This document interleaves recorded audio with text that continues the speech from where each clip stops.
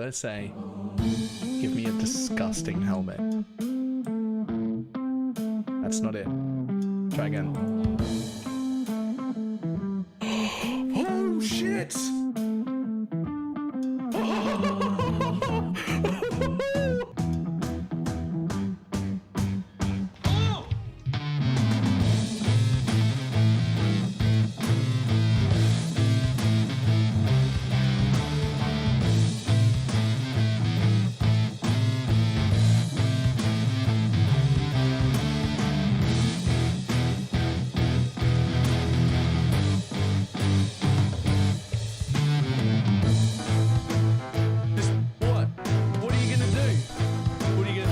Trying to hit me and hit me.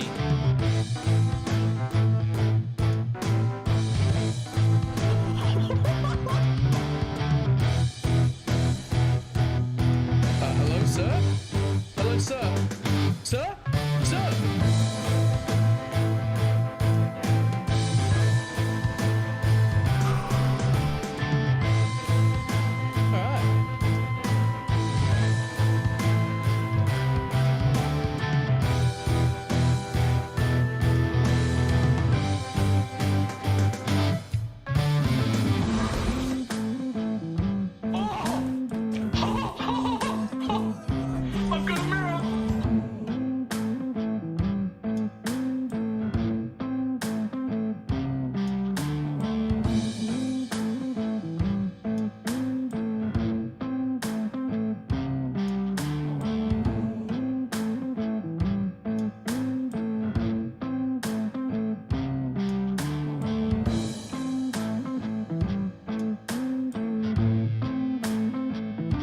It's fine. What's the worst that can be? Oh, fuck, cunt.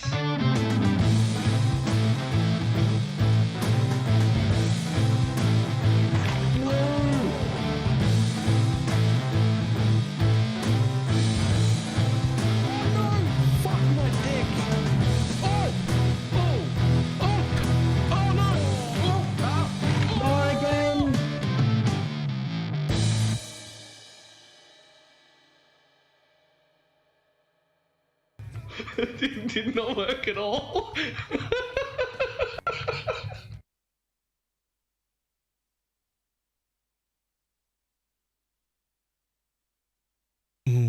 Hello. Okay, are we still dropping things? Yes, we are still dropping frames on the Twitch. YouTube side seems fine. So I'm gonna reboot Twitch stream right now. We're gonna skip the whole intro part. We're just gonna turn it off, leave it off for like 20 seconds and reconnect and hope it works. Because there's nothing wrong with my internet. YouTube is streaming fine. It's just Twitch.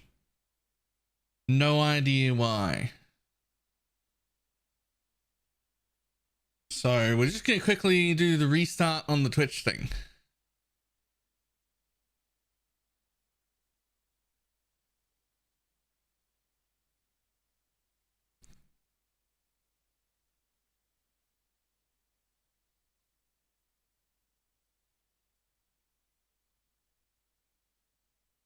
YouTube should stay live the whole time because they're separate inputs. So anybody on YouTube will not be interrupted.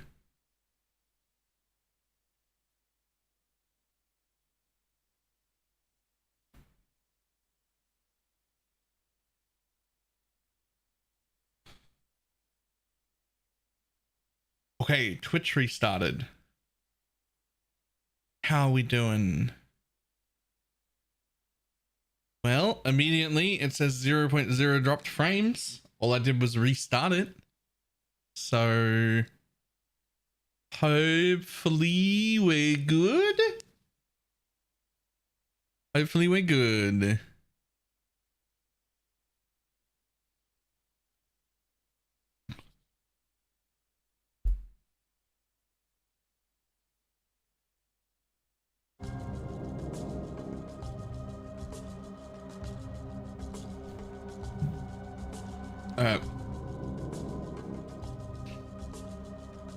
Twitch drops work in any stream? Yes, Twitch drops work in any stream. Either the PoE official one or just anyone else who's in the PoE category. Yep, everything seems to be fine now.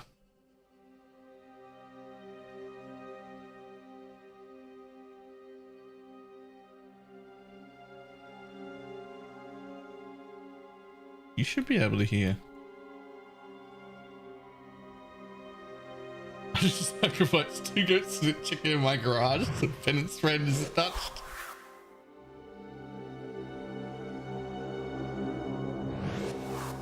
Hyped.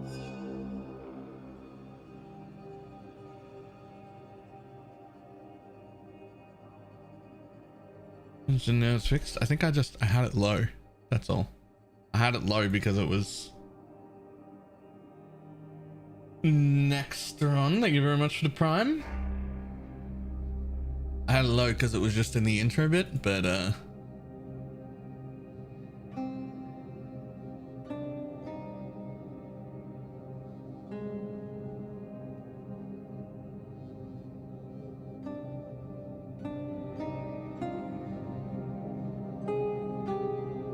that should be loud enough for everybody to hear it.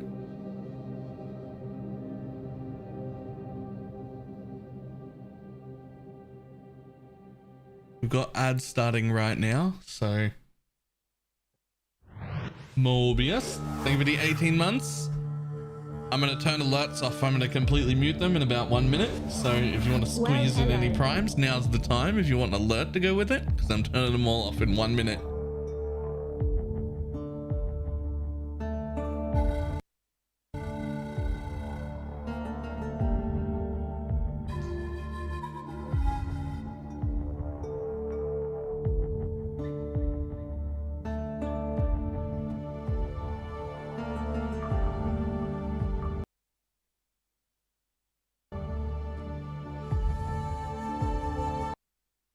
Yo, don't fucking lag on me, man. Don't lag on me. Don't do that.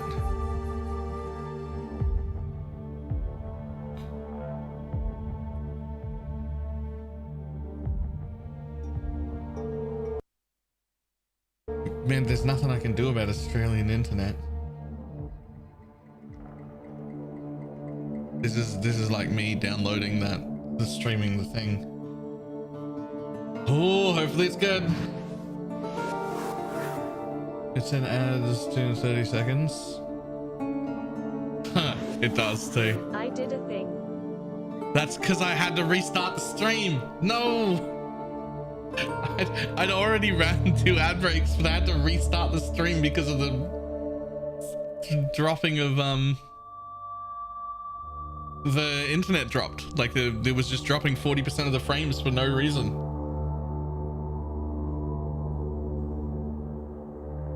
You mean rural internet? No, I mean Australian internet. You could be in the middle of a city. Australian internet is just trash. All right, we're hiding alerts.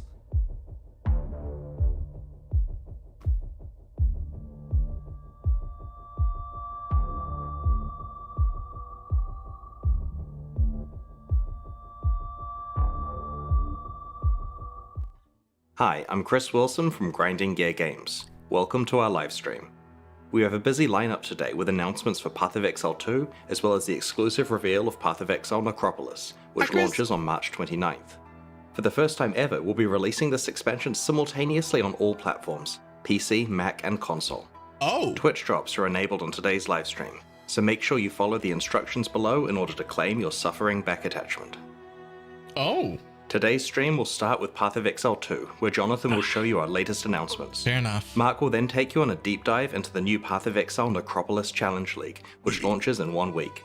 He'll cover the league mechanics, its deep crafting system, large endgame changes, some improvements to the core Path of Exile campaign, and finally some quality of life features.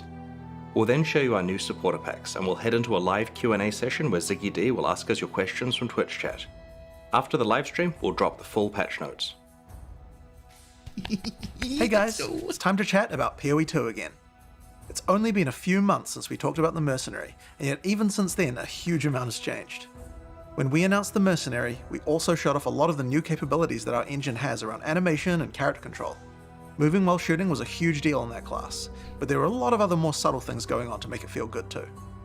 Well, in recent times I've only been showing off new character classes, but one thing I've been really excited about is to go back and apply all the new ideas and capabilities that we have to our old classes too. Today I'd like to show off the Ranger, and I hope that you guys like what you see.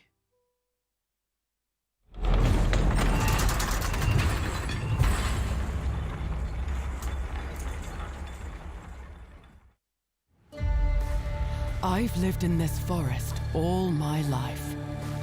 And if there's one thing I've learned, it's that a ranger must never miss. That was cool. A beast will hunt you.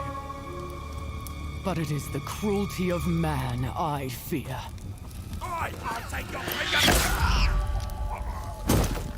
There is no truly escaping the Count's Just wanted justice. some bread. Your sentence is to be hanged from the neck until dead. Let your souls feed the first ones, and your bodies feed the land. After her!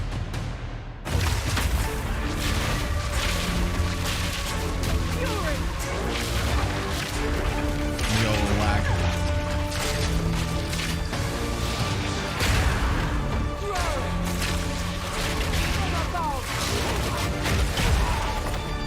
This exile has changed me. No more running. No more fear. You won't get away this time.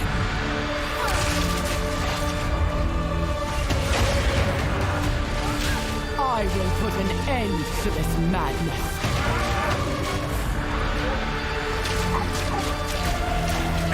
What is that?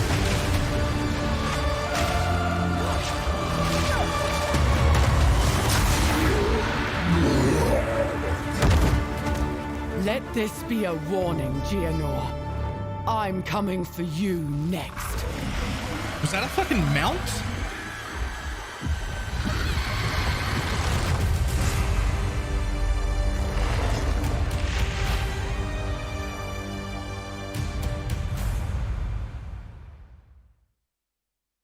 Is that Chocobo bread and Rayclast?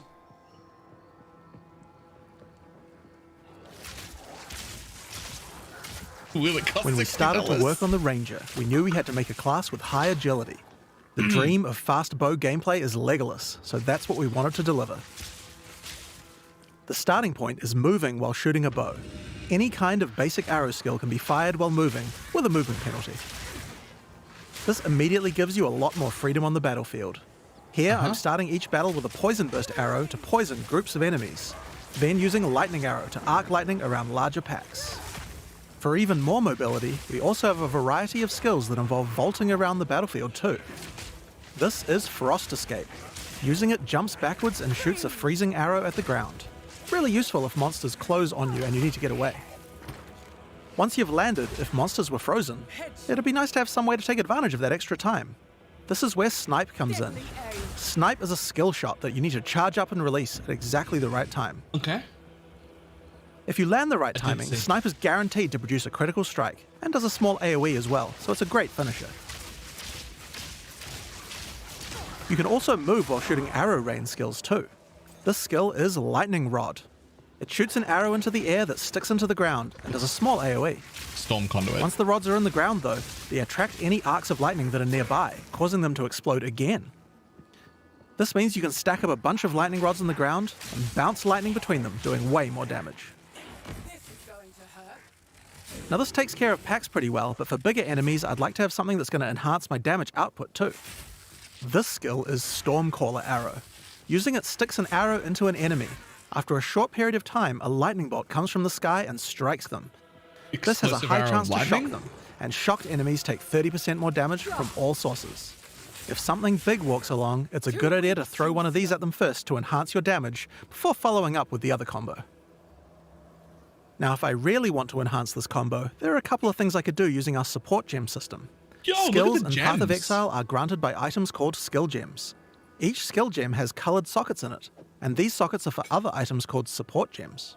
Support gems modify your skills, and it's where a huge amount of the customization of your character comes from. First, I'm going to take this multiple projectile support gem. I could add it to my lightning arrow, and it would fire multiple arrows. This would increase the number of targets I can hit, but that isn't the effect that I'm after. If I add it to my lightning rod skill instead, then when I fire it, I get a nice group of rods. This means that I don't have to spend as much time setting up before I can use it with my lightning arrow combo.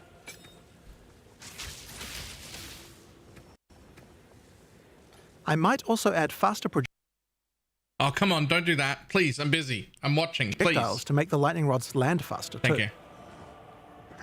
Now next up I'm going to grab this chain support gem. Chaining causes many effects to repeat on new targets when you hit them. If I add it to my lightning arrow, it will cause the arcs that come out of lightning arrow to strike even more targets, rippling along my line of lightning rods for huge amounts of damage. Okay.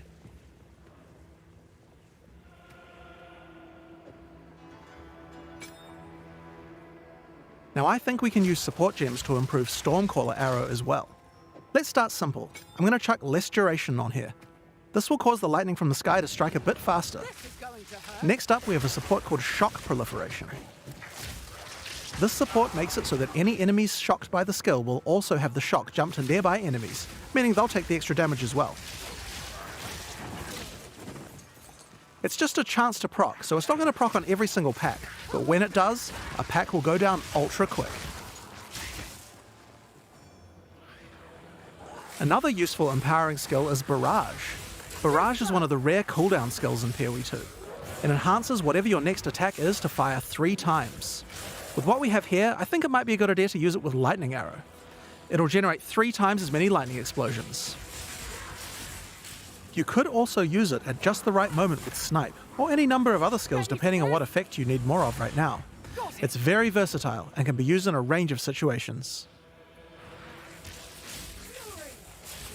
Now, even as mobile as the Ranger is, it's still very useful to slow monsters down, and a Ranger certainly has quite a few tools to do this. If you're prepared to get up close and personal, we have a skill called Electrocuting Rod. First, jump over the enemy and shoot it into them. Once the rod's in place, any lightning damage they take will build up a special electrocute gauge. Once the gauge is full, the monster is totally suppressed, allowing you to kill them easily. Now sometimes when you use Electrocuting Rod, the enemy dies before you get a chance to electrocute them. I think there's another support gem I could add to my lightning arrow to fix this problem. Neural Overload will make it easier to electrocute enemies. If the skill it's attached to puts them over 50% of their electrocute bar, it will trigger instantly. Okay.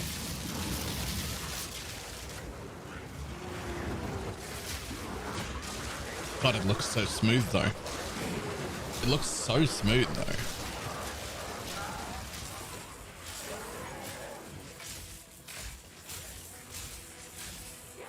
Now this skill works really well for suppressing a single large enemy, but I'd like to improve my crowd control ability for groups as well.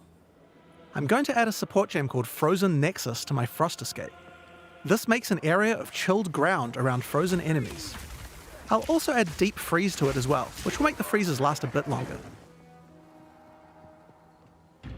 Now when I use my Frost Escape on that front enemy, others nearby are slowed down. It would also be good if I had a way to slow enemies down when they're farther away from me as well. So this would be a great time to start getting into the Ranger's poison and plant-based skill set. To start with, let's have a look at Vine Arrow.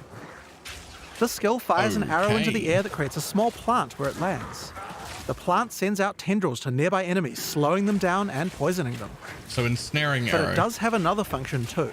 If the plant gets further poisoned, it transfers that poison to the monsters it's attached to.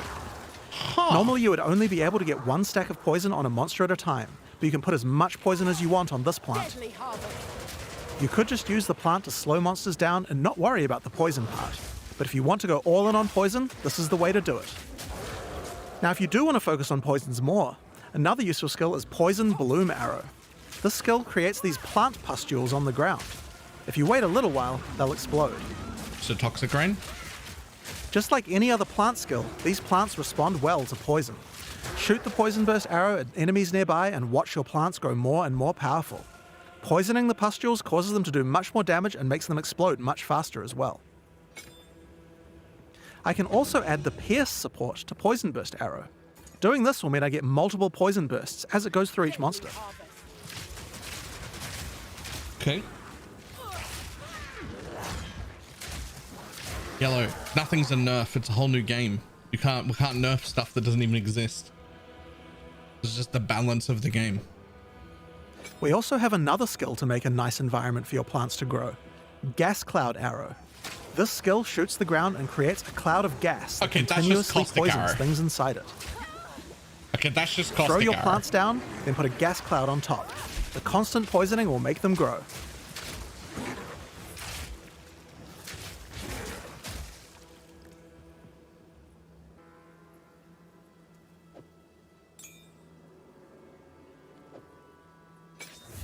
Another poison-related skill we have on the Ranger is called Plague Bearer. This is a reservation skill, meaning it uses spirit. When I enable it, I get this counter that counts up whenever I apply poison to a monster. Uh-huh. You can see the counter on the skill increasing as each new monster is poisoned. Now I'm going to fight these monsters and make sure to poison them as much as I can to build up the counter.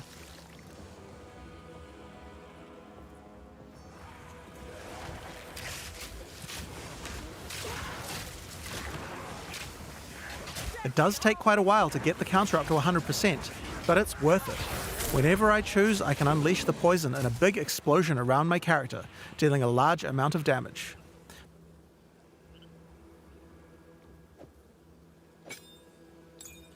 Now next up we have a classic, Rain of Arrows. It's simple. Shoot a bunch of arrows in the sky and they rain down for a short time. That It's actually looks decent way AoE cooler. and damage at long range. Now this skill doesn't last too long, but we can change that. It's time to introduce Frenzy Charges. Frenzy Charges are used for a variety of skills on the Ranger, but with Rain of Arrows they can be used to extend the duration. You're mine. How do we get some though? Here we have a skill called Sniper's Mark. Put it on an enemy and it will grant you a Frenzy Charge when you crit them. Now remember that snipe skill from earlier? That skill guarantees a critical hit. So first we Sniper's Marked an enemy, then we sniped them. And after that, the next Rain of Arrows will last a really, really long time. We still have some weaknesses though. While Rain of Arrows hits enemies with a ton of arrows, each one doesn't do much damage individually. It would be nice if we had a way to break the armor on enemies so that Rain of Arrows dealt more damage. Thankfully, we have this Corrode Armor support gem, and we can put it on our Gas Cloud Arrow. Corrode Armor causes poison to erode the armor on targets until it's all gone. This will significantly increase the damage that Rain of Arrows does against armored targets. Oh yeah, and one more thing about gas clouds. They can be detonated with explosions. I have an explosive arrow here. Let's check it out. Still. That's cool. That's cool, actually. Now, because monsters and gas clouds are likely to have their armor broken, I think there's another useful combo we can do. This is an exploit weakness support. This support provides extra bonus damage to targets that have their armor broken. Perfect for what we have going on here.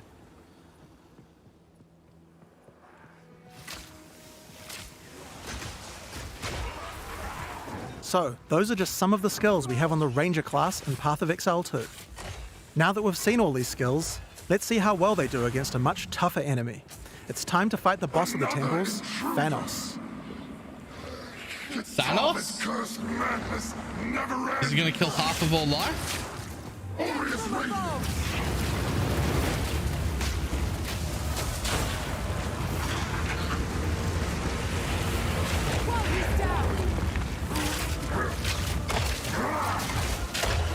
chaotic power.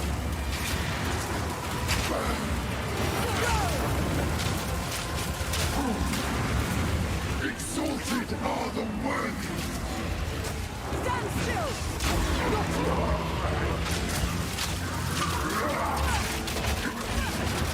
Behold, true power. God damn, this looks smooth though. This looks so smooth. What the fuck? Exalted are the worthy.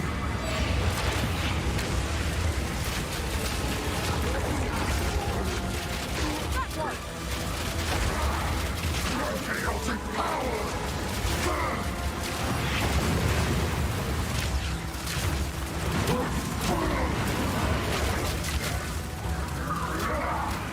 Chaotic power. Behold, true power.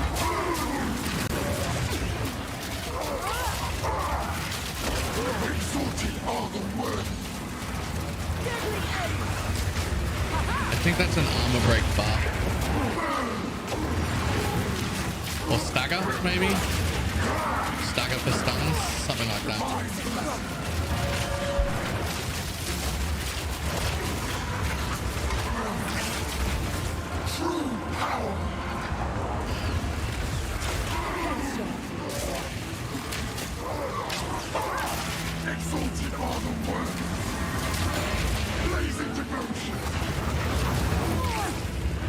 Okay, bosses look way cooler in PoE 2. Like, we knew that, but look at this. I have found your next Kill swiftly and move on. This is how you survive.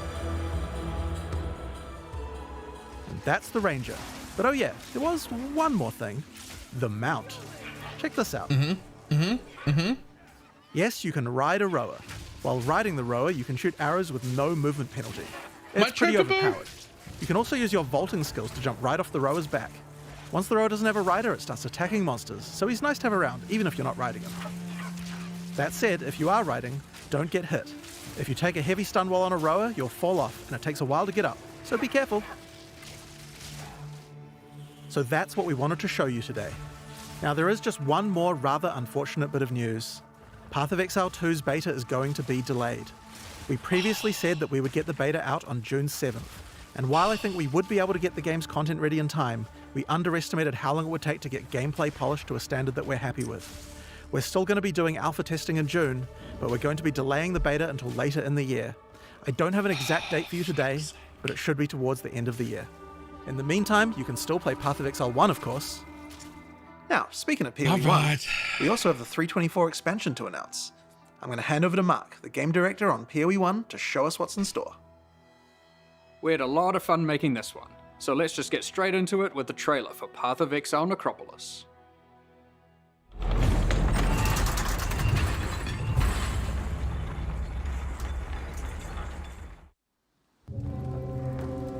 Cold flesh, dirt, maggots, and ghosts. Our job is to keep them where they belong. It's your first night, so you'll need this. A ghostly lantern for ghastly tinkering.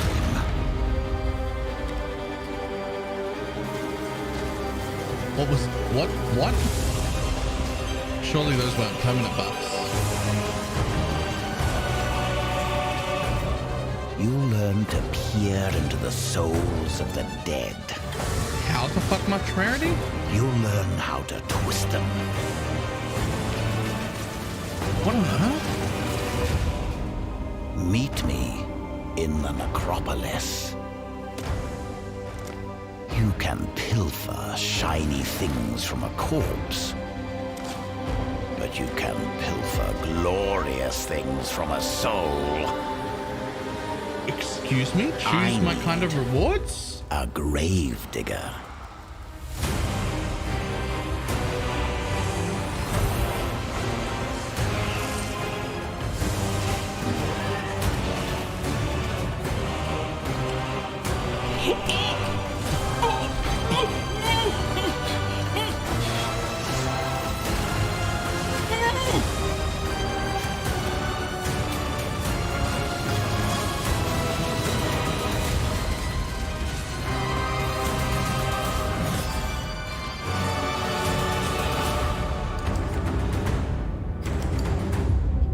The job's hard, but the pay's good. How is that not a spoiler? What do you say?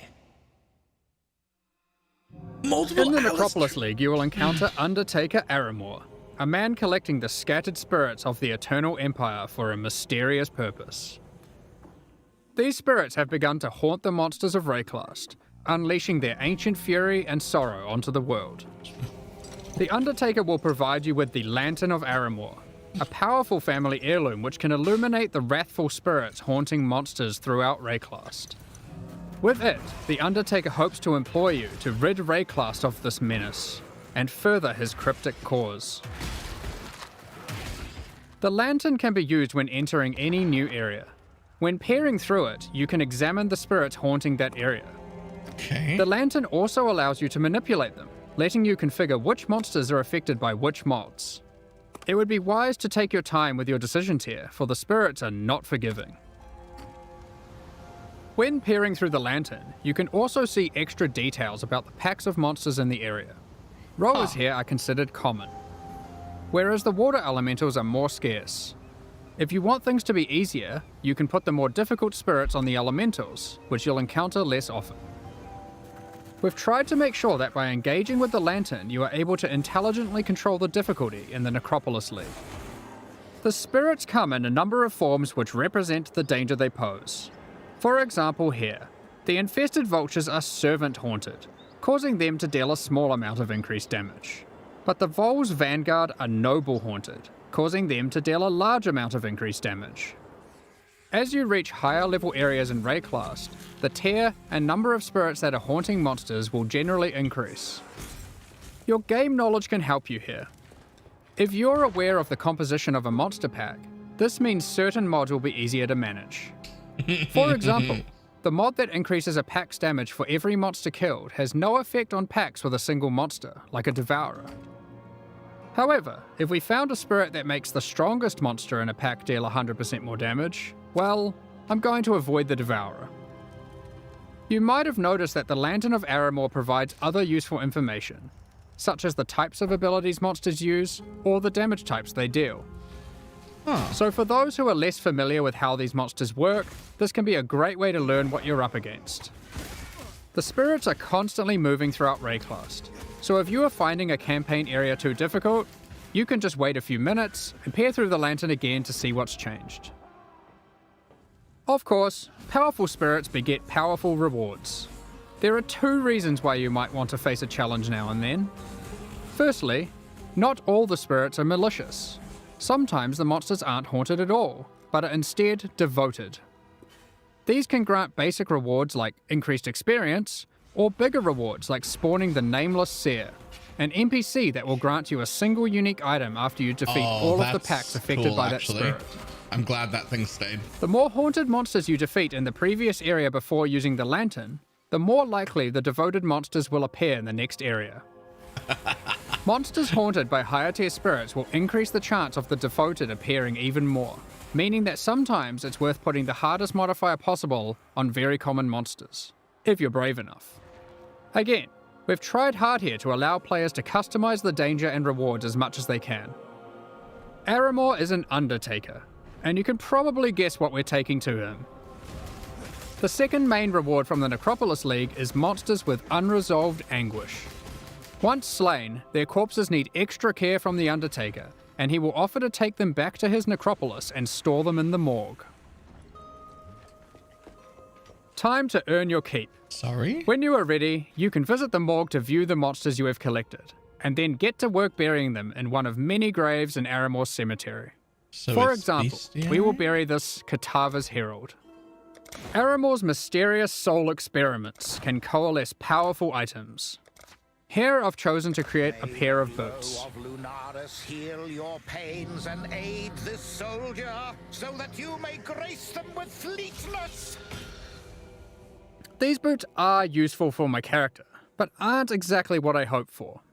And this is where the Necropolis crafting system really shines. You'll have noticed that the corpse we collected earlier had a crafting effect on it. In fact, all collected corpses do. If you bury multiple corpses in the cemetery, all adjacent corpses can be exercised at once to create one item. All of the crafting effects on those corpses will apply to that same item. This allows you to have either one or many different crafting projects ongoing in the cemetery. For example, next time I try to create boots, I could bury corpses that increase the chance of getting move speed modifiers. To go further, I could use these to generate higher tier modifiers. Then, I could try to bias it towards being an evasion pair with this. Okay. Finally, I'll apply some crafting effects that improve the probability of getting good rolls. Now, let's craft our item and see what we get. May the ferocity of Thuldana free you of your and aid this soldier, so that you may grace them with fleetness. As you can see now, we have a much better pair of boots, forged from the souls of our enemies. I'm powering up, my dude. You could even use the entire cemetery to craft one item. There is always something you can do to try and ensure your item will be as best as it can be. We hope to see some really crazy grave crafts. If you are lucky, you might find corpses with meta crafting modifiers. These can be buried to manipulate your crafting projects in more drastic ways. This one increases the potency of all crafting effects of adjacent undead corpses. Another meta crafting modifier gives a chance to drop an extra item from your craft, with all the same crafting outcomes applied. Oh. All you have to do is bury a lot of undead monsters. May the ferocity of Throldana free you of your anguish and aid this soldier, so that you may shield them from harm. You can also craft new unique items exclusive to the Necropolis League using this system. As you explore Rayclast, you might find the corpses of famous Eternal Empire families. And when you bury an entire family together and exorcise them, they will thank you with a unique specific to their lineage. When you bury the whole family together? For example, the Nivalius Inheritance Belt. I'll give you a moment to check that out. Almost an increased effect per level. You can use other corpses alongside them to grant implicit mods, manipulate the values of explicit mods, and more. In this case, with the Parandus Pact, you can even change the modifiers it generates. This unique is a jewel which adds extra stats to passive skills in a radius when socketed into the passive skill tree. The stats it adds are randomly generated, but you can bias it towards a specific type by using other crafting effects, such as this one, which increases the chance of getting life modifiers. Let's see what we get.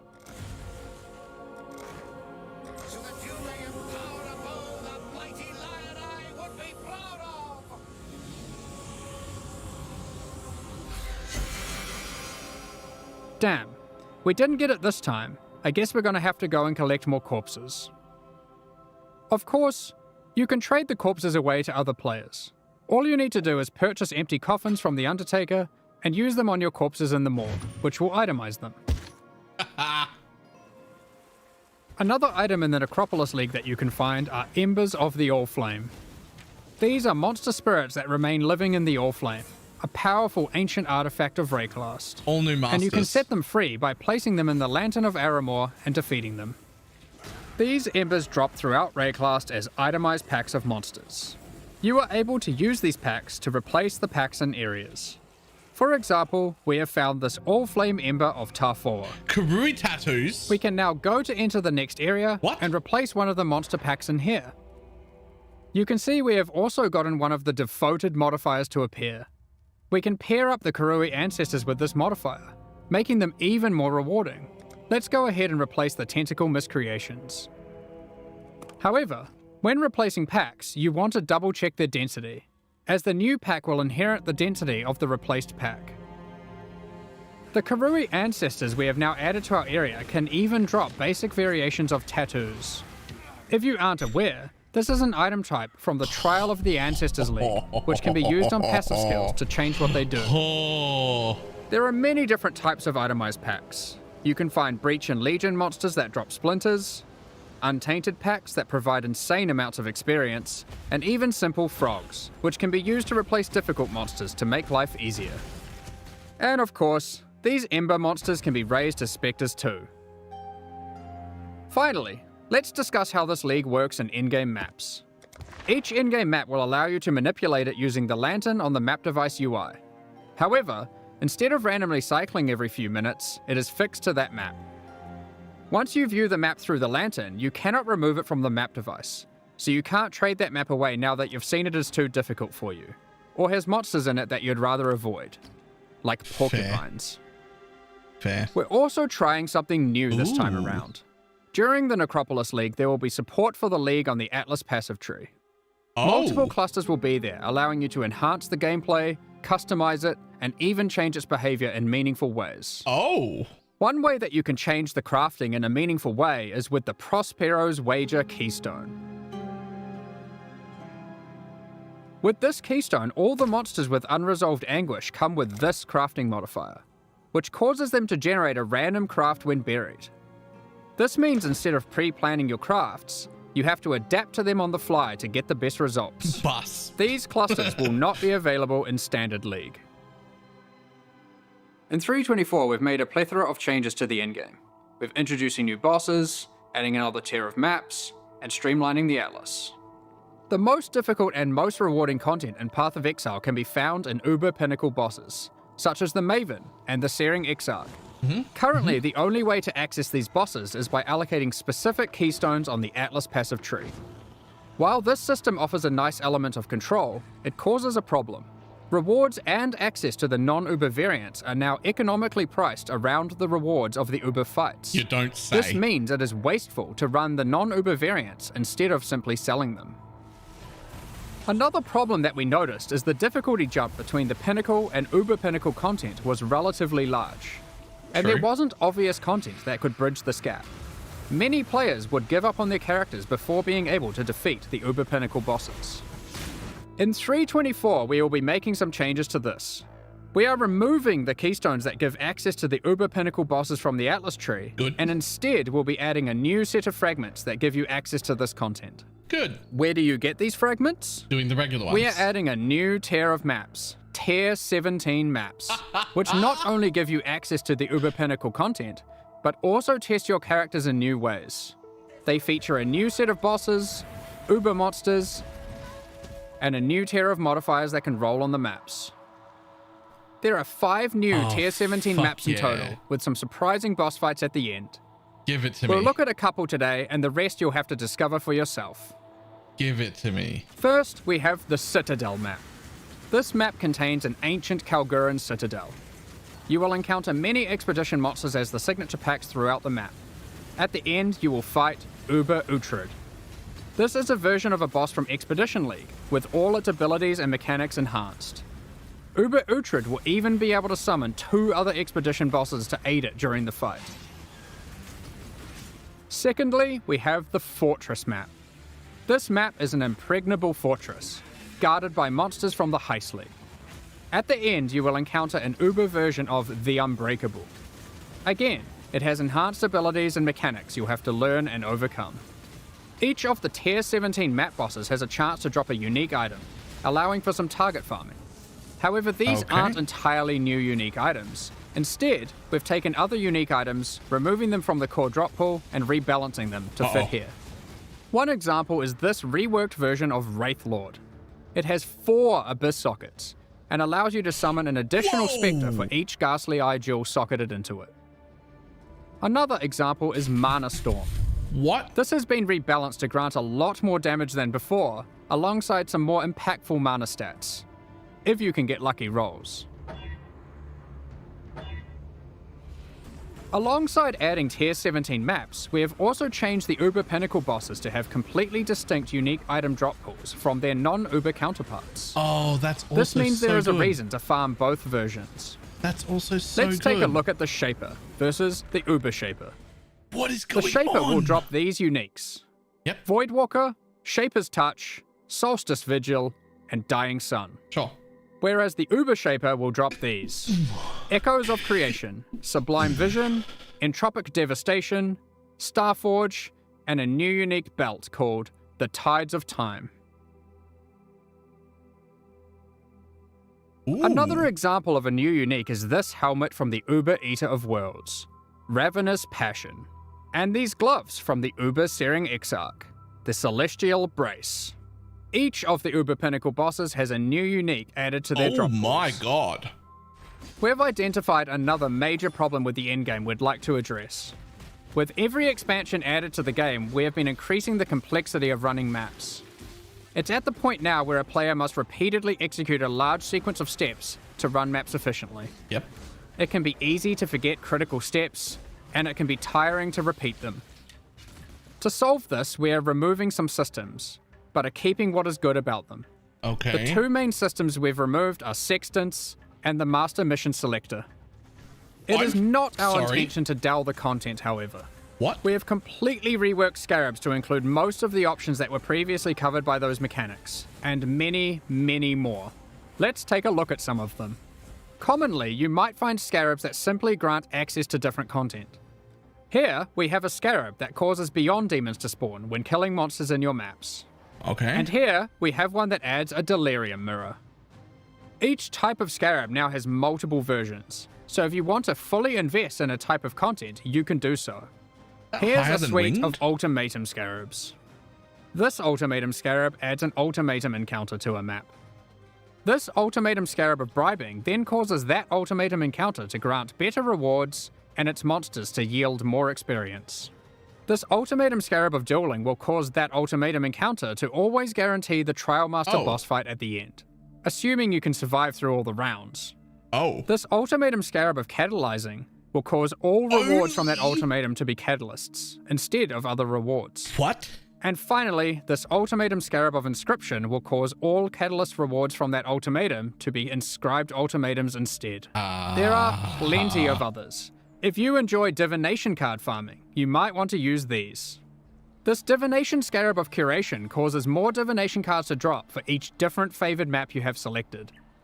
But it also causes whatever map you're running to only drop divination cards from those favored maps. So if you want to try and aim for your Mage Blood and don't want to just farm Crimson Temple, then this scarab is for you.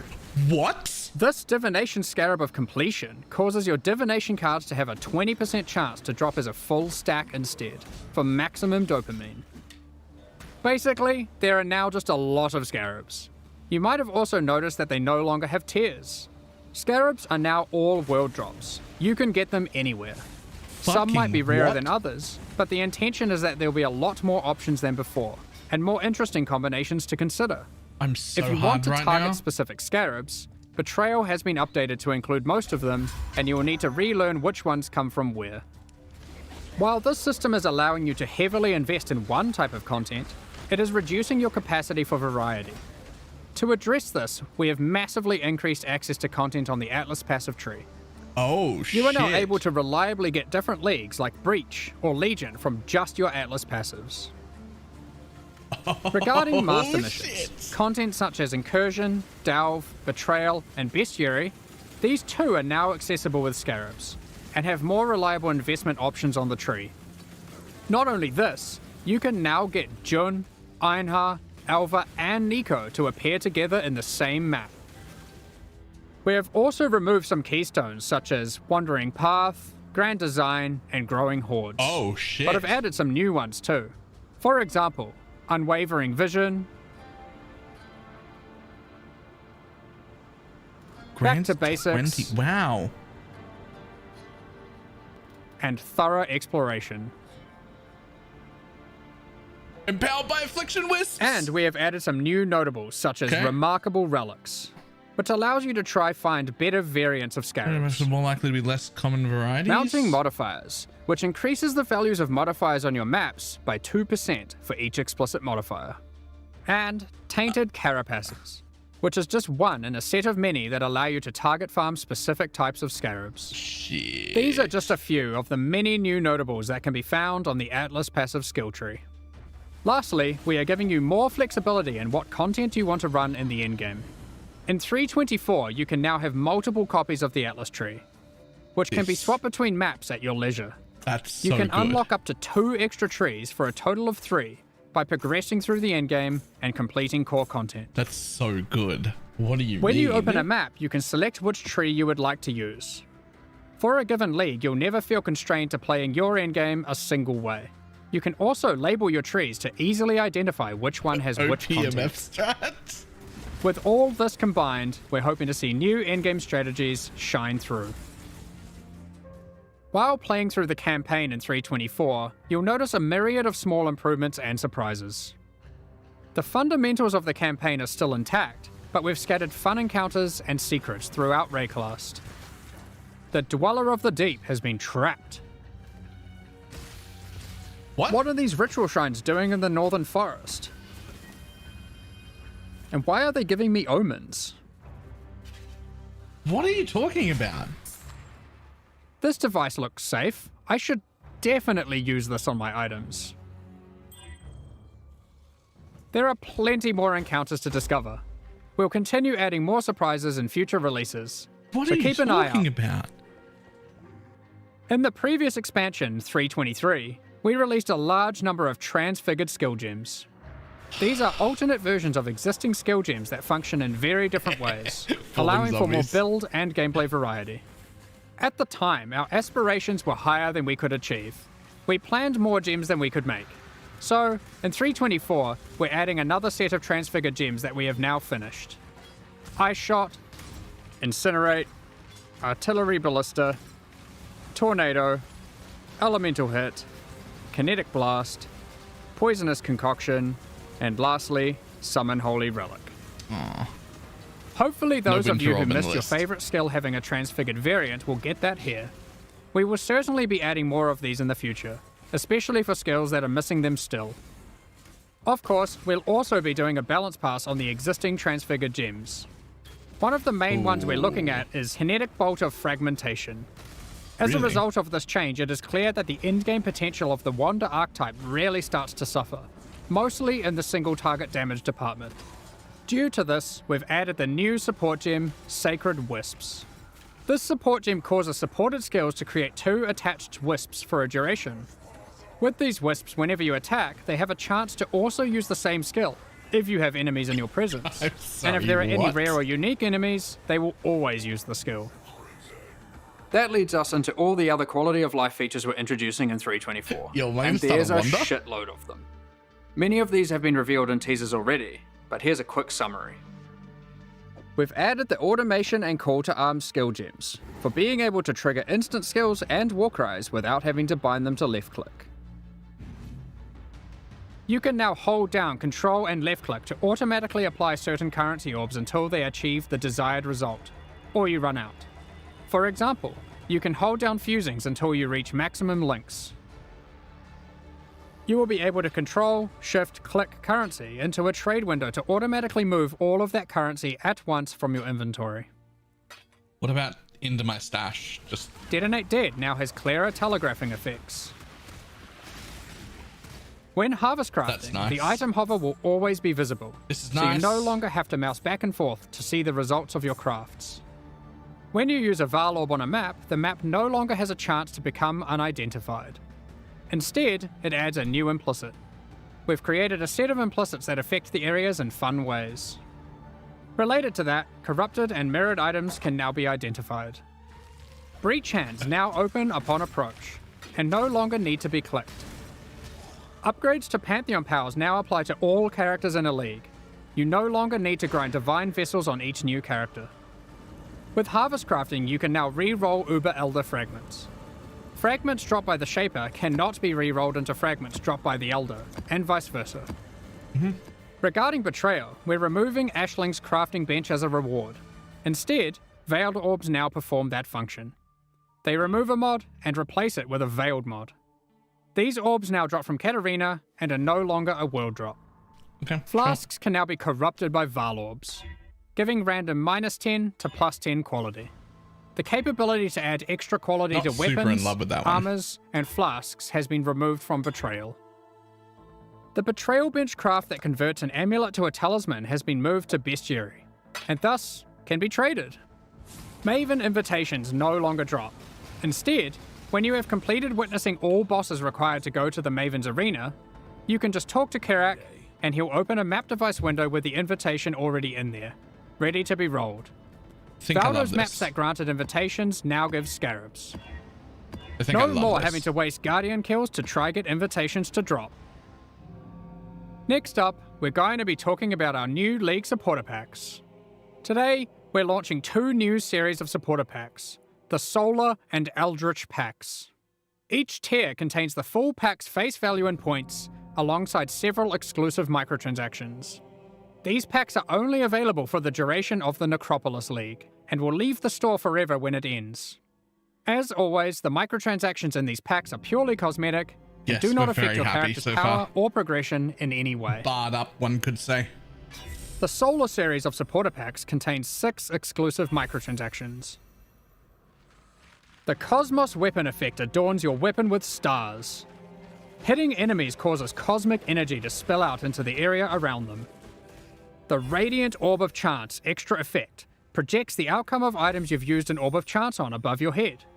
Remember to congratulate other exiles in town if you see them chance a powerful unique item. Okay, that's cool. Shine boldly with the Solar Knight armor set. The power of the sun radiates from your body, getting more and more intense as you use skills and emitting solar flares as you run. Does it make my life globe purple? With the Supernova level up extra effect, the dead will be raised from the ground around you, before being obliterated and turned to ash by an epic supernova whenever you level up. That's cool. This one is my personal favorite. The Cosmic Turtle Hideout lets you travel the infinite expanse of the cosmos atop the back of a colossal turtle. Oh my god. Carry the weight of the sun on your back with the Solar Guardian back attachment. All the way down. Witness it grow larger and larger as the energy of slain enemies is funneled into it. When it reaches its maximum size, it goes supernova and turns into a black hole, forever drifting throughout Rayclast. The Eldritch Pack series also has 6 exclusive microtransactions. Are you wondering if we moved the stash in the latest patch? Don't be fooled, because with the Mimic Stash Pet, players can transform into an image of a stash when in a town or hideout and scare unsuspecting exiles. This pet follows behind you with its terrifying hand-walking the rest of the time.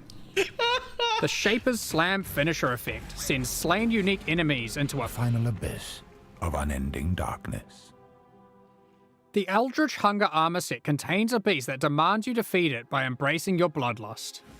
Watch it grow in power the more you kill until it bursts from the shell of the helmet. Are you able to satiate its hunger? Okay, that's also pretty cool. The seed within the Corrupted Growth map device expands its grasp on your hideout, the more maps you complete on your atlas. Equipping the Headhunter character effect causes skulls of slain rare enemies to whirl around you like trophies. Yes, They please. become enraged when you are near a rare enemy you are yet to kill, wishing for them to join your collection. Witness a reality where the struggle didn't exist, allowing the Eldritch Horrors to settle their own conflicts with the Eldritch Horror Apparition effect. Which of the Eater of Worlds or Searing Exarch do you think will win? These packs are now available for purchase on both PC and console, and will remain so during Path of Exile Necropolis. Meanwhile, the Shade and Disciple packs leave the store forever at the launch of Necropolis League, so now's your last chance to purchase them. Thank you so much for your ongoing support. Okay. We're just about to start the Q&A with Ziggy D. Afterwards, we'll post Path of Exile Necropolis' full patch notes. With release at the end of next week, our community team will be posting crucial information you'll need for Necropolis' release. Keep an eye on the news. On release weekend, we expect to launch the new Mystery Box and this season's Kerax Vault Pass. Thank you for joining us today and checking out our latest developments. We're looking forward to doing some awesome gravecrafts and conquering the new in-game bosses with you next week.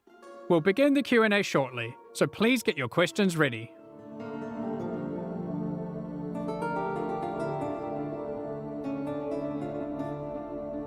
Okay, so nobody cares about left click anymore. Holy fucking balls. There's what there's so much. There's so much. Hi, I'm Chris Wilson from Grinding Gear Games. Good morning, exiles, and welcome to our Q&A portion for today. I'm joined by Jonathan and Mark, and first thing, we're going to be talking about Path of Exile 1 questions. As I know that's the content that you'll be getting your hands on soon and want to hear all about. And then afterwards, we'll follow up with a bit of a deep dive into Path of Exile 2 reveals, both from today and also some of the other stuff that came up during the recent hands-on event. But good morning, Jonathan and Mark. How are you going? We get patch notes after Really nice this. to be here again. Yeah, good morning. Thanks for having us. Always a pleasure. I love talking to you folks about some Path of Exile, right? So let's kick things off with the new league, Necropolis. And I just want to ask, should I ask about Lycia and Katarina and what it means for them to be involved? Especially since They're like characters that are actively present elsewhere in the game in another mechanic right now. Like, what does that mean? We bent the rules a little bit on that teaser. They're not actually involved. They're only in the sense that they are both T17 map bosses. So you don't actually fight them together, but we thought it would make a cool, little teaser shot there, and I think it did. It raised a lot of questions. So Okay. yeah. Yeah, I was like, okay. I was like, we're just doing some timey-wimey stuff. Oh, they both kind of like deal with death, so there's a bit of a connection there. Like when you get into maps, everything's all memories and the line gets a bit blurred. You can kind of do whatever you want, which is a good thing about that system. You don't have to stay so grounded and sensible. But so yeah, we do have some interesting encounters going on there that are a bit different.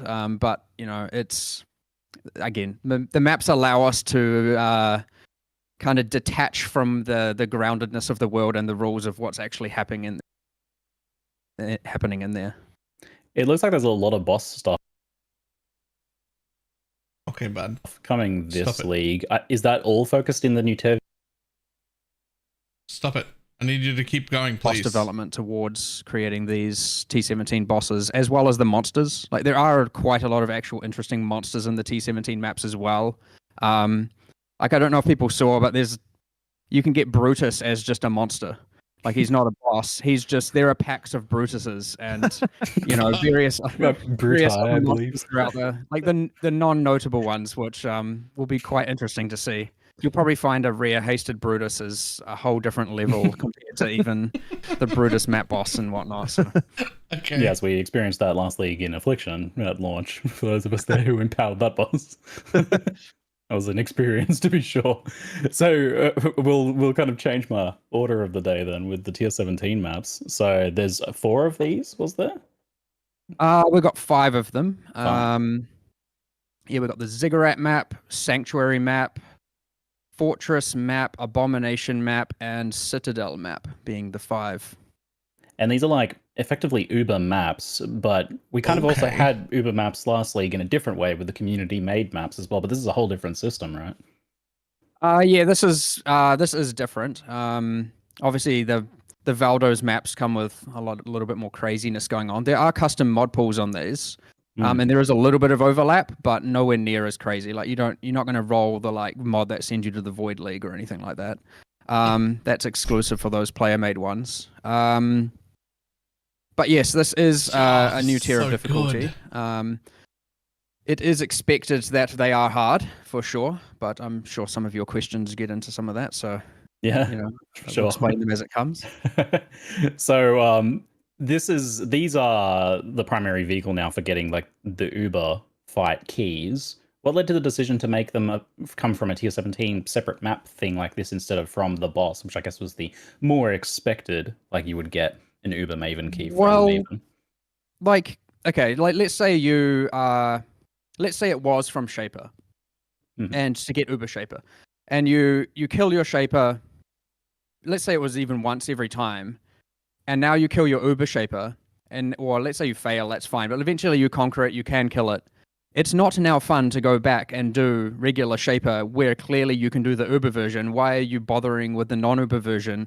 So unless you want a specific drop from him, it's not fun to go back and just do like a clearly lower grade quality. So we instead went with it going a different way where we have something that is ideally in between those 2 points of difficulty and has random variance. Like you'll find that some of the tier 17 map bosses with certain mod combinations are probably even harder than the Uber Pinnacles, depending on your character and all of those variables there. I wouldn't say that's going to happen entirely consistently. Like it'll be occasionally the case, but it certainly isn't fun to just be like, in order to do Uber Shaper, I have to do this content that I have clearly proven capable of doing, and just repeating that over and over. I see, yeah. So it's for the people who want to farm their own ones. They're doing content that is up to their challenge level, basically, because the regular boss wouldn't be anywhere near that. Yes, correct. Yeah. Right on. How do you get the tier 17 maps, though? So the tier 17 maps, when you get more Void Stones, it has a chance to convert T16 maps that drop. The more Void Stones you get, it becomes multiplicatively higher. But there is a kind of diminishing returns on that. So is quite probable to convert T16 maps like the first one, and then as you get more T17s, it becomes less and less and less. And the reason we did that is obviously the discrepancy between just running regular T16s and obviously top tier juicing. You end up with like, you know, the multiplier difference of the amount of T16s dropping is substantial to say the least. And we didn't want it to be that we have to balance around the juicing with respect to getting T17s. We wanted to be that more accessible across the board. And so, yes, we added a kind of diminishing return. So like your first one might be quite probable, the next one's less, and the next one less. And then you're not going to get like, you know, 20 T17s in one map kind of thing going on. That's the goal. It is also worth noting T17s cannot drop T17s. They are not self-sustaining. The intention is that you are still kind of doing T16s and occasionally diving into T17s. So much juice. Unless you want to trade, of course, in which case, you know, that's the new world's goal. your oyster. You win this league so if I you saw do 20 they maps have at once. their own new mod pool. And we saw things, one of the mods I saw was Rare Monsters remove 10% of life, mana, and ES on hit. The mana removed on hit seems to break a lot of builds in particular whenever that sort of thing comes up, as mana is generally a pretty finely tuned system in Path of Exile. And it gets me thinking in general about mods like 80% reduced recovery and things that disable auras and stuff like that. And it feels just a bit not too dissimilar to monsters just being immune to your build, right? So what's the intention behind those sorts of modifiers in maps? It certainly was the ideal dream back when, that there are a lot of modifiers that can't be done by every build and you'd re-roll them and whatnot. Now, obviously, in the context of T17s, you can't re-roll them. So this really is, you should either change your playstyle, take your time, be a bit more careful to do it, or you can trade it away, of course, or maybe you simply can't run it on that character and you have to maybe build a different character that is capable of doing, or more characters that are capable of doing different maps. There is one tool, though, that is in the form of a scarab. One of the scarabs gives you additional crafting modifiers on your map device. It isn't a common scarab by any means. You can't just use it on every T17. But two of the extra crafting mods that get applied to the map device is that prefixes are disabled and suffixes are disabled.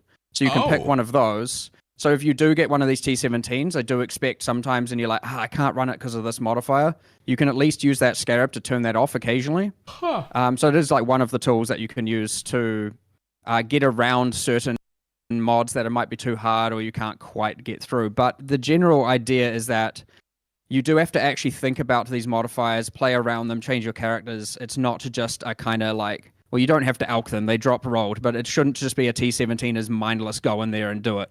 Unless, of course, your build is so strong and so diverse that it can do that, which that's fine. If you want to build your character that way, then, you know, that's what the game allows you to do, and that's what we like. So, right on. We'll jump back to the league a little bit before we move on to some of the other end game questions that I have. Many more questions. Let's go. But what you're doing with the difficulty control for Necropolis, where you can select which monsters get buffed in which ways, seems like a lot of what people have been asking for, especially with Afflictions launch, where we didn't have as precise control over the difficulty of content we were facing.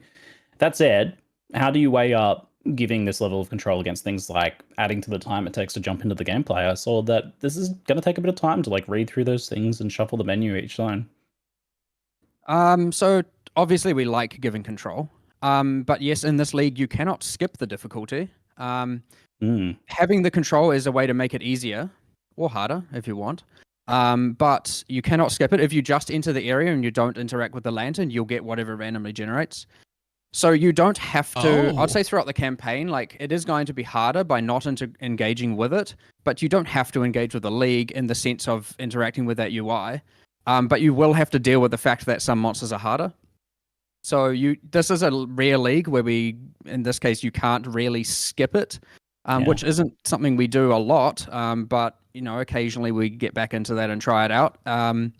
Okay. Now, that being said, yes, obviously we like difficulty, being able to manipulate the difficulty. And I think it is, and obviously the rewards as well.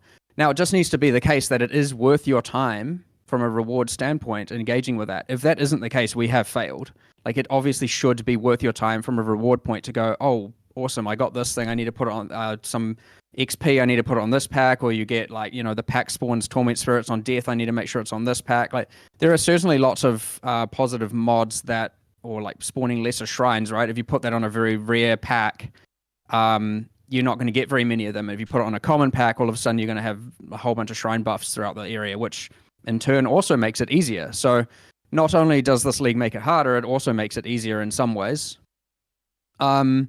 Now, one thing you said talking about the time, like obviously when you get to end game, which like for every map you do get presented with that UI, but because we have added the nodes on the Atlas tree for Necropolis, we have added a keystone that allows you to, well, effectively what it says is the mods are applied randomly and there are more mods, so it is harder and it is more rewarding in some senses, but you then don't get to customize it. But if someone is like, oh, I don't want to have to deal with interacting with that between my maps, you can just run the map and it will randomly do it. And like that isn't necessarily to say that that's better or worse. It's just one of the ways someone can customize their experience here.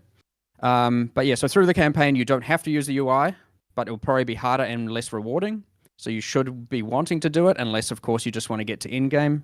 Go for Everybody it. Use and at the endgame, UI if you want to mud invest in the flaps. keystone, you can skip doing it on the maps themselves. If you again don't want to have to deal with it, so ideally, we've given the choice here to do both versions and play the way you want to play.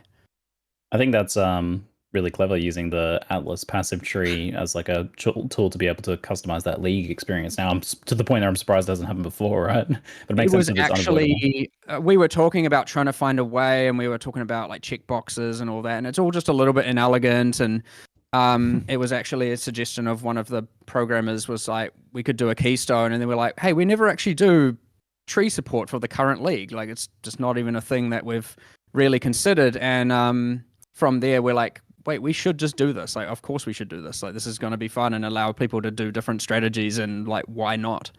So I think it is a good addition. We'll see how it actually plays, because it's the first time we're doing it, and then we may continue doing it for future leagues, or maybe it's terrible. We'll see, and we'll not do it again. Well, who knows? I mean, we think it's cool here, but we're not always right. All right.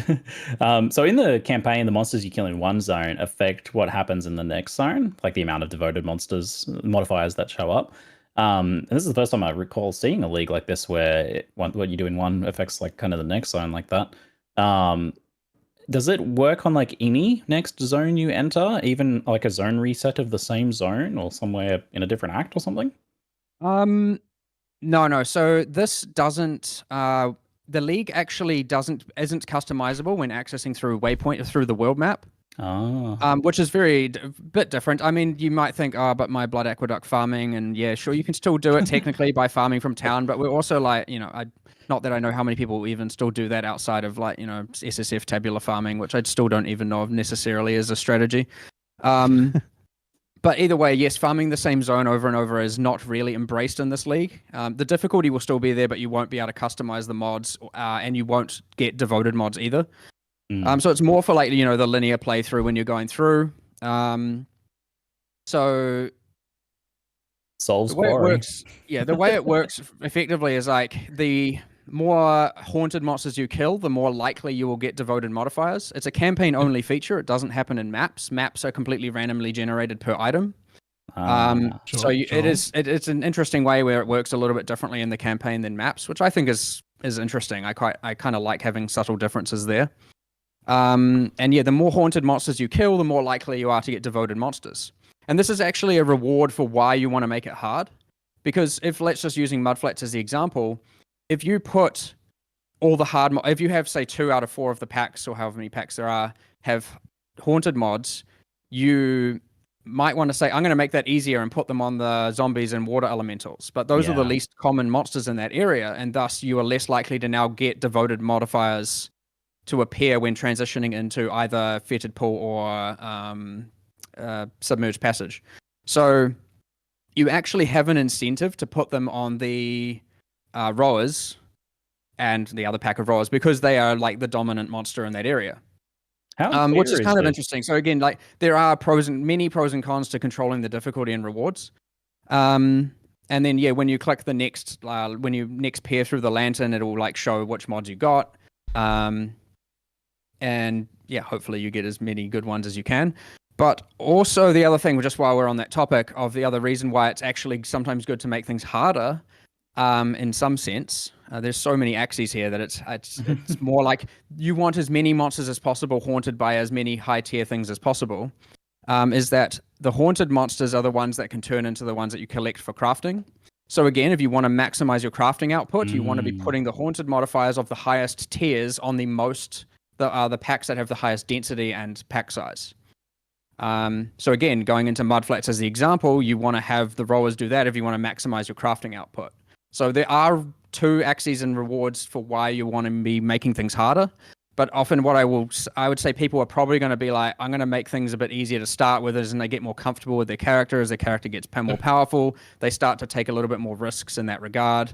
And of course, if it becomes too hard and they over make it too hard for themselves, the mods rotate pretty frequently, like to the point if you're like running through an area, the next time if you then had to recreate that area, because you're like, nah, I've made it too hard. The mods will have rotated, and you can adapt your decisions and be like, yeah, this is easier for me now. I'll wait a few more areas or some more levels until I then raise the difficulty again. So how clearly is that like reward system communicated in the UI? Can like someone who hasn't like watched this know that, killing more of these monsters will give more devoted to the next zone and stuff like that? That isn't currently communicated, but it will be. You probably didn't see it in the live stream, but we will do that. At least on the hovers, when you hover over and it just says devoted, we will put like a little, we'll put it on the hovers of all the like tier things where it says like, servant haunted, noble haunted, etc. Currently, I think it says something, but I can't remember what. But yeah, we'll do a pass on making things more observable and all of that. It's actually kind of interesting on that point that this is the first time in PoE where you have information about what is in a zone and what the pack compositions are, and like just information about monsters. And there's just information generally there about like what monsters do and so on, which is kind of not really something we've ever really done before. So this UI actually sort of provides that, and it'll be interesting to see like whether that's actually useful and like whether we want to think about how we might communicate that again in the future, because like all that's now sort of a thing. Yeah. For sure. But yeah, it's kind of interesting. Yeah, I got really excited actually when I saw that. I was like, oh, we can actually see what their abilities are and damage types and stuff. Along that note, there's quite an interesting feature in maps that because maps have uniform density distribution of packs. So do they? Generally in a map, you're going to have like I think it's 5 packs or whatever, and you're going to have 20. It's generally going to be that there's 20% of the map as each pack. So in maps, there are these extra little symbols, which I don't think were in the live stream that we've kind of added in more recently, which are variants. So sometimes a certain pack is going to have higher like pack size or mod effect or density, and there'll be these kind of up and down arrows to kind of show like this pack's going to be more common and this one's going to be less common and stuff like that, just to add that variance so that those variables can still play a role in when interacting with the modifiers. Otherwise, it would just be like, here's porcupines, I'll do X, and then 90% of packs you probably wouldn't care too much about. So we've added extra variables to make it that the packs and maps, are a bit, have more influence on your decisions. That being said, when you get into tier 17 and you will have a pack of Brutuses, you might actually think a bit more about it. Yeah. You're talking about your up and down arrows there. Maybe realize what the next league is going to be. This looks Monster stock market investing. Fantastic. It's there. It's this ready league for you. Looks fantastic. Are you kidding me? All right. Are we going to get 2 bangers in a row? I'm going to go off topic a little bit here and answer a chanted question in chat so that we can get back on track. So one sec. There we go. So you've been flooding us with a lot of great quality of life updates in the lead up to this release. It's like some spring cleaning is going on right now, which I love to see. That said, at least one of them seems to have missed the mark, which is the automation change and the resulting removal of the ability to bind instant skills to left click movement. So having your steel skin on left click and having it auto cast that way. Just so this seems to be a pretty unpopular change, and I just want to ask you guys, why do you feel like that is? Why is it so unpopular? Well, there's I'll go into a few things here, but yes, obviously missed the mark on this one. As I said, we're not always right. Bit of a disaster. I do, however, think this is solving some good things the way we've done it, but the problem is it hasn't obviously solved it entirely. And going from a bad solution to a bad solution, at least from our perspective, is not what we should be doing. So we will make further changes. I just don't know exactly when and to what degree. There's obviously discussions going on. So I have some ideas on this. To get into some details there, I do believe that it is beneficial now that it is a more observable mechanic, a less like hidden specialized mechanic of, like you can follow a build guide and you can see, oh, this person's using this instant skill. But at no point does a user necessarily know they should randomly, unintuitively bind it to left click to have it autocast. The way that was before was just, I think, like more than anything, it just felt like such a strange, like, why should this even be a thing? Kind of, it was kind of almost exploiting a quirk in just the way that our input system was, rather than really being like an actual mechanic we decided to exist. I think that was probably where we started to feel like, oh, this is like. Because I remember when I was discussing with Mark, and I was kind of like, this really, like, if you tell a new user about this thing and the way that it works and why it is the way that it is, it's kind of like, this just sounds so dumb. And that's kind of why we were kind of sort of keen to change it. From 5 years ago, but on the other hand, how to use instant skills on left click, you did decide it 5 years ago. Well, yeah, I mean, ultimately the issue there is that, the solution is a reduction in character power due to the fact that you need to have an extra support socket, and without compensation, that obviously feels really bad. So your post I do stand by the like posted by Bex. Being able to have it trigger while stationary is an advantage, and being able to use multiple is an advantage. But of course, then we talk about more into socket pressure, right? Using multiple, unless you were already using multiple, isn't reasonable for most characters. So, and we can talk about all kinds of like what the actual solutions would be, but effectively, from my perspective, I come down to, if these things are just becoming passive skills, then why are they not just passive skills? That's what I've kind of come to recently. Like, we should probably take all of these, make them like, how is, say, Time of Need not different from Steel Skin? I understand one of them is regeneration and one of them is mitigation, but in the sense that, like, effectively what we're saying Steel Skin, Molten Shell, etc. is now every 10 seconds do something for Y seconds, which is exactly what a lot of our passives do. And so I was just thinking, like, we could move a lot of these into passives. And then what we could do is actually take what we originally intended for those skills and design awesome skills that are, because they were intended to be reactionary. And it'd be nice to actually design some stuff that is useful for that. Now, obviously, that's a longer discussion, designing the specifics of all the skills. But there are also some objective problems and balance problems that did happen from this outside of socket pressure. And I can at least cover some of them now. So I'll start with, General's Cry. Obviously nerfed by this, right? It isn't nerfed if you were to use it manually. It is nerfed automated. And when you look at it, no one's using it manually. Everyone's using it automated. And when I say everyone, I obviously mean, the majority of people. Everyone. So we are buffing General's Cry, and we are doing some other things Warcry adjacent, like I think there's some inconsistencies on a bunch of unique items which have like casting a Warcry and using a Warcry, and we're making that more consistent so that more things work in that regard, but there's heaps of little nitty-gritty details there. Patch notes will hopefully clarify all that. Now, then there's mines, which is a big one. Now, mine playstyle, aside from the annoying having it on left click, going like tink, tink, tink, tink, tink, tink the whole time, and that just being irritating, it is certainly the case that when it is triggering all the time with a support gem, obviously, if you now want to have the play style of throwing heaps of mines and then moving to detonate them all at once, which is how mines are meant to be played. You could do that before, and now you can't. Yes. So to change that, we've added a mastery for mines, which does the exact same behavior as before, which the mastery says your mines will detonate every X milliseconds while moving, and it will occur the moment you start moving from a stationary position. Oh. Now, the other third one I'll get into here is, Bone Armor from Necromancer. Okay. So, goodbye Bone Armor. And we have redesigned some of the nodes around there. So, what have we changed? I'll see if I can remember all the details here. Sorry? I think it's Mindless Aggression. And note, all these notables are going to probably get renamed due to the theme change, but I'll use the old names just because that's what everyone will know. So Mindless Aggression is now multiplicative 10% more minion damage and multiplicative 20% more minion life instead of the increased damage and increased speed. This is possibly worse as a 2-pointer at like level 30, but in-game far, far, far superior in terms of actual damage output.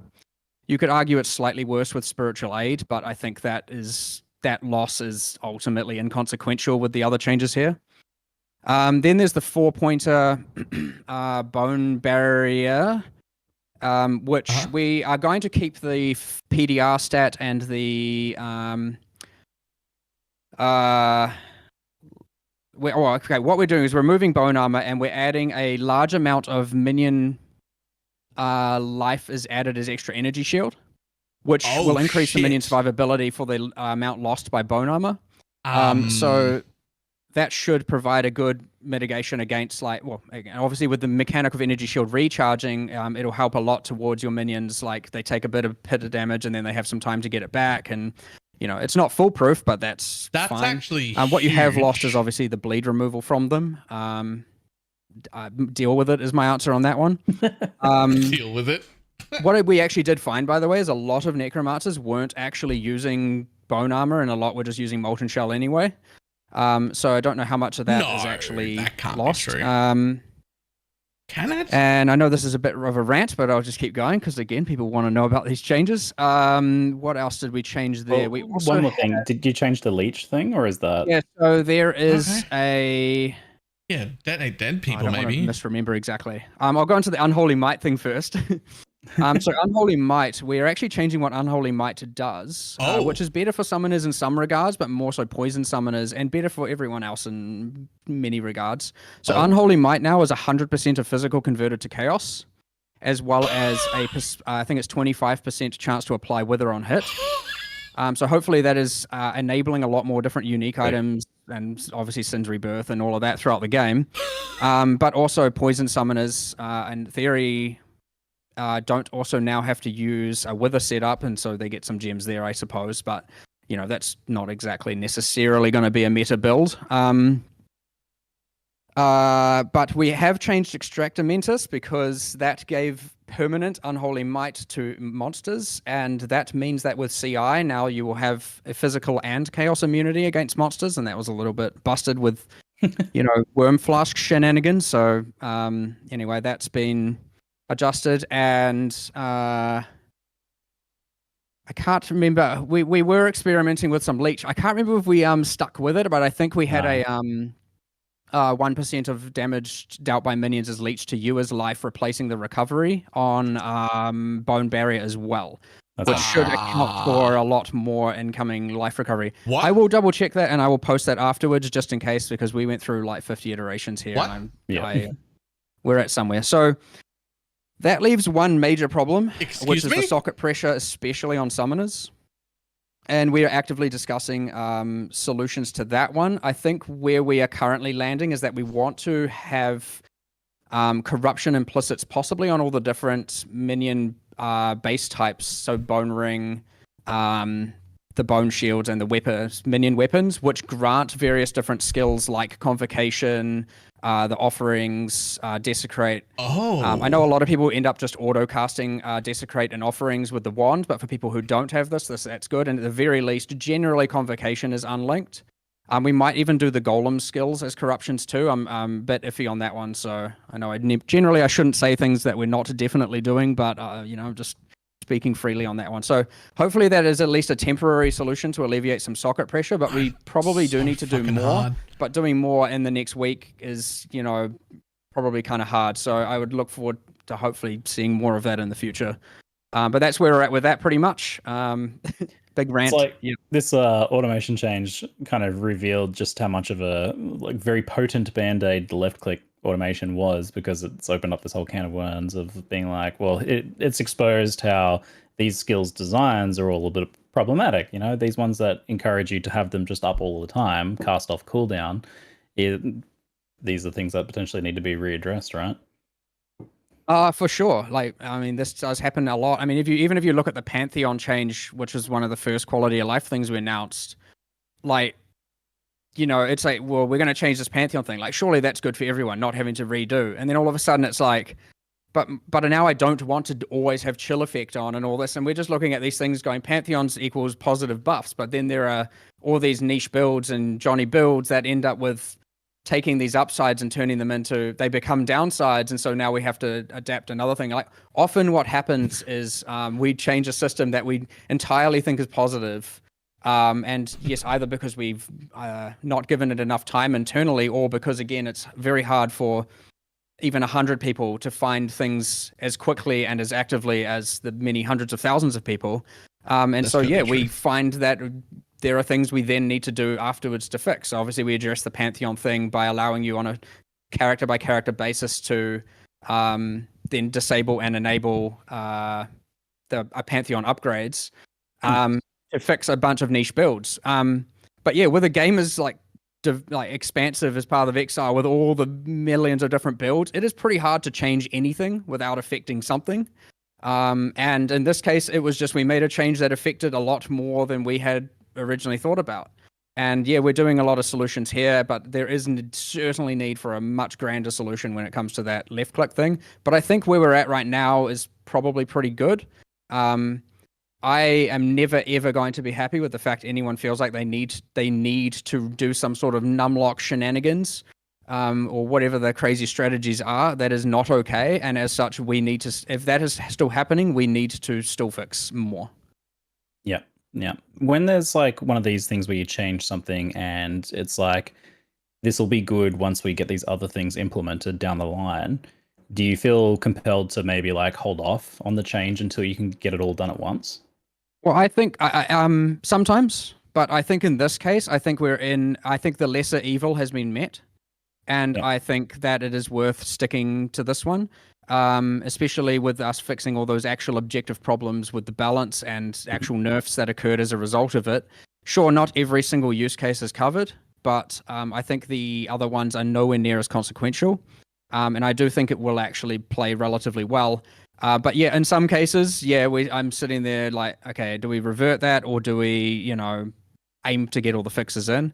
We're generally pretty fast with reacting to things like this. We generally can make changes pretty quickly.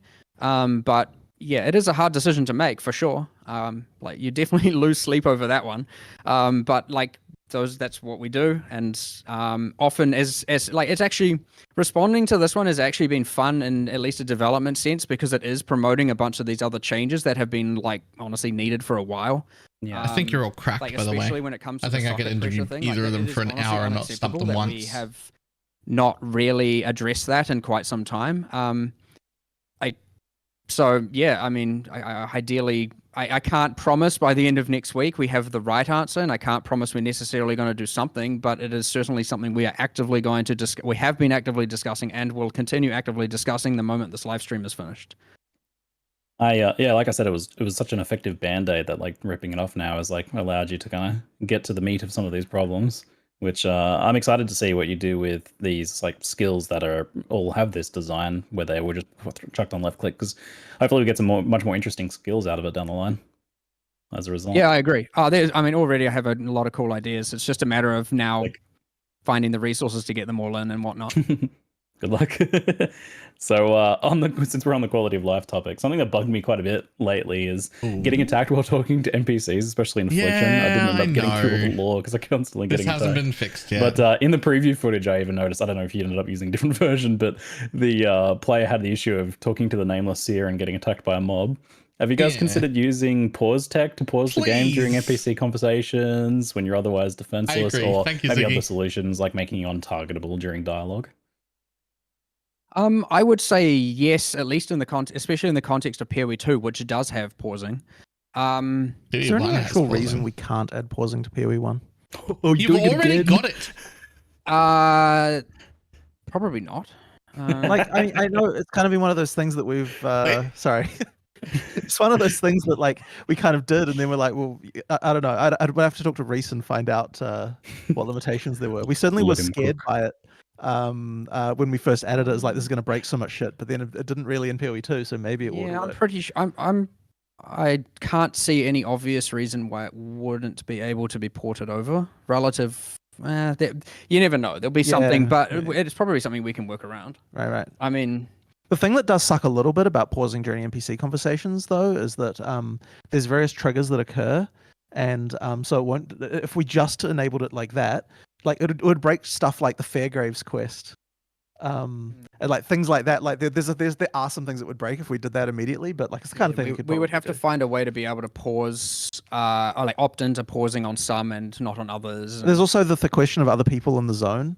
As well. Like there's like a ton of random things that would probably. The way our pausing works right now is everyone has to have opted into a pause for it to be paused. So That's fine. But I mean, technically in multiplayer, if you in proximity like that, you can just be like, defend me to your friend, I suppose. But they might just run off and start trying to loot some stuff and leave you to die. Mobs too. But yeah, I guess the counter argument is like, what about things like having safe zones around NPCs? And I would say that I have yet to find many games that don't end up just having exploitative cases around that.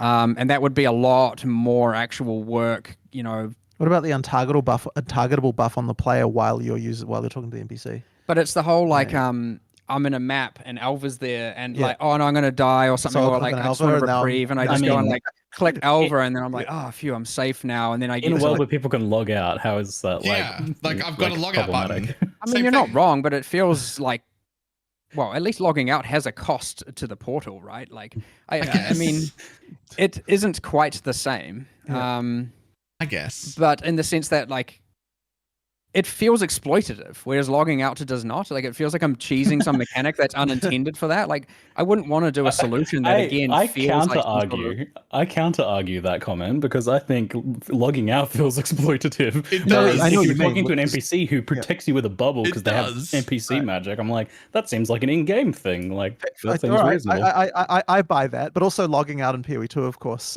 will log you right back into yeah, where you were. be careful now because you're going to get us talking into changing how logout works. Moving on. I have to say, after the hands-on with PoE2, I love the pausing and the reconnecting you exactly where you were if the game crashes or something. So which turned out to be very beneficial during the test we just did, considering the number of crashes there still were in the build. But it happens. At least you could log back into exactly where you were and just continue. It certainly helped. Yeah. All right. Sorry. Something you there might will be a solution to your problem, is what I'm saying. Right. And pausing might be one of them. And otherwise, we'll engineer and come up with design some other solution. Like there will be something. But yes, it has come up quite a bit recently just because of the scope of PoE2. And generally, when we're discussing that stuff, we do also think, well, if this is a problem in PoE1 as well, like what are we doing? Like let's fix it. So it'll happen at some point. Sweet. Before we go back to the league, we'll talk about the other kind of quality of life related thing, which was the announcement of the Ashling crafting change. So we've been wanting itemized Ashling crafts for quite some time, which is pretty awesome that we're getting that now. But it seems strange to me that it was at the cost of the current Veiled Orb Chaos style effect. Yes. That especially was a really nice mid-level entry crafting option for a lot of players. So to have that removed seems quite the bummer. People are asking the questions. The more random but more accessible version versus Ashling's much more deterministic but more expensive, more costly version. So why did you get rid of the regular Veiled effect? I mean, I wouldn't say the intention's to just get rid of things, but I also kind of don't see it as a loss to be able to kind of, where possible, not retain every single little crafting thing. I would say that the crafting is, at this point, like quite bloated in a sense of like, it is quite hard for someone who isn't reading into and studying profusely to figure out exactly how to craft the best item. And that's not necessarily a problem, but taking the opportunities to remove something that is honestly just bloat at some points is a win, especially if we can find a way to bring it back into the game a different way that feels a bit more core and fundamental. And maybe you'll find that with, say, the Necropolis crafting system. Like that is, in theory, a start to end game meant to be crafting. You can do crazy stuff at the end. You can do really simple stuff mid game, early game. And then obviously when we then go to say, is this coming core? Like, how do we want to do it? If we want to do it, maybe it's absolutely busted in so many ways that we don't want to. We'll see. But there's always more crafting things we're adding. Like you don't have a shortage of different crafting things in the game. Like it's certainly a little bit out of control in a good way and in sometimes a bad way. And more are going to come. So I wouldn't worry about losing something like that in the short term, especially when, you only need to wait a league or two for things like that to come back. And there are always just so many other ways to craft your items. I don't think losing that is ultimately fundamental. And the win of having obviously it be tradable is huge. I am very much sad, but whatever. Trying my best to get around as many of the services as opposed to trades. We're doing a lot 100%. as much as possible. Like I eventually want to make sure we add a thing where for even mirroring items, even though that's like the nichest of the niche in the game, we're talking about, the select few. I do want it to be that, there is a way that you can do that without having to trade your item to someone. So there are a few designs there even, and, hopefully we will eventually get rid of as much of that as possible, especially when it comes to trusting someone with your item. I don't like that at all. Yes. So yeah, we'll hopefully work around. But obviously, like so services like boss kills and all of that, there's not really a lot you can do about that. That's completely fine. But when it comes to actually like loaning someone your item, I'm certainly not kind of in favor of that thing. And so yeah, hopefully we can see the removal of the rest of those in due time. But yeah. Yeah, I'm super keen on those changes. So if the thinking is to kind of like slim down on some bloat, I certainly don't disagree that like the crafting system might have like a bit much going on. I think in this particular instance, the reason why you've seen this reaction to it is this particular one little aspect of bloat. It was actually kind of like used in almost every mid-level craft. So it feels a little bit jarring. It was to, a very removed, used one. That's a weird one to have removed. Fair enough. And I guess the answer there is Necropolis will provide one of the most in-depth crafting systems we ever have, and you could argue about Standard League, but I mean, no one cares. My answer again there is deal with it, and then later on there will be more crafting systems and more new things and more interesting things. So I'm not gonna lie, I'm super excited about the Necropolis crafting. I was stoked. The thing I said after last league, I was like, you guys have to do like some sort of crafting league this time. I feel like it's the only answer to like the whiplash of previous league. So let's talk a bit about that actually. So Affliction was a lot of people's potential favorite league. Mark's maybe doing mine. Such a good job. I thought I'd work on my jaw stretches. Certainly extremely rewarding. Why do you think it was so popular, and were you worried about kind of like coming into this league after that, the correction, effectively? Why do we think it was so popular? I mean, obviously, at the start, it kind of wasn't in so many ways. It was certainly too difficult. We certainly messed up a bit there.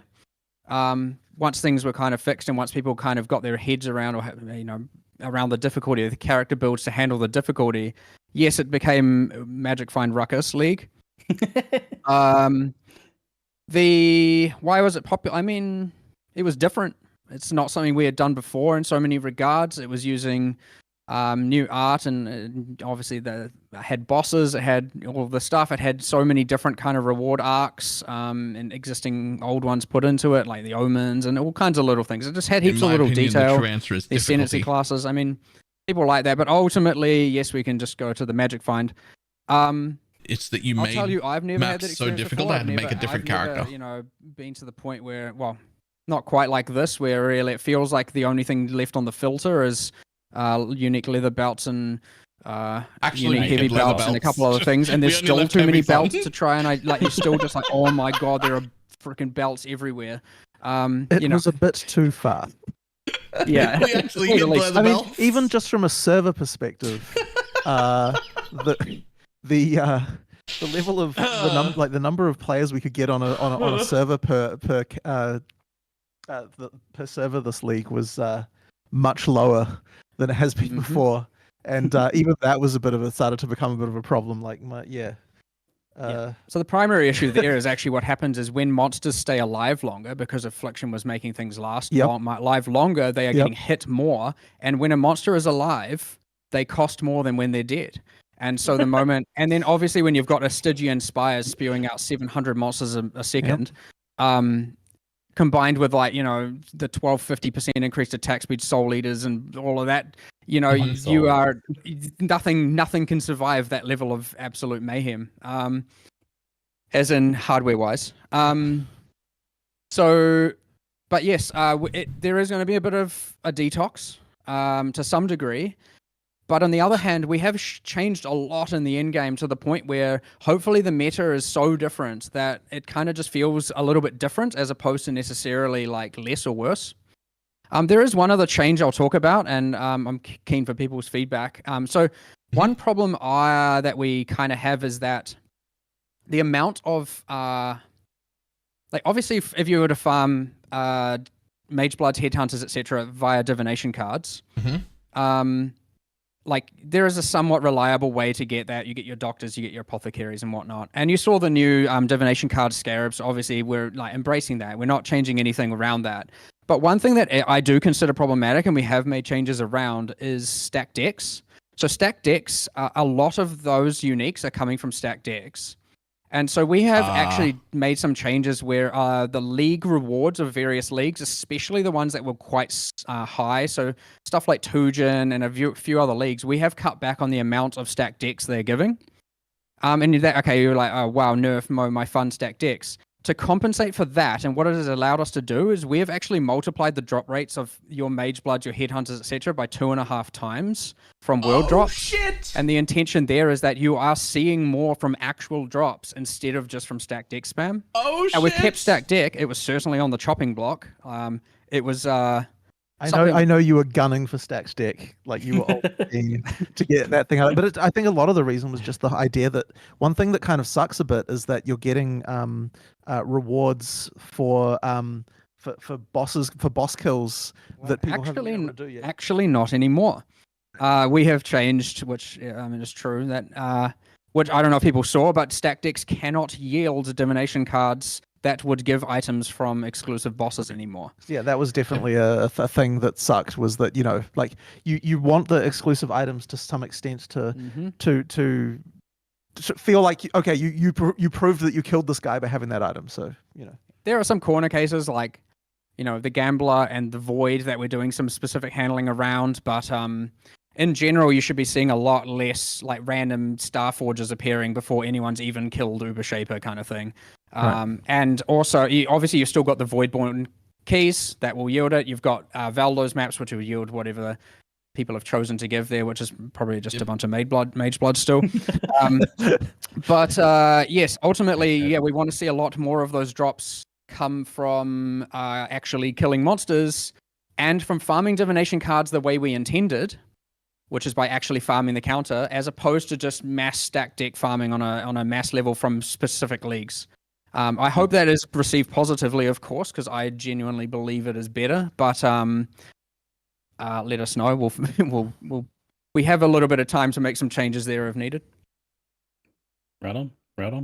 I'll let people share their opinions on that one. I mean, to me, it's I like the idea of boss drops coming from the bosses and not just from random stack decks. But anyway, it might be controversial. We'll see. Chat says W, so a lot of wins in chat, so it seems like mostly positive. Positively received. You can feel a sigh of relief, perhaps. So I think everyone agrees that Affliction was like probably a bit crazy on the economic side of things and what was dropping and everything like that. And I must say, like, I played the most I've ever played this league. And I was getting to the point, like, in that 2 months phase where I was like doing things and creating builds and doing content that I just hadn't done before. And I think a lot of players had that same experience. And looking at the overall economy, I expected with how crazy the league was for things to be ruined, but because that term gets thrown around a lot when an economy is different. But the like end result felt really positive for most people. Where like, sure, some things like if you were trying to compete with the Giga Juices for the items that they were trying to buy, like their bows or whatever, then yeah, you were having a hard time. But for the most part, a lot of stuff was really accessible, and it felt like a really fun league in that regard. And that was actually the biggest, I think, contributor to why it was such a fun league for myself and I think many others. Do you have any thoughts on that and like that economic shift and other ways that could be captured? I agree. I mean, I love it. I love how the economy goes wild based on the content we add. It's always interesting to watch and whatnot. I wouldn't say I have any strong feelings one way or another, but I wouldn't say it's like I just want to note, it's not like our intention to, you know, get away from that specifically or do anything one way or another. Like, we liked these things happening organically. We like the community figuring out how to get around that and utilize it. And yeah, I agree. It ended up being completely fine and honestly completely fun.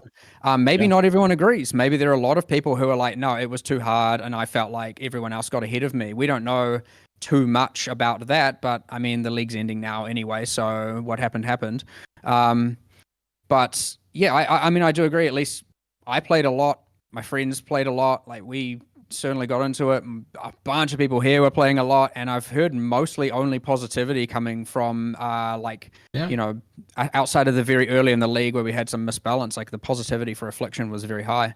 It's actually making me think like a little bit more about how we can find some way to make some of it core, but I don't quite know how to do that just yet. I mean, I don't know if you saw one, I don't know if it was in there, but one of the keystones has the whole, like, when there's less than 50 monsters remaining, your map boss is empowered by wisps. I don't know if it was in the live stream, I can't remember. Too many things going on. But that's like kind of one way, at least for now. But there's a lot of good monsters there. There's a lot of good, like, I mean, the bosses and the ascendancies and stuff are interesting. It's just, it actually is one of the more complicated ones, especially when you consider the ascendancies and stuff, to try and even think how to put that into core.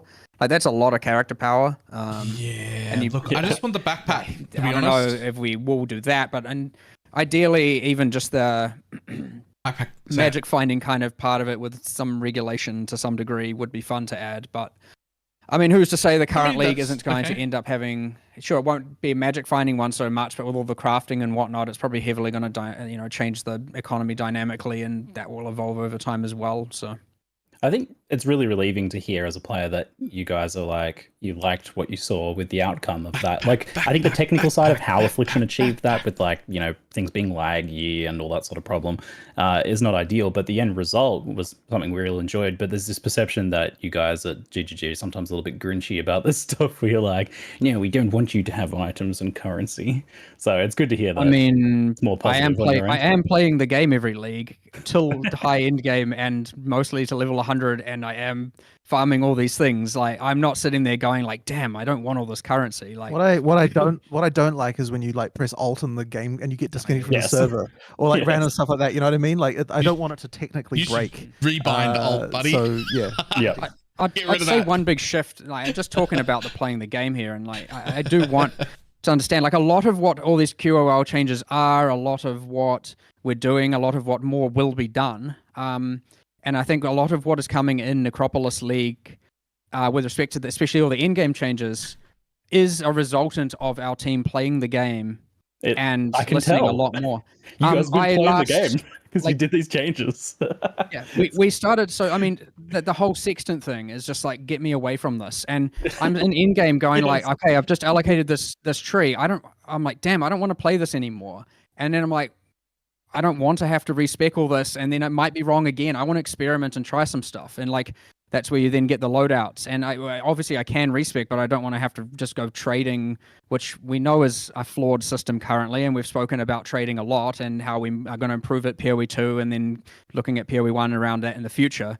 But like, I'm sitting here trying to buy unmaking orbs, having the most frustrating time ever just because no one's replying to me and all of that. Like, I know the pain. One of us. And then I'm like, okay, we need some sort of like Atlas Tree loadouts or something like that. Like, we need to find a way to have this so that I can play the end game the ways I want without feeling so punished. And this comes into another thing, which is like, okay, like Wandering Path. I want to play the end game my way, but if Wandering Path is quantitatively too strong, then I'm not playing it my way. I'm playing it the way that the meta tells me I have to, because it is too powerful. And so, there's things like that where that comes why we've removed a number of the keystones and whatnot, is because if you feel like you have to do something. And so you could argue, okay, we'll nerf the value. Well, now I don't want to do it at all. So what's the point in it existing? If the keystone is into that binary state of feeling like you have to do it versus not have to do it, get rid of it. That's generally how I feel about it, and add something cooler and better. And the new keystones might end up in the same ballpark, and you know what? Might remove them later and add new ones as well. That's just how it will be. But yeah, anyway, I don't want it to be that the loadouts are like everyone has tree A, everyone has tree B, everyone has tree C, because the keystones mean that you have to do that. If people want to do that, because that's like, metas are metas, you can't get around that. But if it's that feeling of I have to do X, that I want to try and get away from, and especially for multiple leagues in a row. Like if it's okay for one league, you have fun, and then if you feel like you have to do something that isn't enjoyable, go away. I don't want it. Like it shouldn't exist. Some people are going to say like you the love campaign. to hear it. You love to hear it. Not me, but some I have people a are. Follow-up question that's completely unrelated. What about the rucksack? Oh, Ziggy, I love you. Look, you're lucky you got it for those 3 months or 4 months. Oh, come on. Oh no. I just no. Ultimately, you might see it back one day, but like, you know, I don't have a honestly gag reflex, and I'm willing to do Chris was anything. Even, okay to even let you do that. I don't think he was okay with it. Really? I think I snuck that. You one stuck in. that one in without. Well, you weren't okay with it either. Like I wasn't okay. we had a Come massive on. argument about it. Oh no. I assumed that Chris approved it. He might have. I don't remember, but like anyway, the luxury of the leagues is we do get to try these things for 3 or 4 months, and the importance is when we do something that we are reluctant about or we are in disagreement about, is that we do reevaluate it at the end of that and decide are we keeping it or not. And it is a firm no on this one. And you know, like the good thing is we do, because we have these seasonal cycles, the leagues. We do get to try these things, and we do get to do something that we're maybe not quite comfortable with, just to really test it. And in this case, it's not. It's not staying in. I mean, I have to respect a firm no, but Fair enough. Why? Uh, How come? well, okay, why? Not to put him. I'm sorry to put you on the spot, Sorry. but you know, Okay, I was okay, I was on one half of the argument. Hang on. to some- So you're first of all. Oh no, I don't want to keep it. First of all, Mark ultimately gets to decide this, but at the same time, my feeling on this stuff is that I don't like it when you have a build choice that results in more inventory space, because that kind of thing like leads to sort of weird incentives that I don't really love. Like, you know, it's like Sure, yeah. if you have to, it's like if I have to change my build to get more inventory space, that just doesn't feel right to me. It's a little bit hard to explain exactly why that is, but like there's various things from games like that where I do actually agree with that one. Having it be on a class is certainly not the right. That was answer. weird. I agree I with also that just too. personally don't think. I think inventory space limitation is a good thing. Right. I think that pressure is good, and I don't have a personal problem with playing with it. Obviously, it's nice to always just have more and more and more and more. But I do think it's that not pressure about is more interesting, and I do space. think it is important to have It's about a pressure on different how much you can space. pick up and leave a map with. Especially after Affliction, I was leaving every map with a full inventory, going like, "Holy, there's more things I want to take and I can't," and literally there's stacks and stacks of currency on the ground I can't pick up. But I think that is healthy and good, and it makes you make the good decisions. I don't disagree with that, but I Let me don't think separate this was my- actually about the space. Yes! The reason why everyone loved the rucksack was that it was a separate space that allowed it to be much easier to manage things like your map rolling currency I love you, and your Ziggy. scrolls and just that random shit that fills up and clutters your inventory that you constantly have to deal with when you're shifting stuff over to back and forth your stash. There's a real problem there, a quality of life problem that the rucksack inadvertently addressed, and that's why people loved it. I think. Yes. 100. Fair enough. There are some. Well, at least okay. So if that is say the problem of rolling maps, for example, like there are better solutions to that. I would say, which is like. Okay. Again, I hate talking about this because now everyone's going to want it, and it like makes it sound like it's certainly going to happen, and it isn't necessarily. But like, surely a like inventory attached to your map device that you can open that like contains your fragments and whatnot. I guess you can't put stuff in it and meet like from the map when you pick it up, I guess. Because like, I guess part from of the map, benefit- sure, but if yeah. they're just talking about like the I want whole to be able to bring bringing a bunch essences into and roll all portals your and maps maps like, and corruption I don't know. essences There's and- more to quite- it's not discuss, but quite- I saw this one on Wisdoms the and old quality of life portals. bingo sheet that Right. was there, and I have been thinking about trying to find ways to solve that one, and so I'm hoping that we can find some way to either mitigate or solve that one in the future. Again, no promises, but we might come up with something. Yeah, I can see there being another solution, and I'd be fine with that because like to me, it's not the fact about getting the more inventory space; it's about solving that quality of life issue. So if there's another solution, I'm here for it. There probably is. It's just whether or not we can do it and whether or not we can come up with it in a reasonable time. It's all a resources game at the end of the day. So, look, I am keeping an eye on those bingo sheets. I am I'm tactically picking the ones so that we can't the bingo can't be completed. Keep making them no, bingo not- sheets. Not actually, but one thing that is important with a lot of these quality of life, we are actually, especially with PoE2's development, we are looking at a lot of these things which have been hard nosed and really reevaluating. And it's like, I think PoE2 really has cool. but just because as well, I think as well, just like watching like new player experience videos and things like that, and just like looking at all the stuff that people are doing, and like it's kind of it's really another shot at like looking at all that really core stuff again and thinking about it. And like we just don't often think about some of that stuff very often because it's been there for so long. And then, so yeah, just having a chance to like really reevaluate everything really then starts to make you think, well, why is PoE1 even like this? Mm-hmm. You know, like it makes like, ends up making those changes. Like we on Path of Exile 2, obviously you have I maybe shouldn't spoil it. This is what I'm going to. We have on Path of Exile 2, we obviously have no more portal scrolls. And I'm not saying that we're doing that in PoE1 just yet. What? Sorry? However, well, I say just yet, maybe ever. But however, in PoE1, what we are adding is, and it's come from the bingo sheet. What? Sorry? Is a bind key to just instantly open a portal that you can bind, and you don't now have to open your inventory to do it. I think having to open your inventory during a boss fight or something is not. Look, with pausing, that's kind of more acceptable because you can now pause, use the portal, and you don't risk danger. But messing around with that in the midst of combat is not something that you should really have to be doing. And the changes to PoE2 portals is what really made us reevaluate that. So yes, in 3.24, I'll do the classic video probably after this or next week or some with us actually showing how it works. There will be a bind for instantly opening a portal, assuming you have a portal scroll in your inventory. Sick. Fuck yes. Yeah, love to hear it. That's all right. so good. That's fantastic. There's been another thing that's been mentioned a lot in chat, which is, do you have any brief comments on the state of some of the lesser used ascendancies, like Gladiator, for example? Any potential reworks or improvements coming to them? I certainly want to. I always love doing that.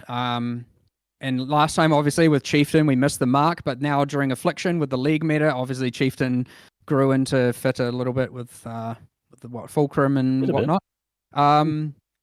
So, you know, it's kind of interesting that in last live stream we discussed that one not really hitting where we want, and now it's got a lot more uses, and maybe this coming League it'll have a lot less uses. Portals are instant.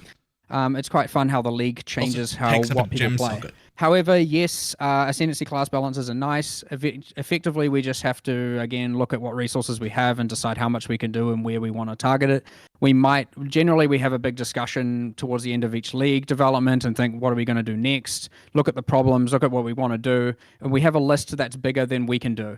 And often those things are on that list and we have to weigh, like, are we going to do option A or option B? And sometimes balancing an ascendancy class is overall less gain for the players than something else we want to do.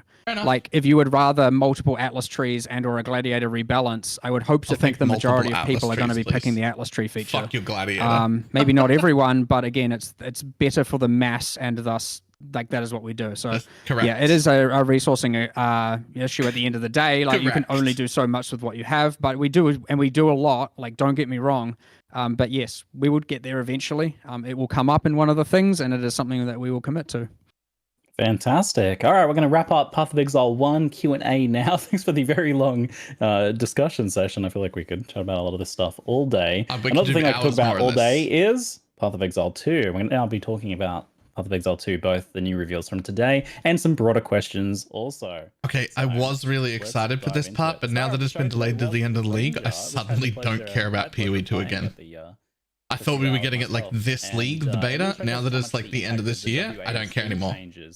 That movement system has had on the overall design of the game and skills. And I imagine now you've just like gone back and had to look at a bunch of different skills and think, how do we change this? Well, watch it anyway. I'm just saying, like, it's now like the rest of the year away. And honestly, it wouldn't be incorrect to say that the WASD change is partially responsible for the delay of PoE2 in some ways. I thought so. Because after we changed that, it's like, oh geez, you know, like, and it's like I almost knew this would even.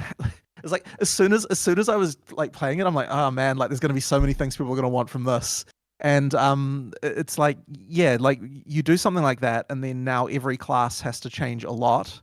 And we haven't, I think, even yet still fully explored all the implications of that around for some of the different classes. But All I did was move my mouse. Please continue. Hello?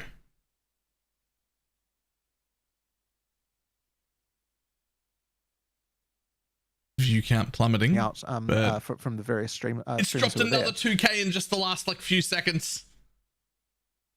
That's dropped like more than 10,000 viewers in like a minute. We also showed the fact that when we went back to the warrior again, which is a class we already showed, and then we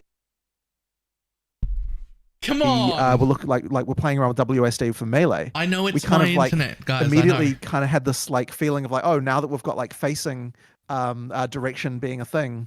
We'll be able to have active block now because you can choose your facing direction. You can have a button to raise your shield up, and that will mean that that feels good with WSD too. So like that's another example of just like you add this, you go to another existing class, like oh man, now we could have this, and then you go to another class and oh man, we could have this, and like it's just kind of turned into this giant mountain of repercussions. It dropped for another everything. 1,000. So yeah, it's been a bit crazy. People are leaving. It seems like droves. it's a really good option now for you to distinguish the classes and the skills further now too, because you can have like the slippery, elusive ranger where nearly all of its skills can be shot while moving, or you have the warrior where nearly everything is a bit more stationary, a bit more explosive in that regard. Have you found that? What? I don't know that I'd say that the warrior is 300? particularly stationary because every skill has movement in it. Sure, but what it does have is the fact that, and all the other thing as well is you don't lose control of your character either, even while you're moving. It's just that you're more, but it certainly is dangerous when you've got a slower skill, even when it's moving a bit. Like so that double, it's called rolling slam now. The rolling slam skill, like you have to choose when to use that, and that is definitely a feature of the warrior that for the ranger you don't feel the same way, right? Like on the ranger you can definitely just kind of 500? Like you feel very free to move around all the time, so like that is a hugely different feel. But at the same time, we always want to make sure that there's that feeling of like I've still got control of my character. I can still do what I need to do. So even when you've got like the sort of slower attacks on another class, there's still like a feeling of control, or at least ideally there should be. That's I guess that's sort of ultimately really important to me. You just never feel like you're losing control of your character.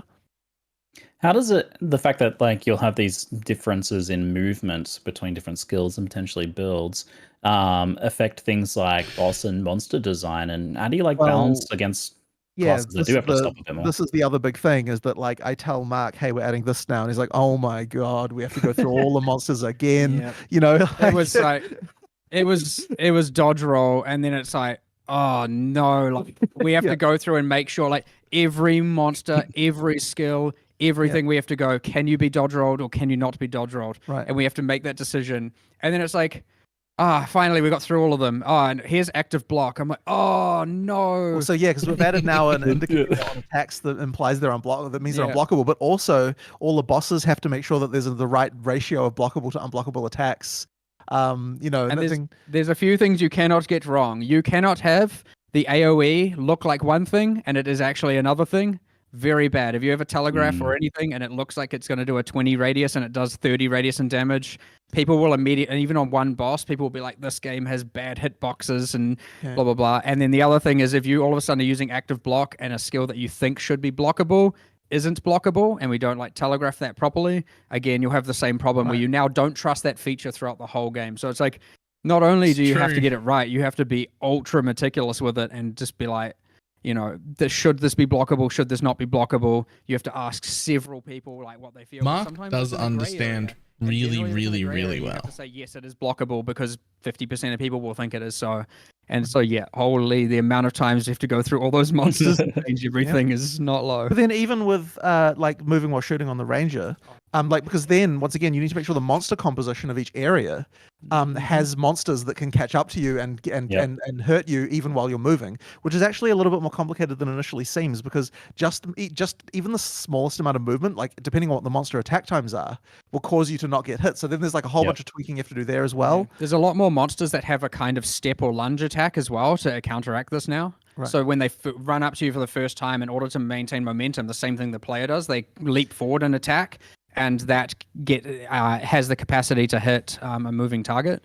But even projectiles on bosses, it's like, if you are moving just a tiny bit like a projectile's going to miss. And Yep. so now you have to think, okay, should it have predictive firing? Yep. And Do we've we added- just have to increase the speed enough? Like we've added tracking to way more Yeah, boss it's abilities. That the- like so the tracking has to be way tighter. So like with even with the first boss, we had to upgrade the tracking to like to target you so that you have to dodge roll way towards the end of the attack, because then the moment you've got moving while shooting on one class, it's like, well, that means that that class was just trivially moving away from that ability. So suddenly the boss tracking has to get an upgrade. We're And down to everyone kind 40,000 of has already. this thing, but yeah, the repercussions.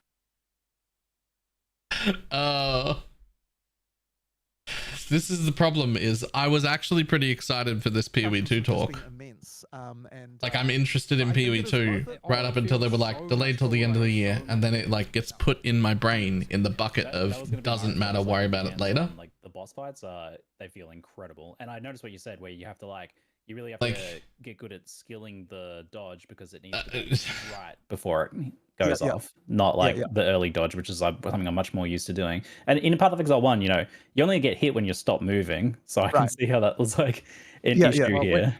We are certainly getting Highlight away from the unfollow. just run in circles for 99% safety. And I think that is an absolutely amazing thing. You still kind of run in circles just because you do dodge generally in one direction over another. But like, it's not just I am 100% safe while doing orbits around We'll watch the rest of it anyway. 'cause- monsters or a boss. There's a lot less of that, which again makes everything just feel way more engaging, and you can't just, I mean, if you want to pause, you don't need to run in circles now. You can just pause and take a breather. I know this is like blown out the beta dates for you, and it's been a lot of work, but the net result here should be far, far better. Well, I gameplay. certainly think so. Like, it's just, yeah, like I felt really bad about missing that deadline, but like, yeah, it's like at the end of the day, like if we have found a game that is better than the one we were making before, then we have to make that game instead of what we were making before, like regardless of if it pushes the date out. So yeah, like that's I agree. ultimately, I think, and like to be fair, it wasn't just that. Like there certainly when we came to do polish. Level 100, And it's please. interesting We'll know actually by the going end of back and saying today. I need it's been patch so notes. Patch long notes first. since we really polished the start of a game before. Like, and it's weird bringing back all the memories of what we actually did back in the early days of PoE1 that I'd actually totally forgotten about. Like all the little details about actually doing that again. It's like it's actually kind of really interesting going back again and doing it. But I had forgotten what it takes to get the start of a game to feel good, and like it took longer to get Act 1 to a right state than we expected. The annoying part about it, especially, is that we kind of only really realized this as we had kind of, as you know, like I would say probably like a month and a half ago, that this wasn't going to happen in time. And we had already like booked in everything for the event that you went to, and then now we were like in this like ultra crunch scramble of like, we have to get this to be good enough for all of these influencers who are going to be playing like the game and recording it and so on, and ready for that. And I think that even what we delivered there, like even though I think like it was great if you like played in a similar way to what we have been, or things like that, like there were actually some balance holes you could fall into that meant you had a really bad time. And I do worry that some people kind of fell into those holes and like just didn't end up having a good time with it because like of that. And so that's kind of like probably one of the more eye-opening things to me is like there was way more variance in the experience than I was hoping for. Like some, as I said, yeah, just some people just like ended up with the like not finding good items, like not find like, or just like the skills they happened to pick, the combinations that were like ones that just didn't like work as well as others and things like that. And so, that's a bit unfortunate. But if you did have the good experience, I think that like there were certainly people there who got the experience we wanted to show them. And it's really good to see that anyway. So hopefully you're one of the people who sort of, found that you had some good stuff going on. But I'm obviously very interested to hear more about your feedback in particular. Yeah, that's the interesting question I kind of have from this, is that like there's no doubt this is a very difficult game. Path of Exile 2 is very challenging, but myself and a lot of the other creators I talked to really like enjoyed the way that the difficulty was done, and especially the boss fights I felt were incredible. I really, really enjoyed them. But it was very easy to see people who didn't have such a good time. Yeah. And like, There are also where do you want to necro try and changes, get Wobo. this game? Like, So and how do you balance these two things? It is very hard, and I think that it's especially hard due to the fact that because the bosses have learnable mechanics, like it's hard for me to go and have an objective like play session on another class because I already know the boss, and so like that means that to actually find out, I have to watch people play who haven't played before, like play again, and that makes it really, really hard. So like even like I will if the mechanics of the boss gets changed, I will then I will be dying, and like I think that's great. But once I'm no longer dying anymore, that doesn't necessarily mean there aren't still things that other people are gonna have trouble like learning or doing. But I think the worst one is that and I think people ran into here as well, is that there's something about the item system in PoE 2 now that's leading to too much variance.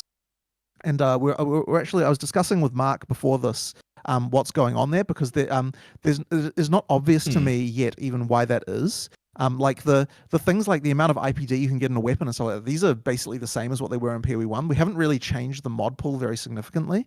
So like there's not a lot of changes there, and yet the experience that people are getting with regard to whether their items are good or not seems like the variance seems to be higher. So I need to like find the out variance is really high when you level attack build now in PoE 1. Is that we have to try it. Like it can be subtle stuff like to do with quest rewards or like what's going on with the shop and things like that. We can give people tools to be able to fix their own itemization problems so they don't fall into the whole like, oh, I just didn't find a weapon, like that kind of problem. Like it really sucks. I think it's the issue of small sample size, right? Not in terms of the number of players, but in terms of the number of items you're getting. Like there's a scarcity to the items in PoE 2, which overall felt really good, but it does mean that when there's generally a lower number of items dropping, right. There's a bit more chance that one player will have a rare bow and the other one will have a white bow. There's definitely that element, but the hope is that gold would help with that. So that you can use gold to effectively, you get to choose your own dropper. I don't know how much you engaged with the shop in particular. I did, So like knowing to go to the, like, 'cause that's the thing, like in PoE 2, the shops matter a lot more because they actually have good items in them. Like there's like, it's like majority blues and above in the shop. I will read through the patch notes. Yes. Yeah, like that sort of helps when we get them. Yeah, it's like that sort of stuff. Like, but then there's one other thing though that I would say is that and this is another one which I'm not sure about, but it's sort of interesting to me, is that when we've been doing our first time user experience testing, the feedback has not actually been that the difficulty is too high. And I think that might be partly to do with like an expectation calibration, where it's like, because these people in those tests have not played PoE before, they're not expecting anything one way or the other about how difficult of an experience it is. So they, I guess, might be kind of like more fine with the difficulty actually, which seems kind of counterintuitive. This is just what it is. This is the game. Yeah, like a new player is actually like, oh, the difficulty's fine. Like this is just a difficult game. You know what I mean? Whereas like a PoE 1 player might be like, this is so much harder than PoE 1. Which is like kind of a weird situation that I did not expect before doing this event that we we just did. So that's kind of an interesting one as well. But yeah, there's quite a lot of things there that are going on. But yeah, we really have to get that nailed, and it's going to require, I think, a lot of good alpha testing and things like that as well to make sure that everything there is good. It might be a thing where it's something you have to approach with a safety net mindset, where you have like things like you mentioned, having some gold so that the safety net can be items from the shop. And another idea that myself and a bunch of the other creators kind of discussed at the event was the idea of like having a slow passive flask charge generation, so that as a safety net, players who are struggling in a boss fight can play defensively and slowly get flasks back that they can use to keep it stay alive.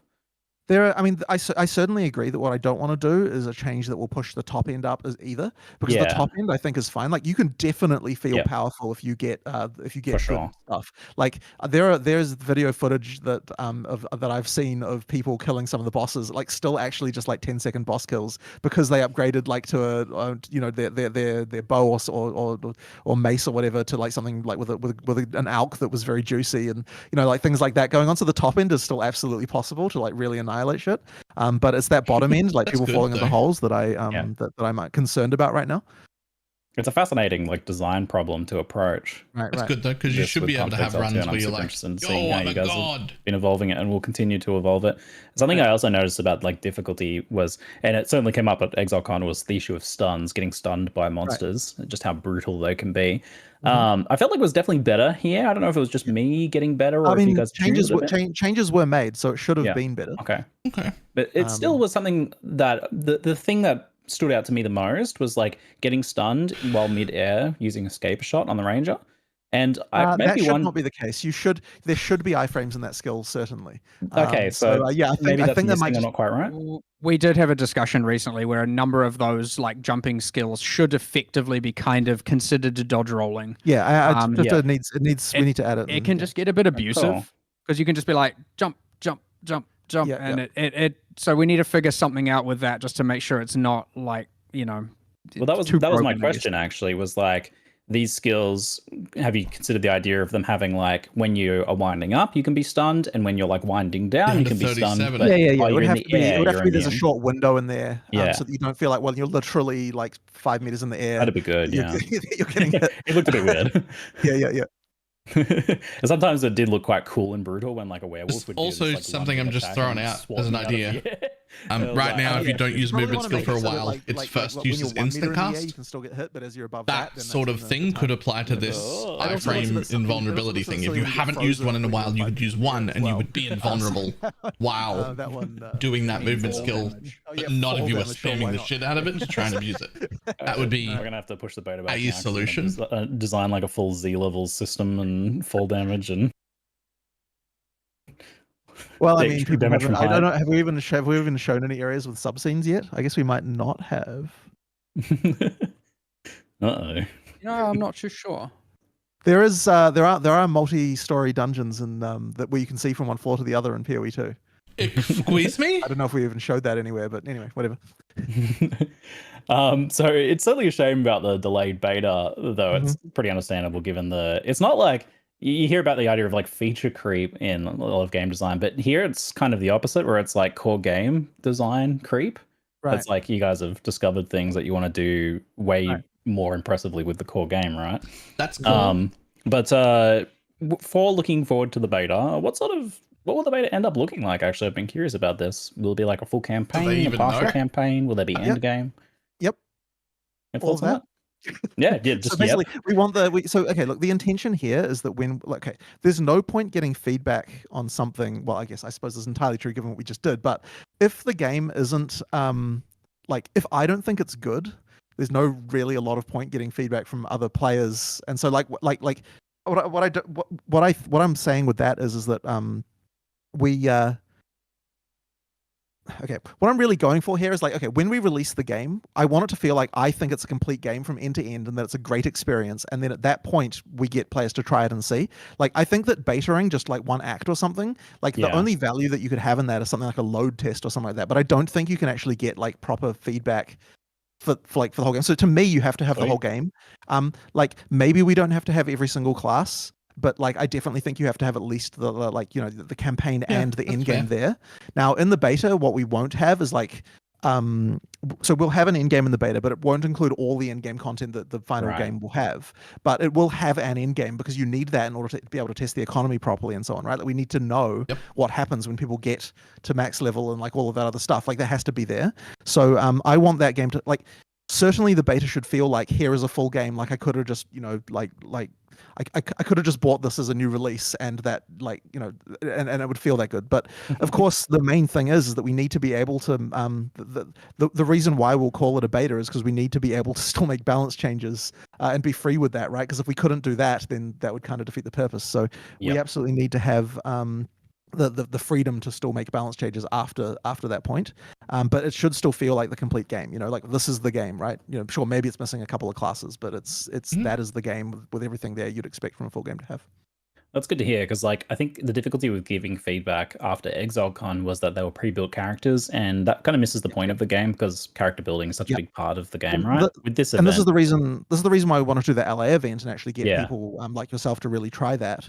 Once again, we got some really interesting information from that, like looking at that, because there were more holes than I expected. Yeah. So there's clearly more work to do there.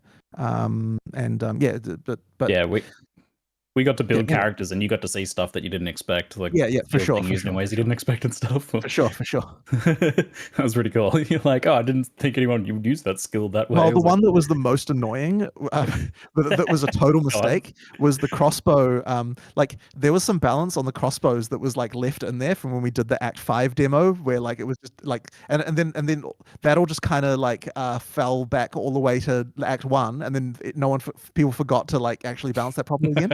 And the reason why is because like we didn't even the crossbows have their own skills built in, and the balance of those was not really correctly working with all the regular scaling that we do for other weapon types. I thought and so.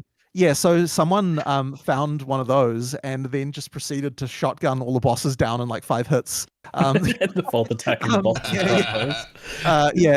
When I saw that, I was like, oh my god, this was not how this was supposed to go. So there's a few mistakes like that in there as well. Yeah, these things happen. These things happen. So I think people are immensely curious about seeing endgame. We haven't seen any real endgame for this yet. What is it going to look like? What a character build's going to look like? How fast is the gameplay going to be? Is this something you can speak on or show soon?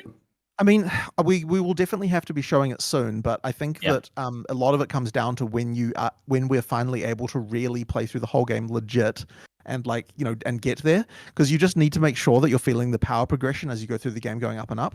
One thing that we haven't really been showing a lot until the Ranger demo just now was actually using support gems. Like we just haven't really been showing too much of it. And in the Ranger there, we finally showed like a couple there, but that certainly was not like a full 6 links for everything, which is what it's going to be in endgame. Even just with like in the Ranger demo there, when you started to add like multi-proj and chain to a couple of things, you start to see the kind of like, crazy power that you expect to see from PoE. And so it will certainly go even crazier than that. Holy shit, we're down to 36,000. I guess what's harder to say is, okay, like I don't want it to be just like the whole screen. Oh my god, is covered to the point where you can you can see nothing about what is going on. Like it needs to still be like, at a somewhat like, just from a visibility perspective, it needs to look reasonable, even if you are like, covering the screen in lightning explosions. There still needs to be some understanding of what the hell is actually happening. Like we want the feeling of power. Like you want that fantasy of like, I'm becoming a god. But we also need to try and make it so that there's still like some level of counterplay and interest in using different skills and like having a good time with the boss, even while you're feeling that way. And so that is the challenge, and that that's what we have to try and hit.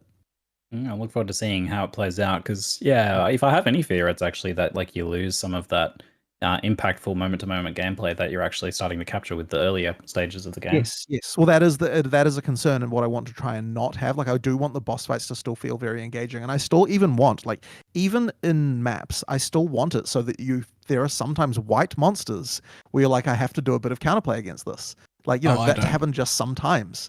Like it's so like just not all the time, but just sometimes that can kind of happen. It harkens back to like the early days of Path of Exile, where just devourers were scary, right? Like the monster type devourers were scary, and I felt that with like the werewolves in this one. The werewolves are just scary; they're fast. Well, my favorite monster right now in the demo, the Eternal. I don't know if you fought against them or remember them, but the Eternal Knights in the Mausoleum and Tomb are the ones that have a shield, that they're just walking forward with a shield up. Patch notes, and if you hit them, then they shoot a projectile back at you. And so you have to find a way. So you have to find a way to kind of attack them without attacking them from the front, because they've got 100% block there. So you either attack them with an AoE skill from behind, or attack them from above, or like use a degen or something like that. There's like some kind of counterplay there. And as soon as I fought one of those, because I actually had not known that Mark was adding that mechanic to that monster. And as soon as I fought that, I like messaged him like, man, that monster is so cool. Like it's just really cool to sometimes have monsters like that just like, you're like, oh shit, I have to think for a second, I'm a fan. Just specifically in that case, you when something is blocking, they still take stun damage, so they can still so get you can stun stunned. them. You can stun them out of it. Good. But you can also walk up to them and they start attacking, and then walk back and then attack them. And then he'll have a moment in his animation where the shield goes more out like that, and then the blocking is disabled. Right. I did not figure that out. But also, if you use lightning arrows, you can like AOE them from behind, or like there's the poison burst, which will poison the guy even though he didn't take damage from the hit. And there's so many ways, but it's like kind of interesting to have stuff like that. Yeah. People noted the poison on the live globe. Is there other like display of these sorts of effects on characters? I do want to do more of those. That was added really recently, and it was weirdly cool. Like I didn't expect that change to matter as much as it mattered. No, it was good. But it actually really does. And having more visibility for those different effects is really important. So I definitely want to do more. Like I think that there's definite candidates for shock and ignite and stuff like that, and bleeding. Of course, bleeding being a one of those ones that would be good to have more visibility on. Like things like that. I think absolutely. I mean, increasing visibility of those mechanics, I think, is super important.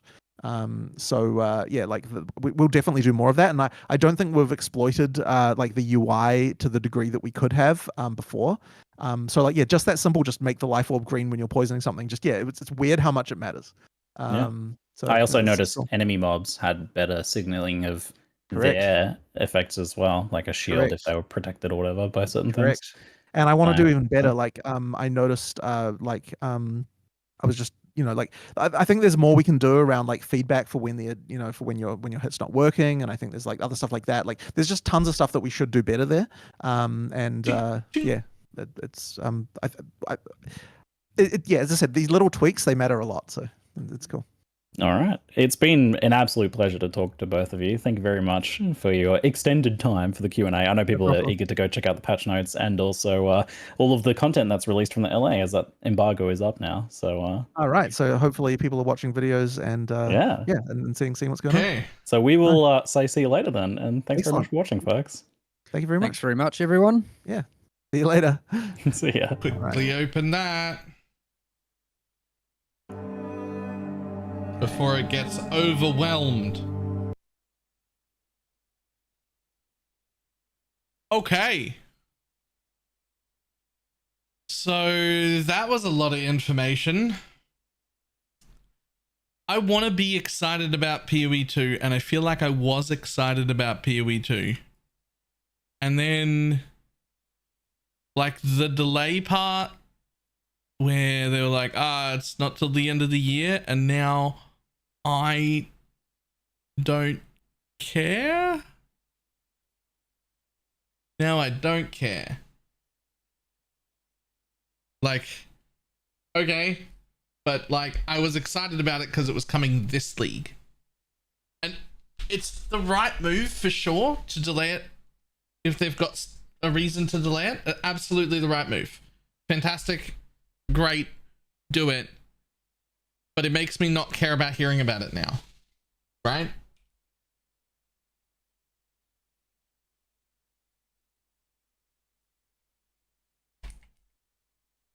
Where the hell did my Notepad++ go? Wait, what? Notepad, there it is.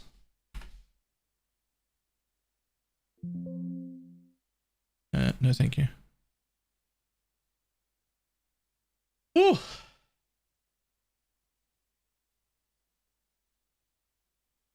I'd rather get it right than have a hard game. But oh no, 100% I'd rather them get it right. If they think it needs to be delayed, they should absolutely delay it. I'm not upset about the delay. At all. I'm not at all upset about the delay. Not even a little bit. But it does make me far less interested right now. Like I don't care about hearing about PoE 2 if it's gone, right? Like that just doesn't matter.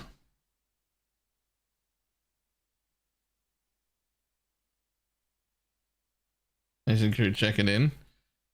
Look, before I start going through patch notes, I want to go to the bathroom because I've been here for... Also, I was really hoping my food would show up before they finished because I ordered like 15 minutes ago. But it got delayed and it looks like my food's not even showing up for another 10 minutes.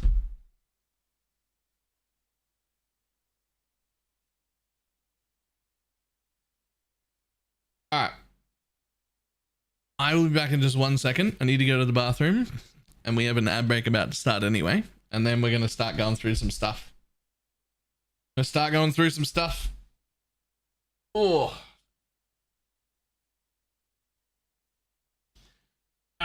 Back in a sec.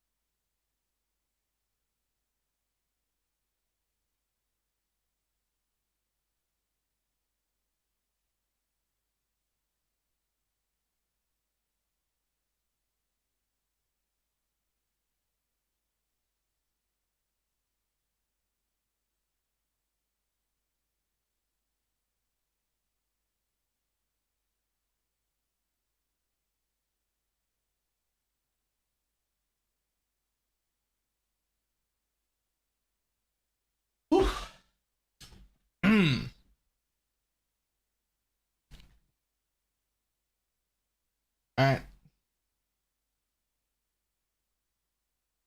So, bad timing. I got food coming, man. Where's my food? I just wanted to eat breakfast. It'll only take 5 minutes. If it gets here.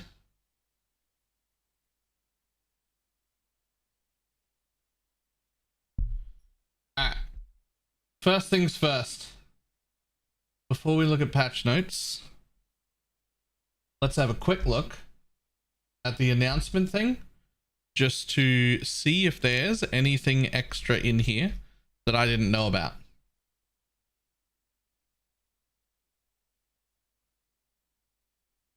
Quantity, 400% quantity. Jesus. 400% rarity, experience, frenzy charge on hit. Sure.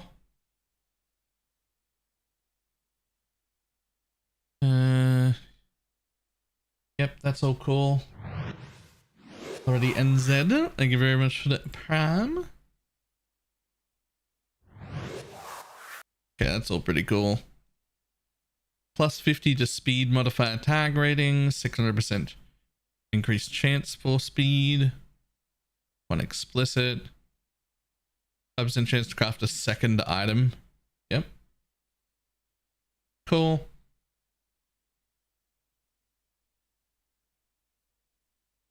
Check that armor one again. That armor one again.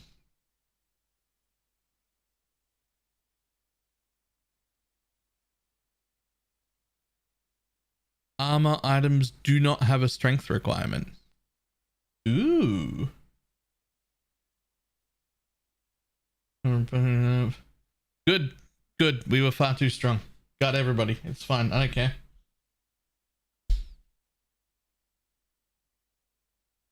I'll figure it out. Chance to... Right, what do we got here? Oh! 34% of damage taken recouped as life. Gems can be socketed in this item ignoring socket color. Ignoring socket color. And 34% of damage taken recouped as life. That's so goddamn much recoup. Holy. Holy.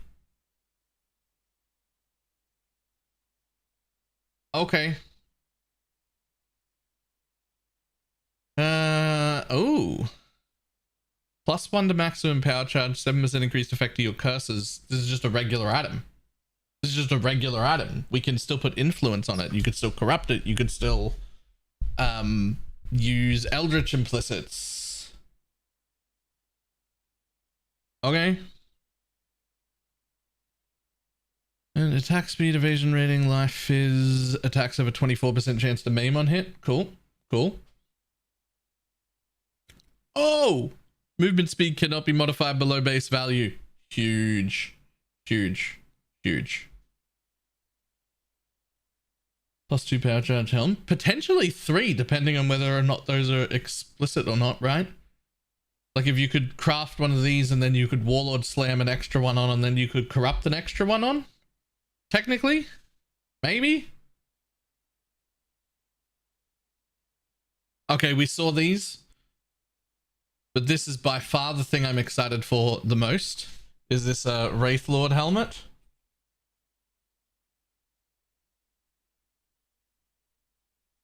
+4 specters. +4 specters. +1 to maximum number of specters per socketed ghastly jewel. Put in 4 ghastly jewels and get 4 specters. And it doesn't say socketed in the helmet. It means socketed in the helmet. It's definitely local. Because there's no other downside to that, and otherwise you would have a 40 fucking... It's definitely in the helmet.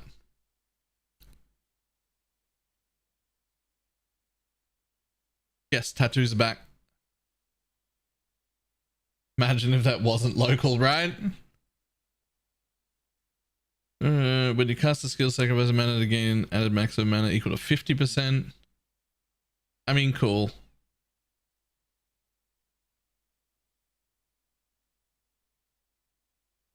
%100% increased life recovery from flasks. 100% increased mana recovery from flasks. Flasks applied to you have 25% increased effect. +1 life flask gained every 3 seconds. +3 mana gained every 3 seconds. +1 utility flask every 3 seconds. You don't think there's a chance that they all rolled a 3, right? 25% increased flask effect and 3 flasks per second. This is just a budget mage blood?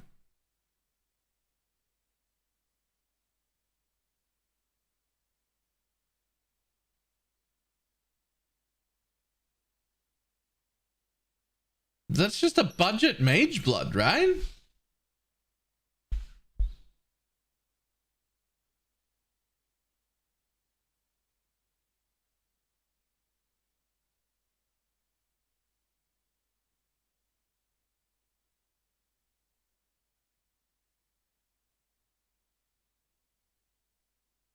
The kill SRS?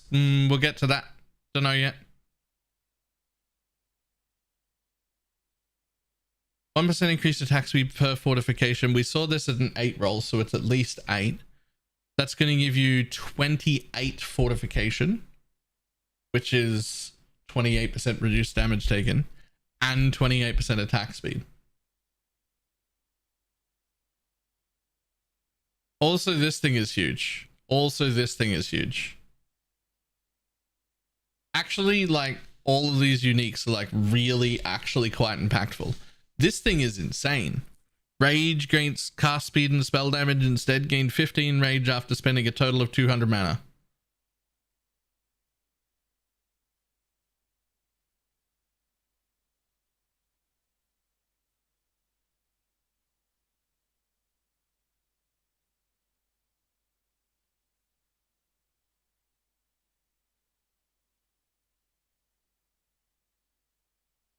Rage is an increase of works with brands. Yep. Huge. I haven't opened patch notes yet, although we're about to. I'm just looking through here to see if there are anything else that I've missed. Pack of monsters can drop Karuri tattoos. Very cool.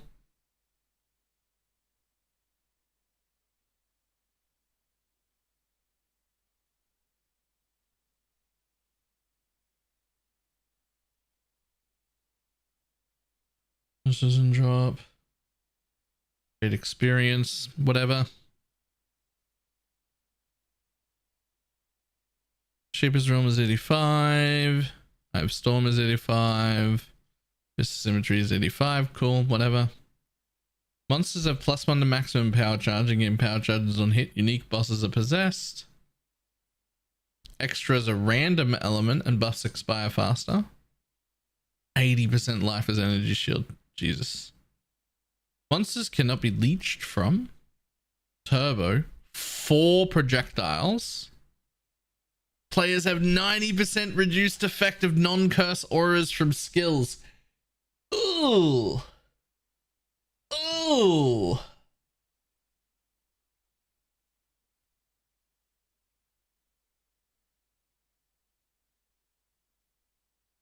Monsters have reflect 20% of physical and elemental.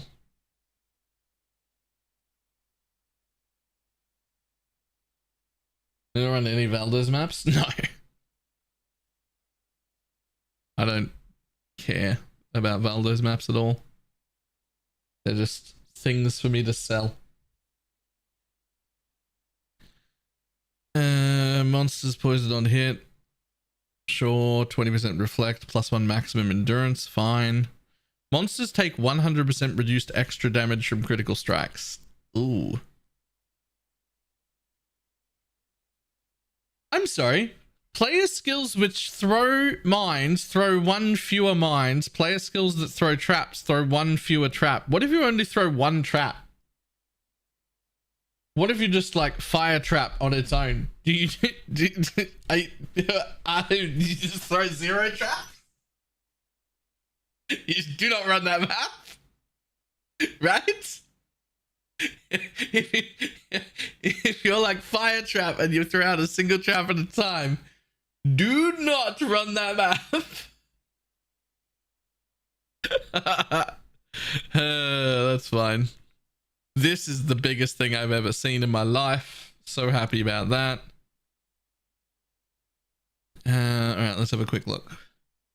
Delirium, Ultimatum, Ultimatum with +2. Ultimatum that always leads to a unique. Ultimatums where you only get catalysts. Ultimatums in areas offering catalysts will offer inscribed ultimatums instead. I wonder if you'll be able to use these two together. because normally in the past you wouldn't be able to use 2 different rarities of the same scarab. But I wonder if you can make it only catalyst rewards and then make them become inscribed ultimatums. That would be very cool. Tims and more divination cards found in area per different favorite map. Divination card drops in area are replaced with those by your favorite maps. This is a very, very, very, very, very cool one. I think I'm excited about that one. Divination cards have a 20% chance to drop in full instead. That's also. Imagine you're running Crimson Temple and instead of dropping an apothecary, you drop just a full stack of apothecaries. But when you do it, you have the duplicate card node from an altar and you just drop 2 full stacks of apothecaries. We're going to see clips where people drop 2 full stacks of apothecaries. That's great.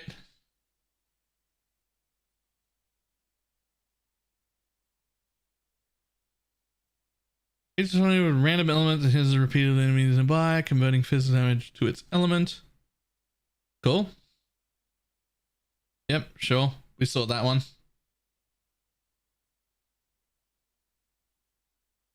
Imagine being now being sad that you only got a single apothecary dropped. Eye shot of penetration. Physical diverted to cold. And 2 cones perpendicular to the target. Modifiers of number of projectiles do not apply to this skill, but projectile pierces 3 targets. Interesting. Artillery ballista of focus fire. Summons a ballista that propels a number of fire projectiles in the air, each targeting a specific enemy. Arrows dealing area damage around target it lands on requires a bow. Time lasts 8 seconds plus 3. Fires up to 5 arrow at different targets. So I can assume that this will be for clear only. Surely if there's only one mob, it doesn't fire all 4 arrows at that mob. I kind of need to know whether it does or not. That's pretty important.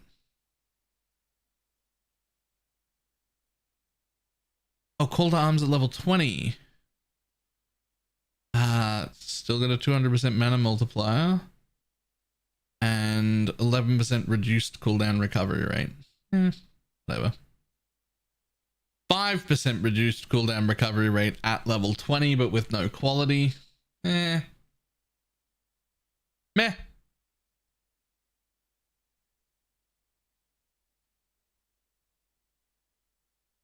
Okay. Well, this page is cool.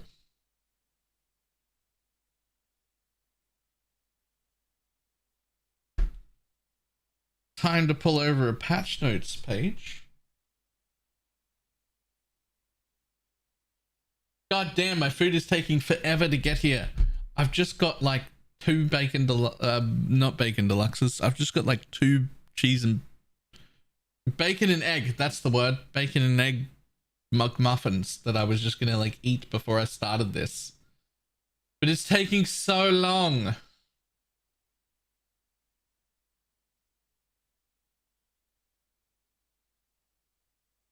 We're gonna have to start reading through and then take a little tiny break to eat breakfast, just like a 5-minute break to eat breakfast.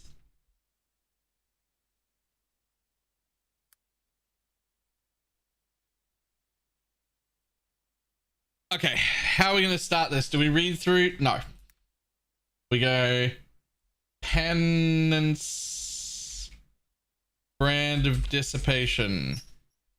Okay, Penance Brand of Dissipation now activates every 0.75 seconds while attached. Previously 0.6.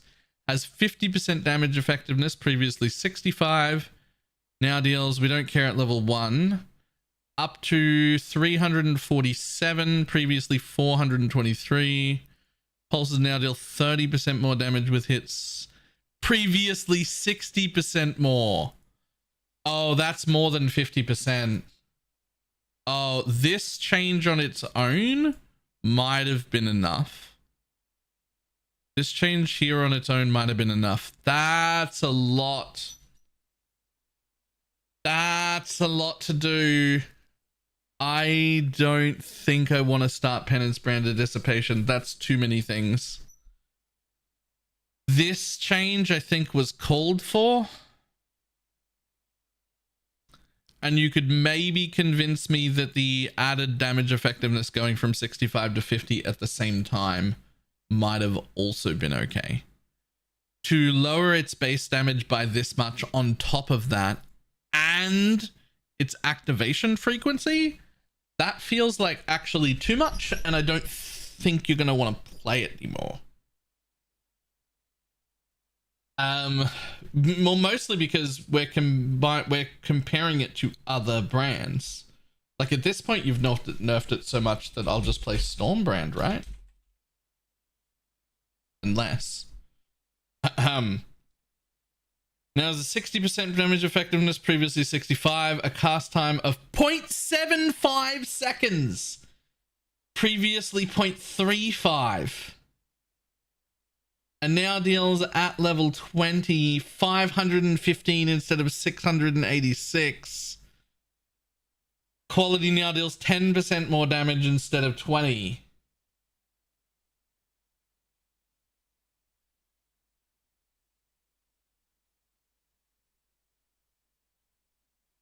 Summon Raging Spirit's melee attack no longer naturally gains 38% more damage as it levels. Wait, what?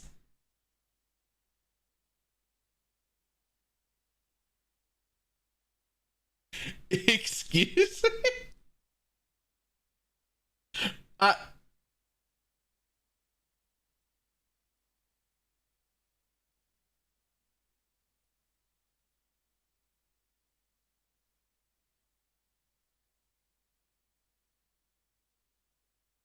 That feels, yikes.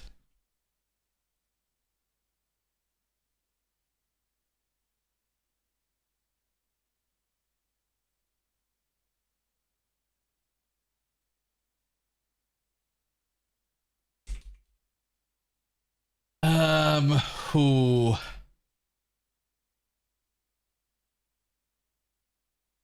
SRS feels dead. That feels dead. It wasn't. That feels dead.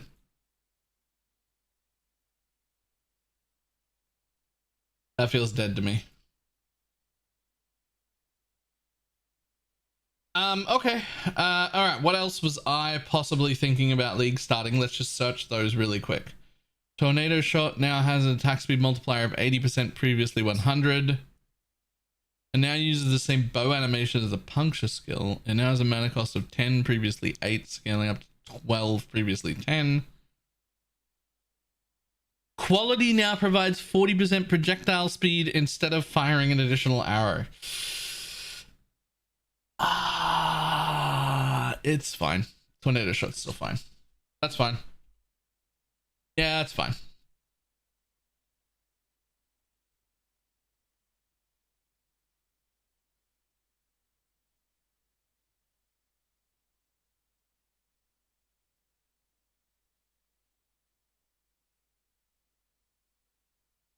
Secondary projectile arrow. Yeah, no, we're losing the secondary projectile, but it's fine.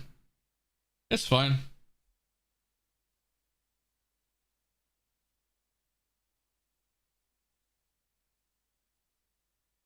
Initial targets. Okay, so nothing for lightning arrow. Lightning arrow of electrocution. Arrow now deals final damage to 4 targets. Yep, whatever. Yeah, that's fine. That's fine.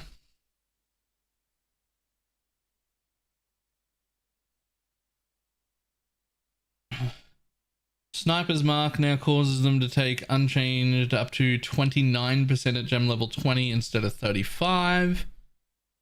Projectiles which should curse enemies now split up to 2 targets at all levels, previously 2 at level 1 and 4 at level 20. Ooh, 2 less projectiles.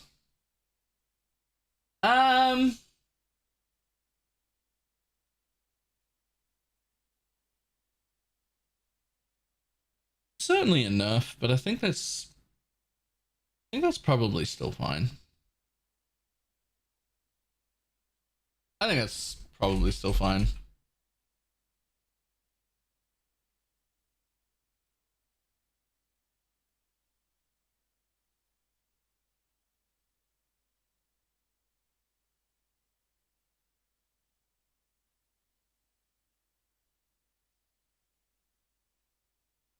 There's 5, so you lose 3, not 2. Yeah. But it was like, by a long shot, the best mark in the game. So I think I'm okay with it. I think this is fine. This is a fine enough. We can deal with that.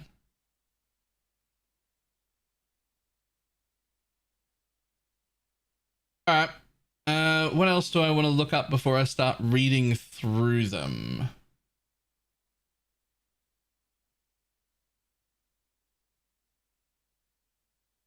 I know. SRS lost 38% damage. It's just straight up lost a 38% more damage multiplier. That's rough. I'm tempted to call SRS dead, but we want to read through all the patch notes before we declare it dead. But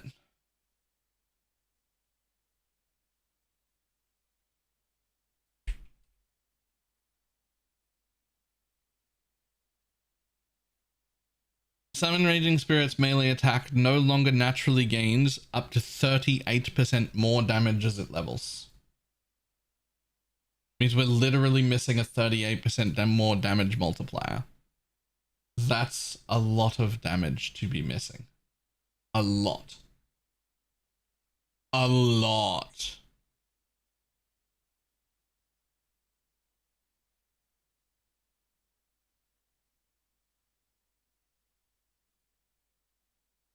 Matter for poison? Yeah, it does. It's directly 38% less damage. It matters for all of the flat added it matters for all the flat added chaos, which then affects the poison.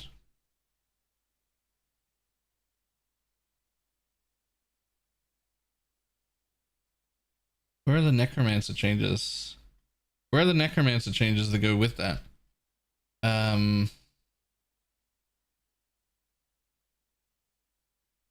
Ascendancy changes. Sentinel of Radiance granted by now deals fire damage equal to 20%, previously 30%. And has a base radius of 4 meters instead of 4.5. Okay, so Sentinel of Radiance nerfed. Mindless Aggression Ascendancy no longer causes minions to have 10% increased movement speed, 10% increased attack speed, 10% increased cast speed, or cause them to deal 30% increased damage. Now causes them to deal 10% more damage and 20% more maximum life. That's great. That is fantastic. Bone Barrier Ascendancy no longer grants...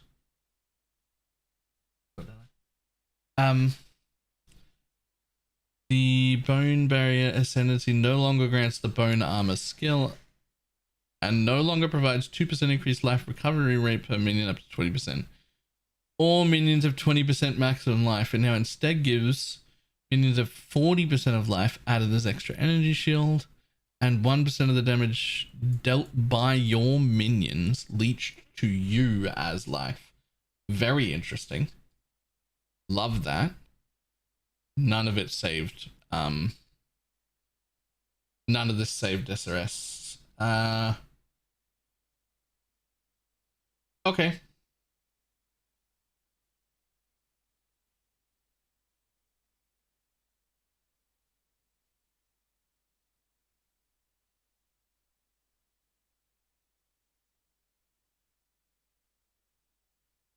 The Unholy Might buff no longer grants 30% of physical as extra chaos. It now instead provides 100% of physical damage converted to chaos and a 25% chance to apply Wither on hit.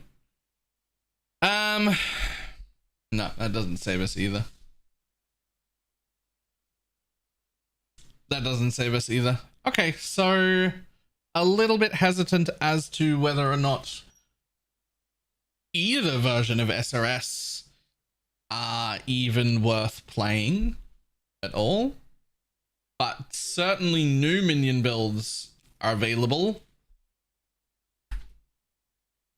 Certainly there are some new minion builds available, but I don't know if either the Poison SRS or the Guardian Necro are going to be appropriate builds at all.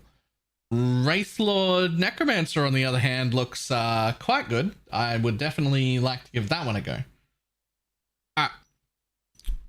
That's all the things I wanted to like pick out specifically and look for. So I'm still going to read through the entire thing, but I just wanted to do them right at the beginning because those were the things that like directly affect me.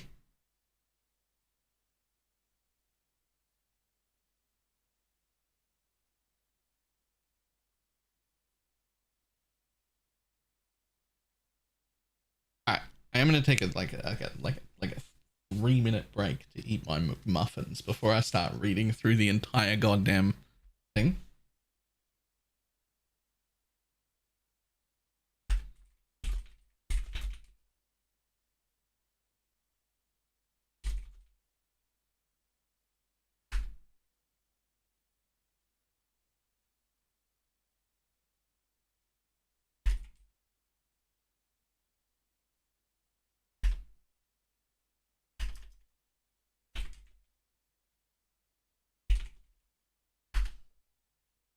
More mischief.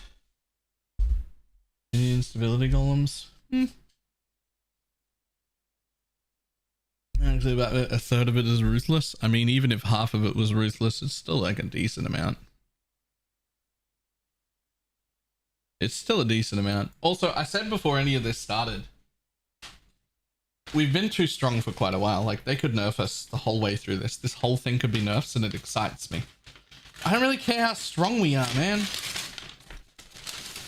I care that whatever I do is stronger and faster than whatever other people are doing. I care that I'm winning the game compared to other people. So they can do whatever the fuck they want. And as long as I can do better than people around me, I'm still happy.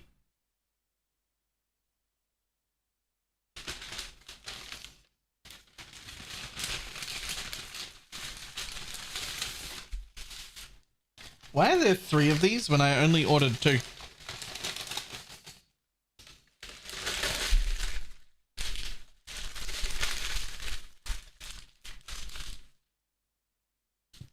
Did I only order 2? Hold.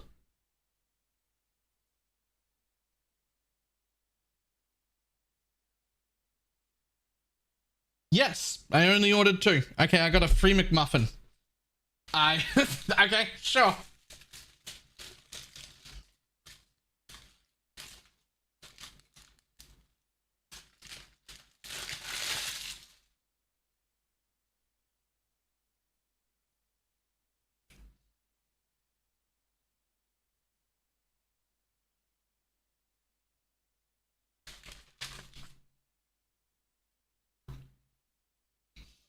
I don't see Mirage Archer as a wander. It's not actually Mirage Archer, but it's somewhat close. It's the Wisp support.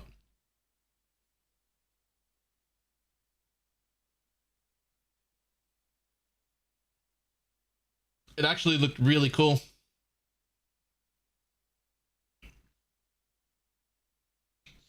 It definitely doesn't function like a Mirage Archer,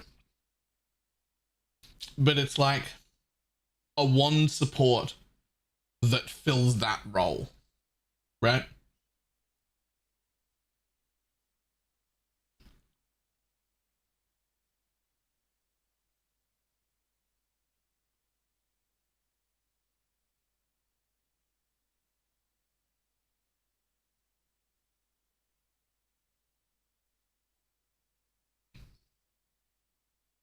How many skill gem changes are there? That's an okay amount of skill gem changes. We're gonna read through them all after I've eaten, but that's an okay amount. Scarab rework isn't a huge section.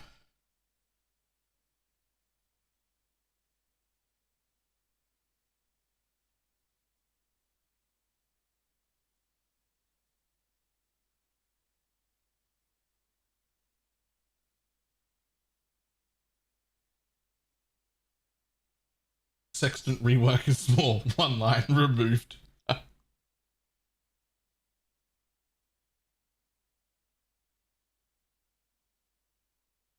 Weirdly enough,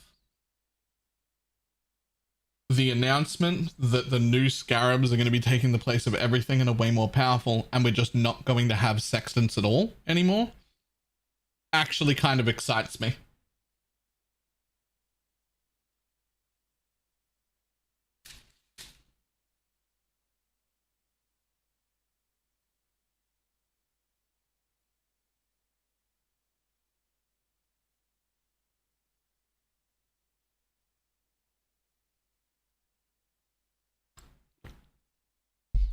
Scarabs are so much less overhead than compasses. It's not that. It's the one thing I complained about, and I was pretty vocal about, I think, while playing Last Epoch, is that the one thing I didn't miss from PoE at all was having to spend so much time prepping my maps, prepping my content to run, instead of just running content. This change is knocking out a decent portion of the bullshit time I spend prepping my content instead of running it. Fucking love that.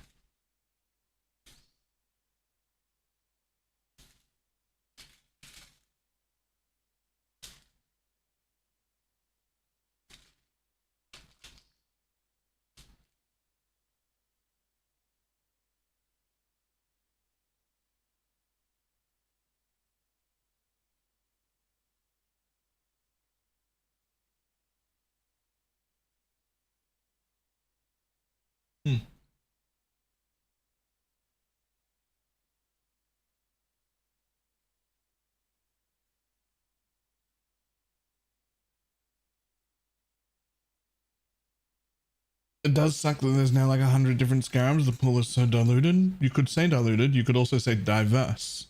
You could also say we have so many more options. You could also look at it a different way and say previously we had this many scarabs and this many different sextants available to us.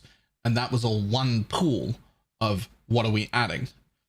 And they deleted all of the sextants and just made them all scarabs as well, and now we have a much less diluted pool of additional stuff.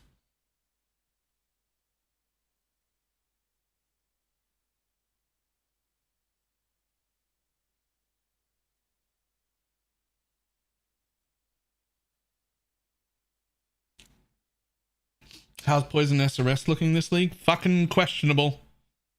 Fucking questionable.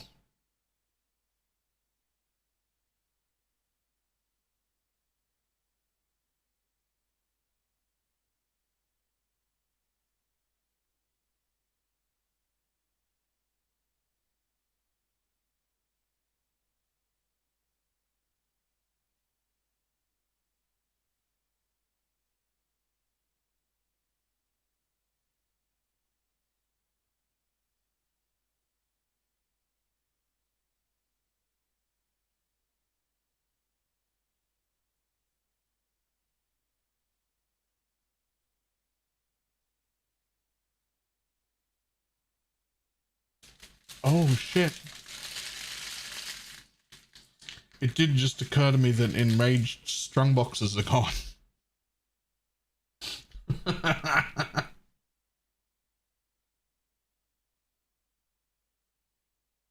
Maybe I don't want a magic find. maybe I don't want a magic find, man.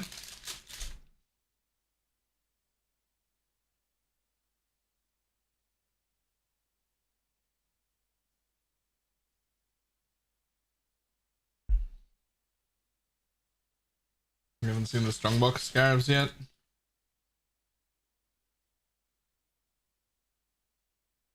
My initial reaction to those scarabs was, no, my juice. Then as it went on, I realized how much I hated managing sextants, right? It's the worst.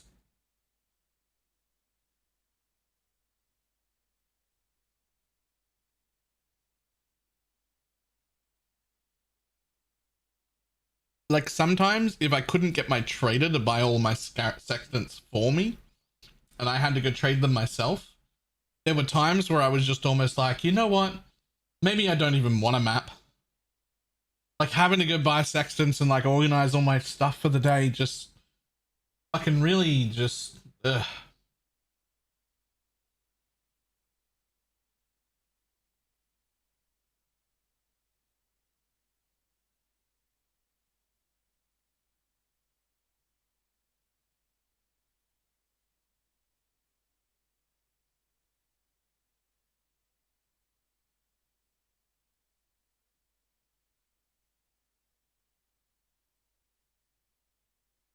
Mm-hmm.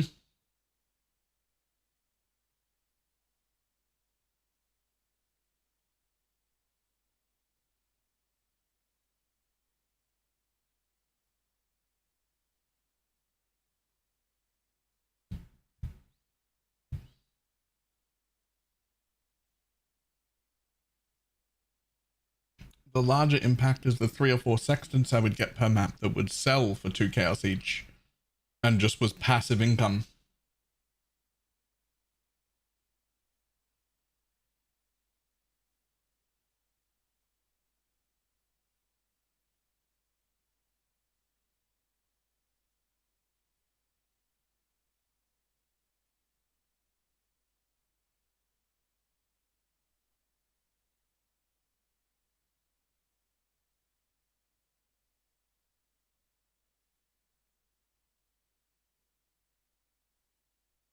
Hmm.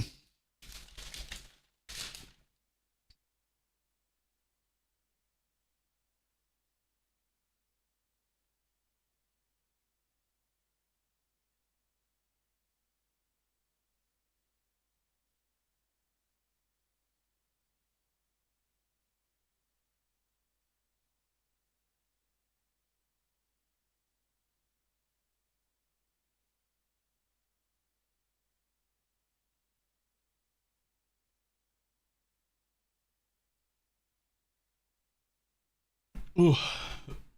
Right. Let me hit the add button and go to the bathroom real quick. Then we're going to start a full read through this whole thing because I want to get the whole picture, at least as much of it as I can. And also take some notes while I'm at it.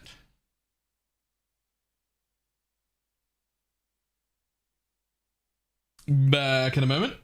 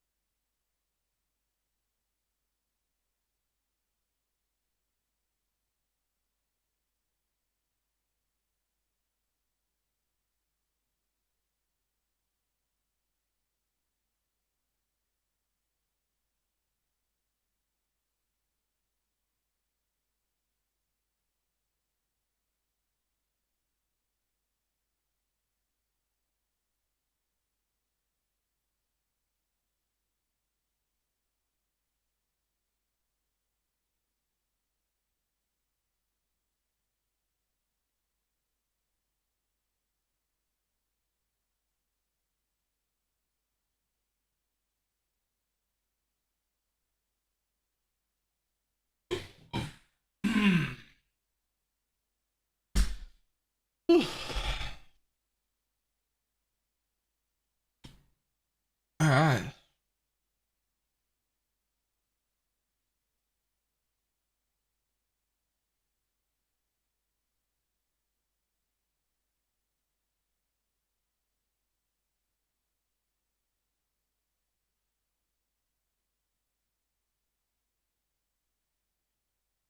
Is it time? All right, we're gonna read through the whole thing. All right, we picked out our real important things that directly affect our league start options. Now we're gonna read through the whole thing. All right, starting at the top. Let's go.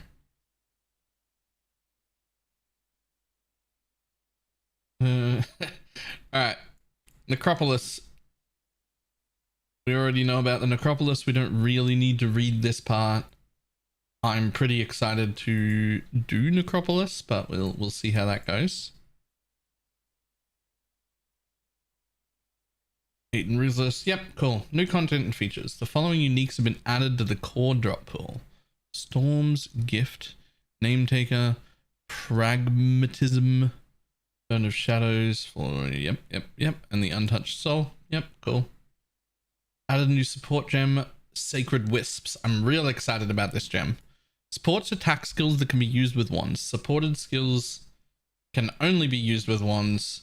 Cannot support Vile skills, minion skills, or movement skills, or skills used by totems, traps, or mines. Summon Sacred Wisp is triggered by a support skill. To summon a Sacred Wisp, it uses the triggered skill when you do. So that was the one we saw in the trailer. We need numbers on that, but it's basically, it seems like it's a different mechanic, but its job is to take the place of Mirage Archer in wanding builds instead of bow builds, which is very exciting to me because frankly, Wanders needed something like that, and I'm pretty happy to play with that. Okay. New Intelligent Dex Gem Automation. While the skill is active, blah, blah, blah. We already know about that. And my feelings on it. Call to Arms, same thing. Transfigured versions of the following skills: Artillery Ballista, Elemental Hit, Ice Shot, Incinerate, Kinetic Blast. I want to see that. Poisonous Concoction, Summon Holy Relic, and Tornado. Alright.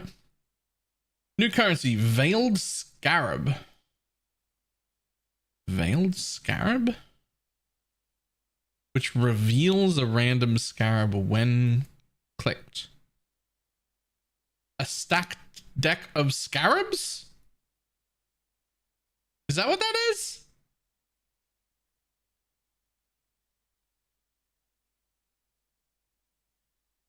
A scarabed deck? Okay, sure. Castles have been renamed Veiled Orbs. Blah, blah, blah. Now moved. They can drop from Katarina and no longer offered as reward from League content. This is actually like a really important thing, is the drop rate here. Because if the drop rate here is like 10 to 20%, then it's like significantly less available than it was before. And its price will be very high. If it's something around 50%, I think it'll be roughly similar priced, but instead tradable. But like its availability will be better.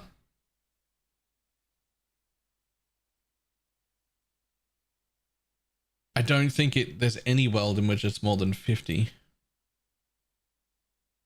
We'll see though. Following currency items now have stacks of 20. Exalted Orbs, Regal Orbs, Divine Orbs, Stacked Decks, Crusader Exalts, Redeemer Exalts, Hunter Exalts, Warlord Exalts, Enkindling Orbs, Instilling Orbs, Tainted Exalts, and Eldritch Exalted Orbs. Fantastic. Thank you.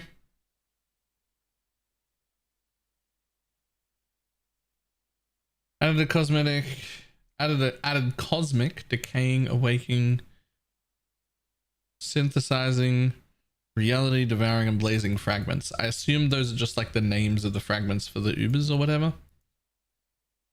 that have moved off the tree. 14 unique items, added strong boxes to the map. Fantastic. so we can just see them. Creating a Pantheon power, the power will now appear on all of your characters for that league. Using a Divine Vessel when you already have the relevant power from the map unlocked will toggle the upgrades for your character. Using a Divine Vessel when you already have the relevant Pantheon power from a map unlock will toggle the upgrade for your character. I understand that this means I can turn it off, but how? Am I going to like use a Divine Vessel and then in my window where I'm looking at my Pantheon powers, click on the one I want to take off? I don't really understand that. Or am I going to have to go run the map again with the vessel in to get another version of the thing and then use that to turn it off? So that it might be that. I don't know.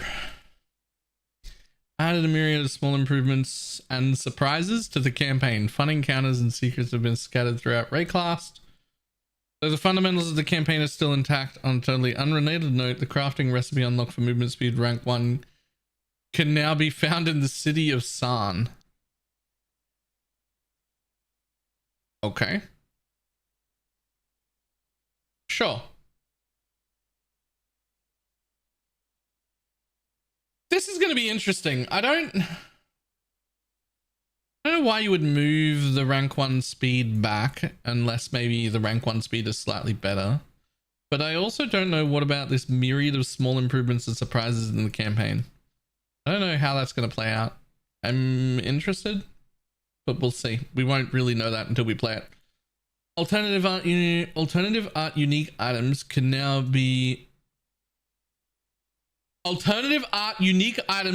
be converted into account-bound microtransaction by using the new /convert traceable reward chat command.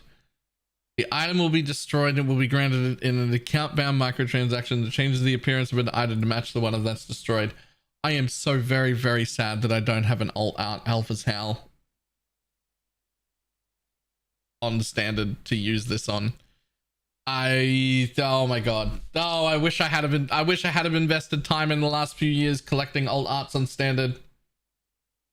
It's too late now. The price of them just skyrocketed. Oh, that's great, but I don't know any. It's great though. 374 more foiled maps, sure. 73 more foiled unique items, sure. Which has received audio dialogue for part 2, sure. A new trade sound notification and increase the volume of the party notification sound. Okay. Shield cross of chieftains, receive new visuals, sure. Continue to incrementally improve sound, art, and effects of the environment. Listen, as soon as you make it so that I can use sound-induced maps, I'd be real happy about it. I hate it whenever I get to the time where I have to turn sounds off. The sounds are already great, to be honest. Your sounds are fantastic. It's some of the best stuff about PoE is the sounds. Pity I have to turn them all off every time I get introduced content. Like...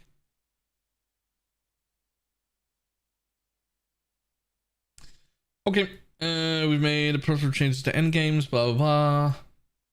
The most difficult and most rewarding content can be found in Ubers. Okay, so that's the change to the Ubers that they talked about. This means wasteful to run the non-Uber variants instead of simply supplying them, blah, blah, blah. Difficulty to jump between Pinnacle and Uber Pinnacle content was relatively large. Wasn't obvious content available to bridge this gap. Knowledge and perfect stone have been removed. Instead, we've added a new set of fragments that can be used to upgrade pinnacles. Yep. Fragments can be obtained from tier 17 maps. Cool. Tier 17 maps have 20% quality and are unmodifiable. 5 new maps in total. Cool. Uniques have been removed from the core. For each of the bosses, existing unique items have been removed from the core drop pool and are now exclusive. Yep. The Darkseer unique scepter now has +2 to all spell gems. All skill gems. And +2 maximum mana per level, previously just 1. And +2 energy shield per level, previously just 1. No longer has 60% global damage. A divine orb can be used to obtain the adductive. Yep, cool. Enemies blinded by you have malediction. Previously, enemies blinded while you are blinded. Yo, that's actually like a really good scepter now. What? You can get +2 maximum level and 2 maximum mana and 2 maximum energy shield per level, and a +2. Malediction is a curse here. Just to, it's this one here. No, where is it? Used to be on here. Is it not on here anymore? Yeah, it's deal 10% less damage, take 10% more damage is what malediction is. So that's pretty good. Like, that's way better than this. Okay. The scepter's really good. The Malachai's Endurance, Frenzy, and Power Bust from the Mark UD glove now give a 10% chance to gain all 3. Previously 20% chance to gain. What?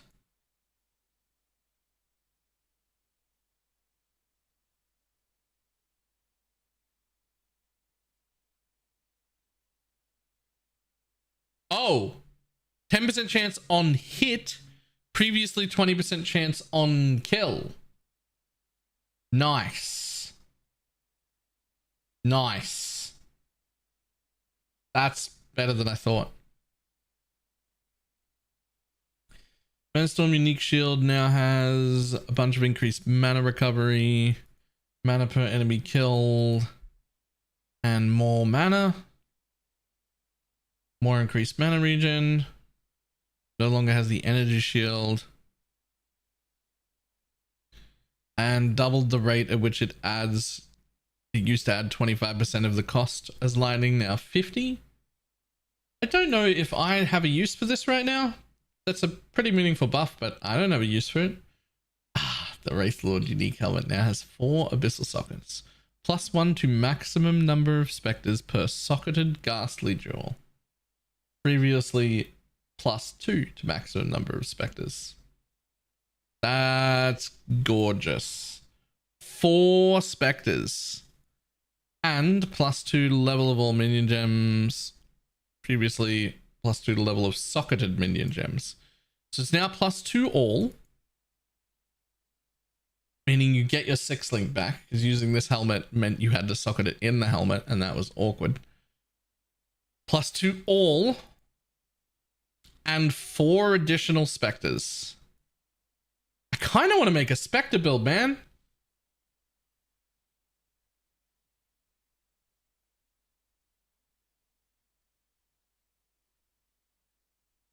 You lose 4 gem slots though? Yeah, but for 4 extra specters, that's pretty big. And also specifically using this helmet, you can't use support specters support minions anyway. You don't get to use your Animate Guardian, your zombies, your golems, those sort of things, which are normally what leads you to having socket problems with minion builds. Using this helmet does take 4 gems away from you, but you can only use specters. So that seems fine. The Yoke of Suffering unique amulet now has enemies take 5 to 10% increased damage for each type of ailment you have inflicted on them. Previously 5%. Yo, Yoke was already a good amulet.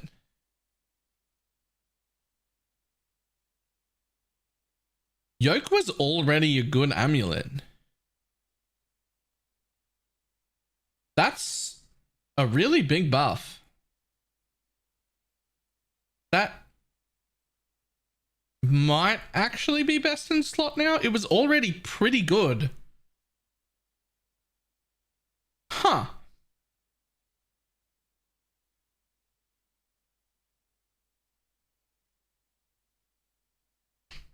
Two pinnacle bosses now have completely distinct drop pools. I love that.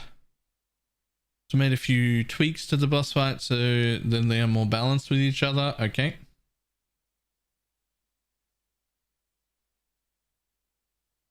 In order to challenge the Uber version of Pinnacle bosses, you must now successfully beat their non-Ubered version. Great, I guess. Sure.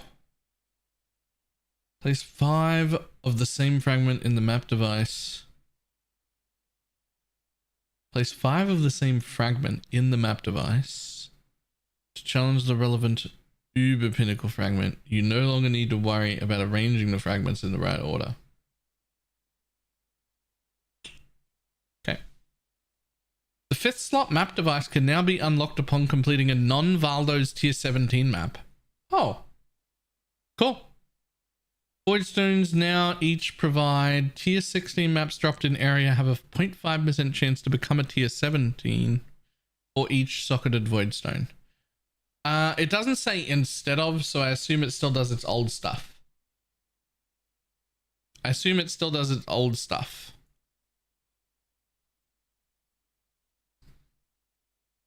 So that's what? Per socketed voidstone, if all 4 of them do it, that's 2% per. That's 8% of my maps become T17s. Alright. Sextants and master mission removal. Wait, master mission removal? I must have missed that. Mention out of the game, large number of steps, blah blah blah. Solve this, we are removing sextants and master mission selector systems, putting significantly more power into the Scarab and Atlas tree instead. You can no longer earn Einhar, Elva, Jun, or Nico master missions. And the accessibility to masters has been significantly increased with changes to the Atlas passage tree. Kirik still has missions available for you though. Okay. Sextants can no longer drop and surveying compasses are no longer offered. Sure. Existing awakened sextants, elevated sextants, and charged compasses and all scarabs will be converted to veiled scarabs upon logging into 3.24.0.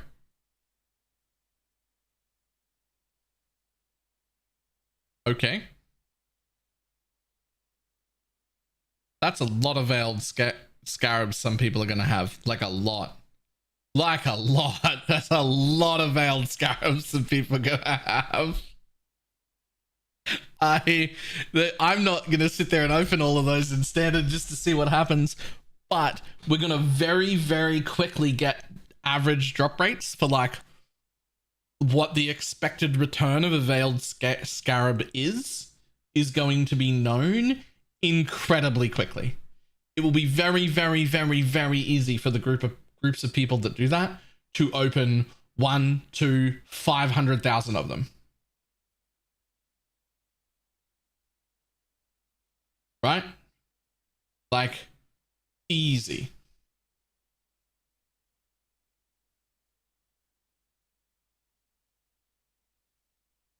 Pretty sure it's 2%, 0.5 for each voidstone.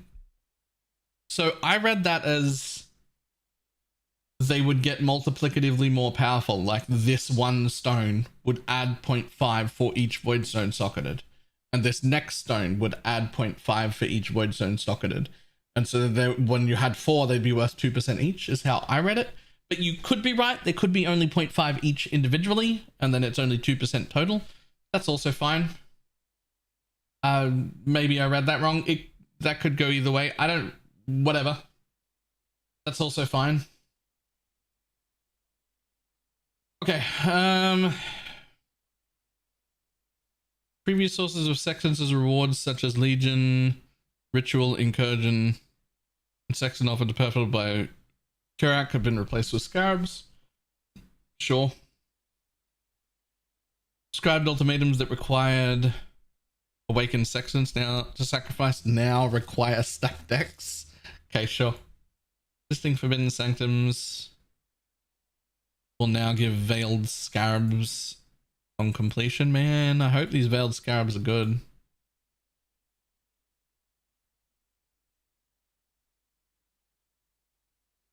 Crucible. The Crucible passive skill causes an item to sell for additional sextants. Sell for 1 or 2 of each cartography scarab depending on the team. Right, okay, sure. Chance to convert maps, charge compasses, now convert them into scarabs. Okay, sure. Harvest crafting option to enchant a non-unique map with a 50% chance to not consume sextants has been removed. I gotta be honest, I would have loved for them to just leave it there, just for the joke. This would have been a good meme.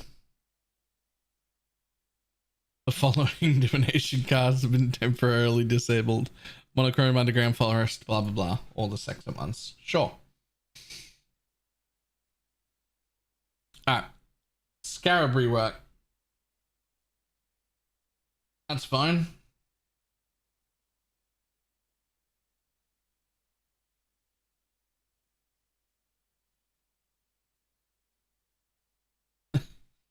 Right, completely rework, blah blah blah.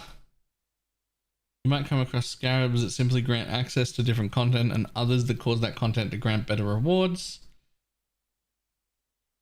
And its monsters to yield more experience. Each type of scarab now has multiple versions. So if you want to fully invest in a single type of currency you can do so. So this tells me I can use scarabs at different tiers now, whereas before, if you put an ultimatum scarab in, you could just use one ultimatum scarab. If you used a basic one, you just got a shit ultimatum. If you used a really good one, you got a great ultimatum. But that was it. The way scarabs seem to work now is there's a lot of them that do different things. And if I'm like, oh, I just want to do this one mechanic, I can pick like 4 different ways to buff that one mechanic and be like, boom, there I am. Like they're not really, it's not like this scarab is just a better version of that scarab, which was just a better version of that scarab. It's that they're all different scarabs around that mechanic, and so they're stackable now. So that's cool. All scarabs are now world drops and no longer have tiers. Some might be rarer than others, but the intention is that there'll be a lot more options than before and interesting combinations to consider. If you want to target specific scarabs, the trail has been updated to include most of them. Cool. In addition to reworking the current available scarabs, we'll also be introducing 20 new scarabs. Say scarabs one more time. While the system is allowing you to heavily invest in one type of content, it is reducing your capacity for variety. To address this, we have massively increased the access to content on the Atlas tree. You are now able to reliably access different content like Breach or Legion solely from your Atlas tree. So the way I read this is I can easily get 100% chance to spawn things I actually want to spawn without too much hassle. Love it.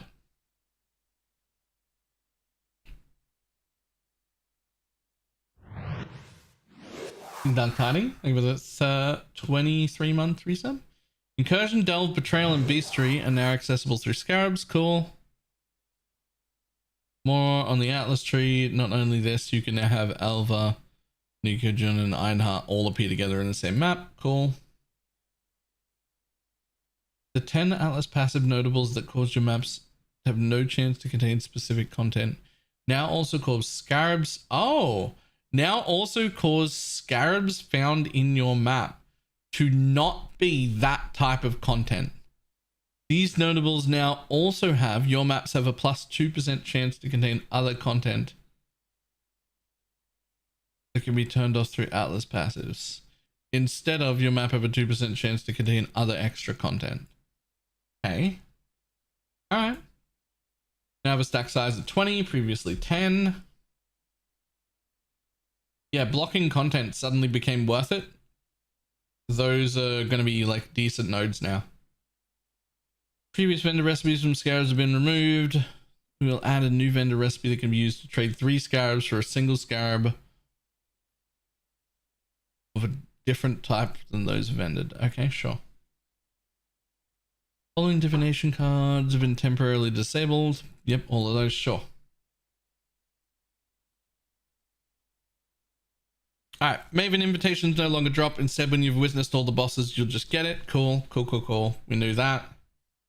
Existing Maven invitations, including quest versions, will be deleted upon login. Okay.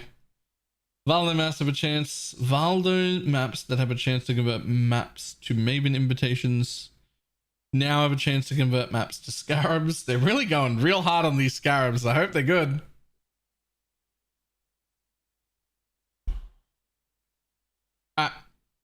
Atlas passive tree changes to provide more flexibility in what content we want to run in endgame. Added the ability to have multiple Atlas trees, which can also be swapped with maps at leisure. You can unlock 2 extra sets for a total of 3 by progressing through the end game and completing core content. Okay, so we don't know when exactly we get those, but this is one of the longest things that I've been complaining about.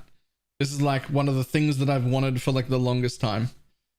This also means, and this is important for everybody, this also means we need to have a pure progression Atlas tree for League start. It doesn't matter if we can't afford to respec it right away. We can just use a second tree when we're done with progression, come back and respec that later.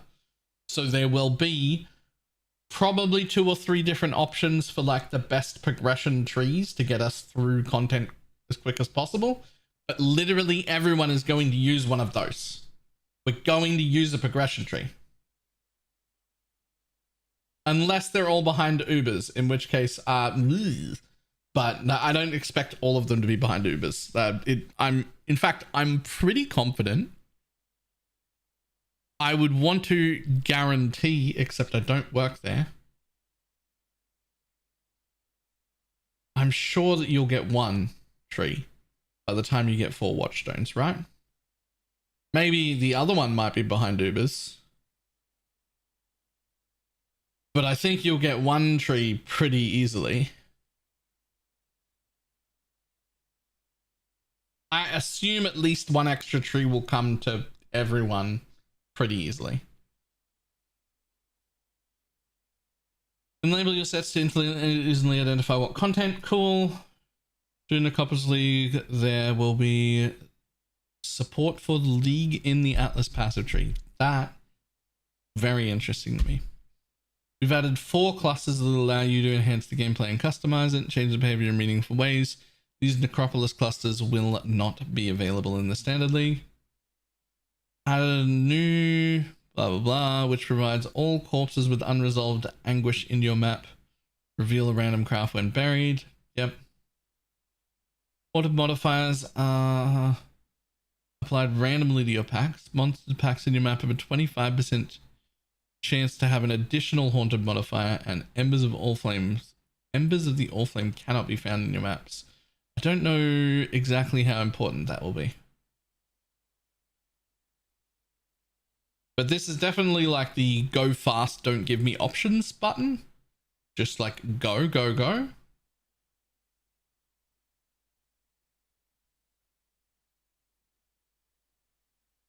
But what I don't know is how important embers are. If this is not important at all, chances are that I'm taking this node because, you know, less for me to manage, slightly more rewards might generically make things harder, but I don't care. I like harder. But if these are real important, then we can't take it. So it really depends on how important these are. To be determined. Add a palace throughout exploration, which provides ultraviolet voodoo. Thank you very much for the 3-month resub. Right, throughout exploration, which provide if there are fewer than 50 monsters remaining in your map, final map bosses are empowered by affliction wisps.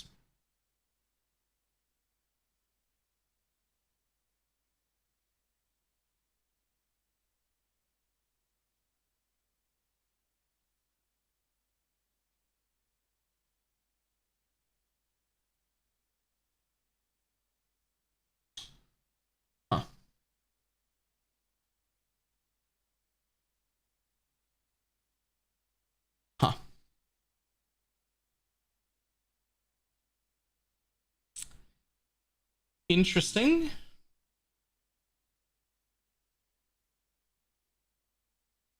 Okay, whatever.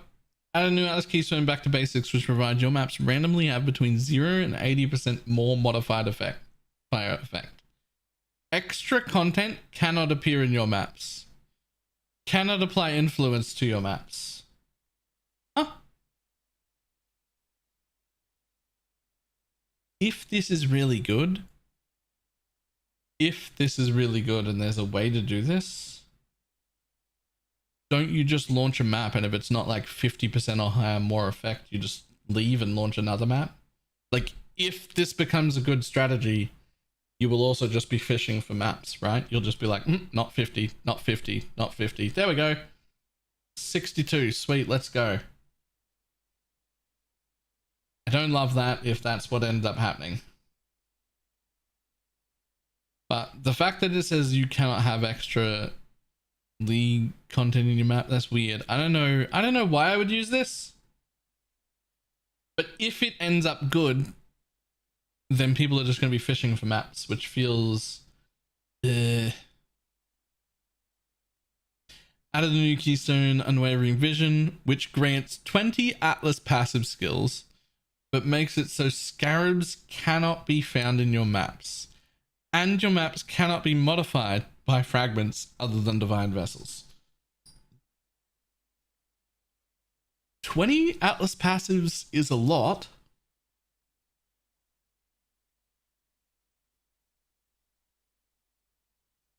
But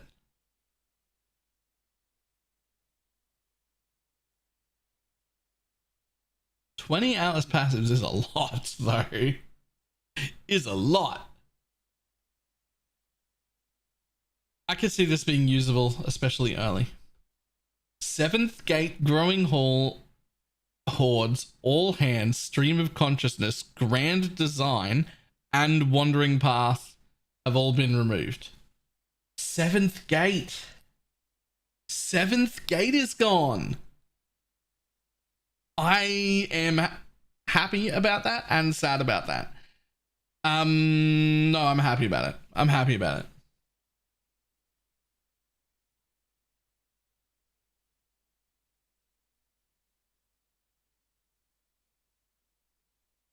Alright, I'm gonna make a thing in my Twitch bot so that whenever anybody says just keep reading, it just automatically bans them.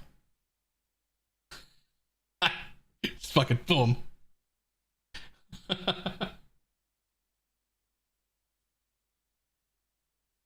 Alright. The Twist of Fate Atlas Key passive now causes your corrupted rare maps and any map crafting option applied to them to be modified unpredictably when opened. With map modifiers in this way having a 1 to 3 additional random map modifiers. Okay. What? Now causes your corrupted rare maps and any map crafting option applied to them to be modified unpredictably when opened. Your maps modified this way having 1 to 3 additional random map modifiers.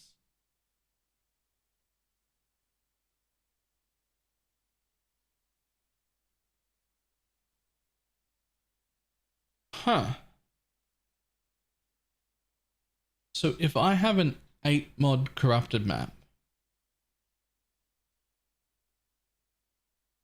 can I have an 11 mod map?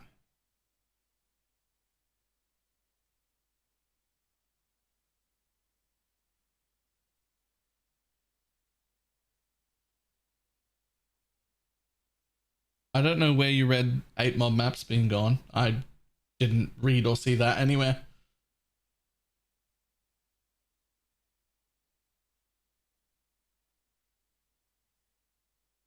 I mean, unless it's further down here, it could be, but I haven't read that yet.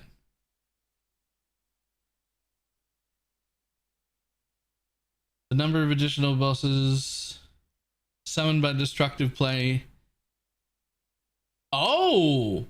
The number of additional bosses summoned by the destructive play Atlas Keystone passive is now higher if there were fewer monsters remaining in the map. Oh, I like that. I like that. No more jumping into Mesa and just running to the boss. Or just jumping up the ledge, kill the boss, leave, jump up the ledge, kill the boss, leave, jump up the ledge, kill the boss, leave. Nope. Can't do that. Gotta clear the map. I actually like that. Even though I played the boss rush strat and I did like it, and it did make quite a bit of money. It didn't feel great. It felt a little silly that you were just like ignoring the whole map. That felt a little silly.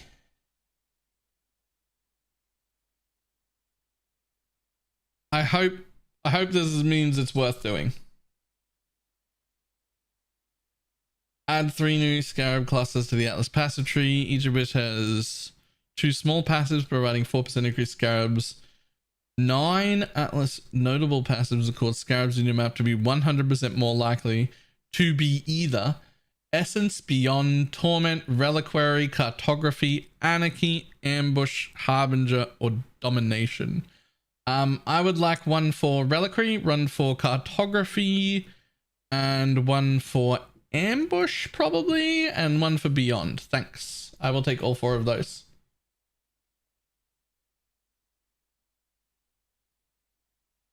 Added a new Scarab cluster to the Atlas passive tree, blah blah blah.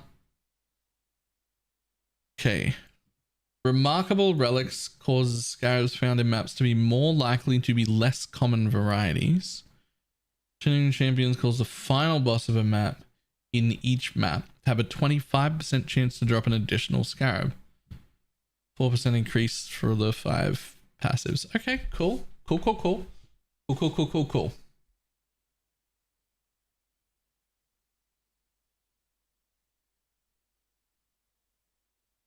Add new Scarab cluster.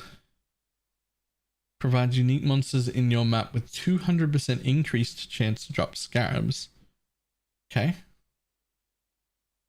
Add a new Scarab cluster. 12% increased Scarabs found in your map. Okay. A lot of Scarab stuff. Add a new Atlas stuff which provides your maps contain 10% more monster packs consisting of a difficult and rewarding monster.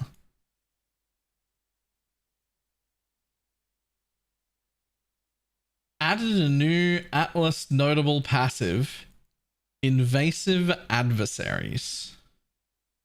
Invasion? Like invasion bosses? Your map contains 10% more monster packs consisting of a difficult and rewarding monster. I'm going to need you to define rewarding. I hope that I also share that opinion because this sounds cool. But I'm going to need the definition of rewarding here. It sounds cool. I want it to be good. The 3 small passives in this cluster each provide 3% increased effective modifiers on your map. All right, cool. I'm going to need the definition of rewarding. That's all.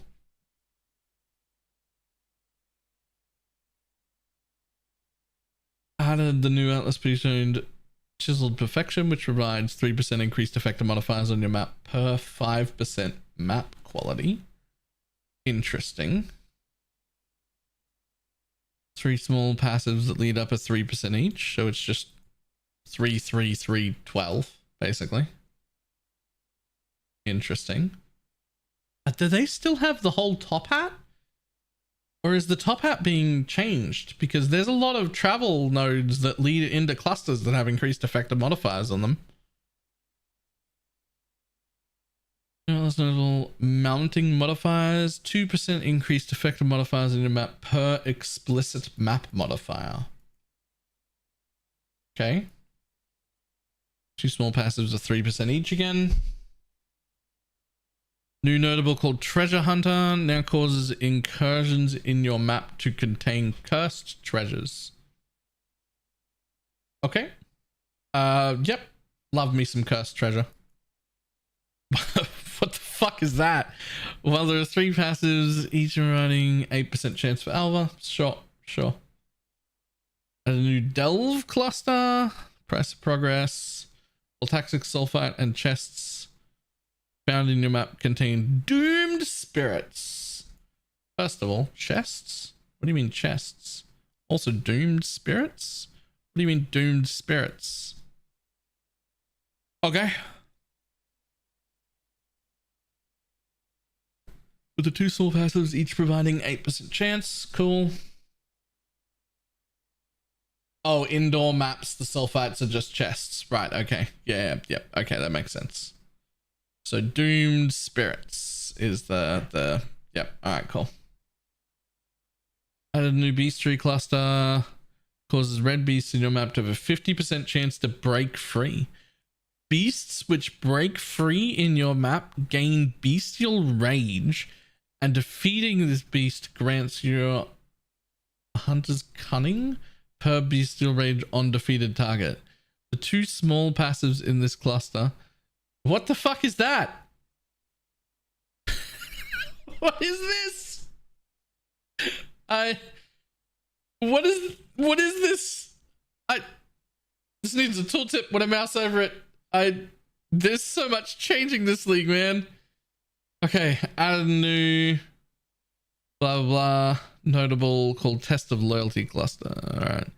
It provides syndicate members obtain an additional equipment item when appearing in your maps, and 20% more rarity of items from defeated 20% more rarity of items from defeated syndicate members in your map per equipped item they have. Huh.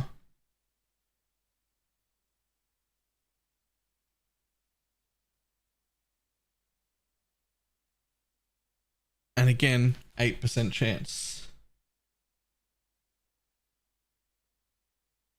Interesting. Okay, so a new Beyond cluster called Demon Power, which causes you to gain demonic power upon defeating a Beyond boss in your map. Okay, what's demonic power? Yo, there's so much. I need to know so much more. I need to know so much more. Defeating a Beyond boss on your map, your entrance passive of the cluster is 4%. Sure.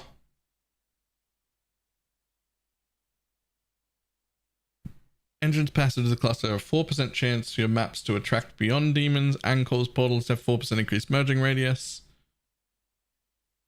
And okay, sure, whatever. Great Migration Atlas Notables was replaced by Two-Hearted Hunt. This causes red beasts captured in your map to have a 50% chance to gain a modifier that provides a chance to not be consumed when sacrificed at the blood altar. This causes red beasts in your map to have an additional beastry modifier. 3 small passives are now 8% instead. Yo, everything is changed. We gotta relearn everything, man. This is fantastic. Secret Operations has been renamed Secret Compartments. No longer causes strongbox in your map to have a 6% chance to contain an operative strongbox, and instead causes strongbox opening in your map to have a 10% chance to be opened again. Okay. Sometimes I hate the chance to be opened again, but sometimes I get to open a really good strongbox. The best I've ever had was 5 times in a row, which was insanely fun. I loved that. So, sure. Subtle Manipulation Atlas Notable has been replaced. It now causes, with some new one called Amplified Artifacts, it now causes rare monsters in your map to have a 50% increased chance to drop Scarab per monster modifier affecting them. Okay, cool. The 4 small passives in a cluster that provide final map boss have a 1% chance to drop additional Scarab have been replaced with 2 small passives that each give 6% increased Scarabs. Okay, cool. The Conqueror Atlas Notable now provides map bosses have 100% increased chance to drop a Conqueror map, previously 30%. Huge. Huge. Huge.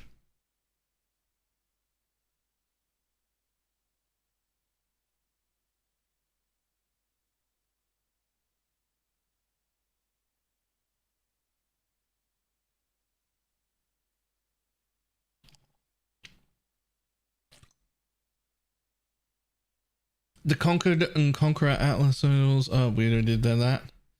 Amplified. All right, let's see. Now causes imprisoned monsters in your map to have at least one essence at the highest possible tier. Whoa! Whoa! The amplified energies Atlas passive, notable passives have what is that? Is that a buff or is that worse? One is going to be higher. One is going to be the highest possible tier. But all the others don't get the +1. I don't know if that's a buff or a nerf. Yo. Chatman, thank you for becoming a member. Uh-oh.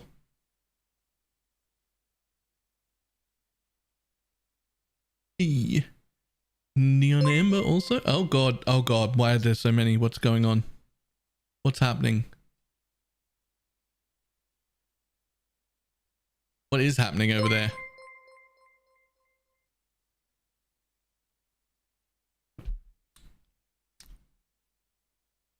And I don't actually see any of it.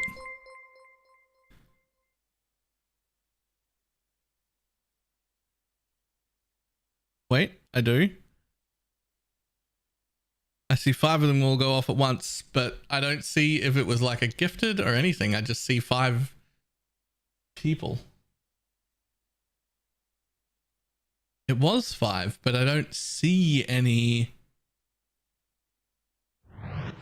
There can't have been 5 individual people all at once. If it was, thank you all.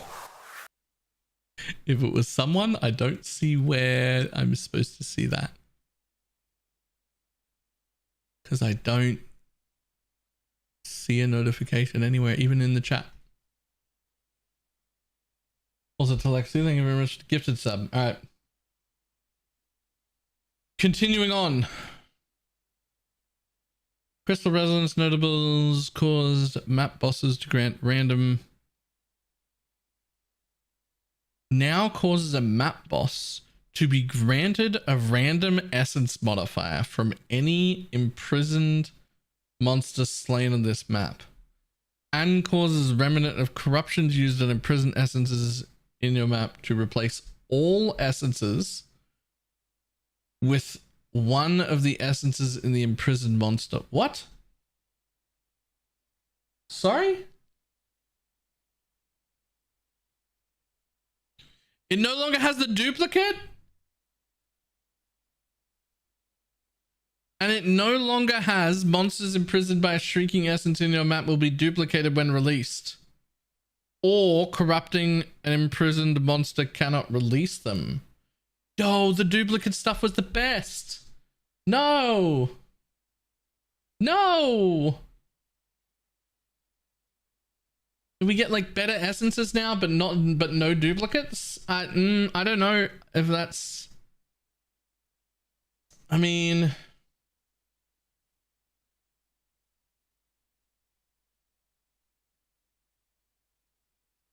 Realistically, this just works out. It doesn't really matter what they do here, because if you just get less essences overall, then the essences will just be better money individually, really.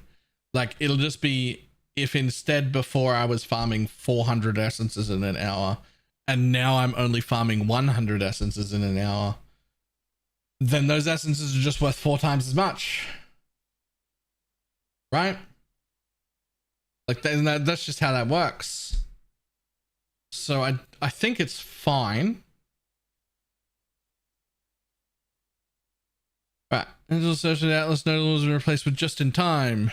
Just in Time provides your maps have a 20% chance to contain Alva. Sure.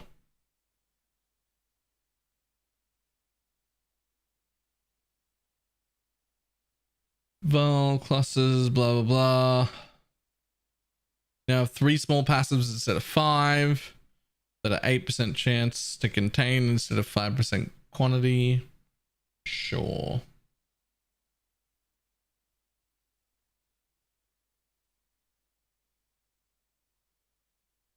This is all extra chance. So this is pretty much generically around the board. Just all the small lead-in passives for everywhere have gone up to like 8 to 10% chance to contain instead of like 1% chance to gain a master mission. It's now like 8 to 10% chance to contain. So that's cool. I'm alright with it.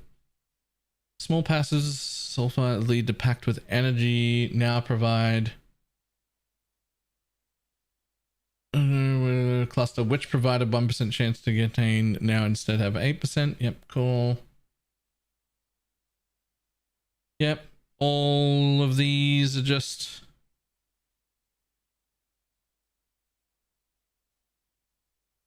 focused investigation, new obsession, notable. Your maps have a 20% chance to contain Jun.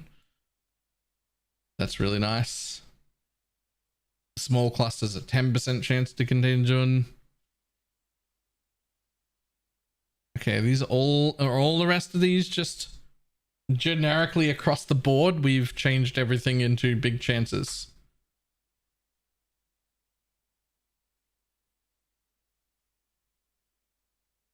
There are now 4 additional exile spawn chance nodes in the rogue trader cluster, each providing your map has a 25% chance to contain additional rogue exile. Previously 3 passives which provided 10% each, now 4 that provide 25% each. Cool.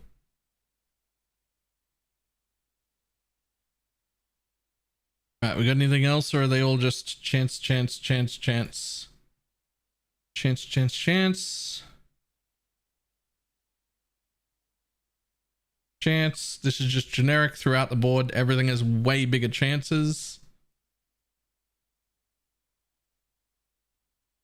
Yep, yep, yep. 10% chance for ritual instead of 5. 30% chance for ritual instead of 10. So it's all just chance increase, chance increase, chance increase, chance increase. Small Atlas passives that previously provided 0.5% chance for map drops to be duplicated now instead provide 3% increased scarabs found in your map. Huh.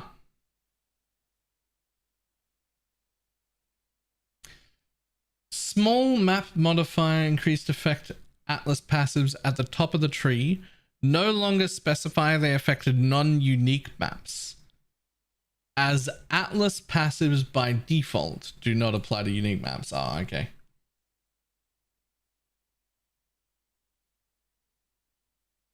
Sure. Small Maven invitation drop chance Atlas passives now provide defeating a map boss while witnessed by the Maven has a 1% chance to also count as witnessing an additional random boss. Right. Okay, sure. Small searing items, blah blah blah.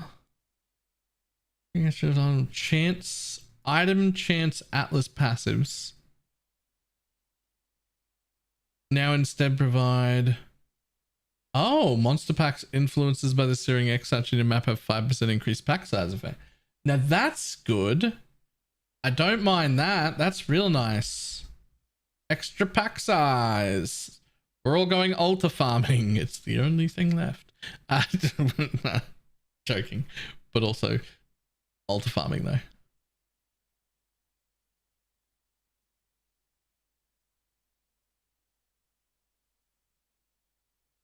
Where's the bit that I missed where it said essences work better in red maps? Because I definitely, I either missed that or read over it or... Oh, I was just getting to it? Oh, okay. Right. Spoilers. Okay. Cool. Essence monoliths in white maps can now spawn up to a maximum tier of screaming, while those in yellow or red can spawn up to a maximum tier of shrieking. Oh, so yellow or red. So yellow or red. So you it sounds like you could just stop at tier 6 maps instead of tier 1 maps now. That's what that sounds like, right?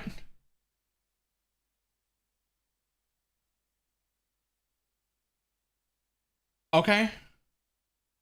Sure. Alright, no problem.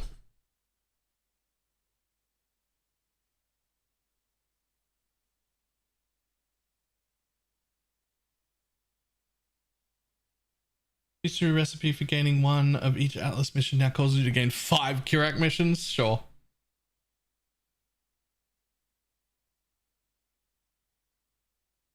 Bestiary recipe for Gilded the Winged has been replaced with Amulet and a Talisman. Sure.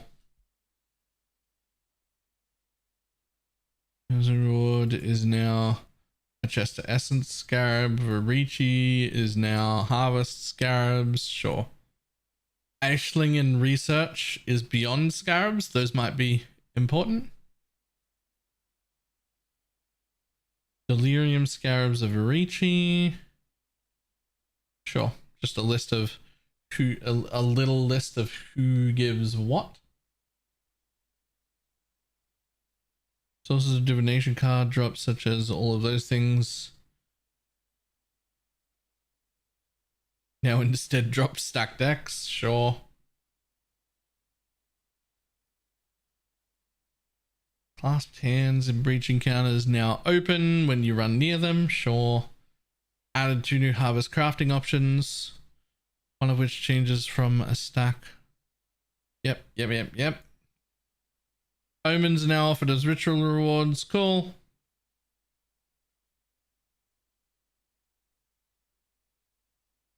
Okay. Atlas changes.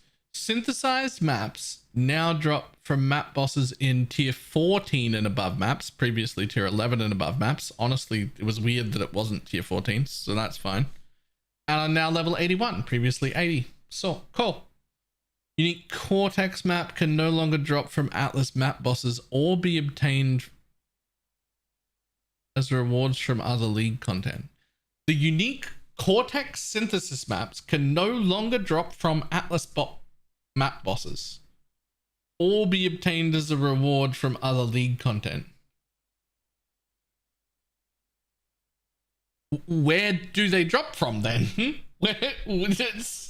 That's fine, but where did they go? Okay. Synthesized map bosses and Maven Invitation the Forgotten now have a chance to drop as a unit. Oh. Synthesized map bosses and Maven Invitation the Forgotten now have a chance to drop as a unique Cortex synthesized map.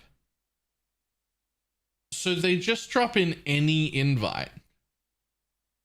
Well, not any invite. Synthesized map bosses, so the normal 10 ways, and in the Forgotten fight.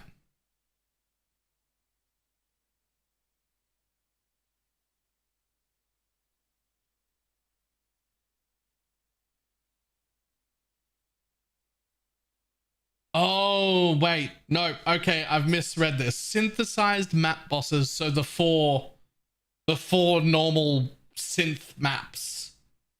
So while doing that rotation is how you get Cortexes. Right. Okay. No, I'm cool with that. Okay, that's good then. Ew, map sub areas no longer have +1 to area level. Why? Why? That's an odd thing to do.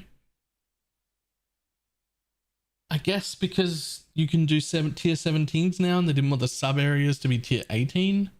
But like, I wanted the sub areas to be tier 18. Let's go.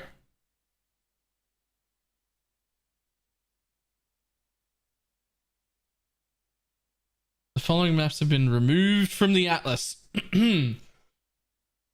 Ancient City, Bazaar, Caldera, Carcass, Chateau, City Square, Colonnade, Colosseum, Core, Coves, Crater, Dark Forest, Desert, Dig, Ghetto, Infested Valley, Ivory Temple, Laboratory, Mesa, Mud Geyser, Overgrown Ruin, Precinct, Racecourse, Ramparts, Relic Chambers, Sepulchre, Spider Lair, and Summit. Oh, I have to get rid of City Square. I really like that one. I used to really like Mesa, but I don't know if I care anymore now that boss rushing isn't a thing. Okay, the following maps have been added back into the Atlas. Arsenal, Burrows, Belfry, Cells, Cold River, Courthouse, Defiled Cathedral, Desert Spring, Dungeon, Excavation, Forbidden Woods, Fungal Hollow, Graveyard Lair, Lava Lake, Mausoleum, Phantasmagoria, Pit, Primordial Pool, Shipyard Shrine, Silo, Sulphur Vent, Sunken City, Terrace Tower, Toxic Sewer, and Waterways. I do really like Tower and Toxic Sewer. Defiled Cathedral's not that bad either.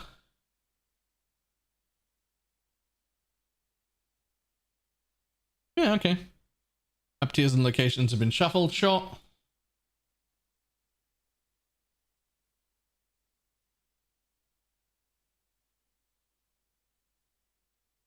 I definitely just tried to move your mouse thinking it was mine. Yeah.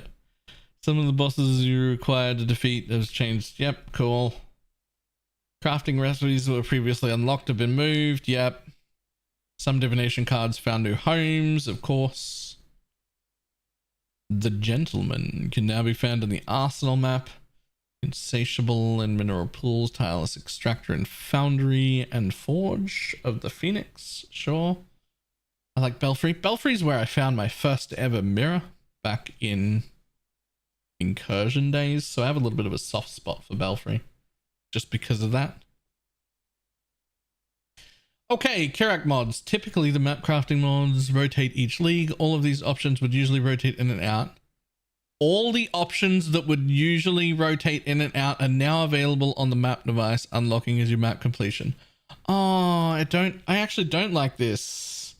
I was like happy that the 7th gate was removed because I was like, it really homogenized like the league, the Kirak mods of every single league. But it looks like they went the other way and just homogenized every league forever. For Kirak mods, which, sure, okay.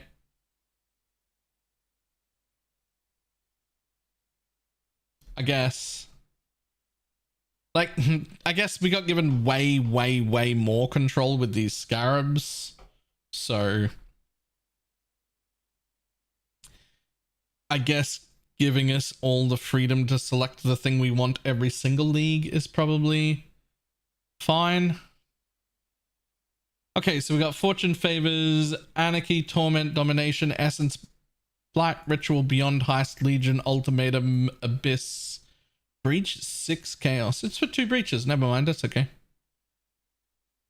Expedition, Harbinger. Harbinger's also 6? Oh, it's for 3 Harbingers. That's fine. Harvest is only 6 Chaos? 7C for 5 strong boxes is also pretty big. 7C for a mirror is not bad. Huh. 5 chaos for a legion isn't bad. You'd be lucky if you make 5 chaos back out of an ultimatum currently, and it doubles the length of your map. So probably not that. Although to be fair, maybe with the new ultimatum scarabs, it's actually worth doing. But I'm still going to make fun of it because it was trash. Blight and Rituals are only 4 chaos each. Essence is 3 chaos and contains 2 essences. Okay. Alright. Domination is 3 chaos for 3 shrines. That's also pretty cool. Anarchy is 3 rogue exiles for 2 chaos. Okay. Sure. Player balance. The soul leader buff has been reworked. There is now a maximum of 45 souls that can be consumed, with each soul providing 5% increased attack and cast speed for For monsters, this buff provides 2% less damage taken per soul consumed. 1 soul is lost every 0.5 seconds if you have not gained any souls recently. You know, I always preferred Mage Blood anyway. Anyway, maximum chance to block attacks and spell block can no longer be raised above 90. Okay, sure. Instant skills can no longer be bound or left click. Sure. Unholy Might buff no longer grants 30% of physical as extra chaos, but now instead provides 100% of physical converted to chaos damage and 25% chance to apply Wither on hit. Very cool. Not useful for poison SRS in case anybody was wondering, because the gem conversion always overrides any other conversion you can possibly ever get.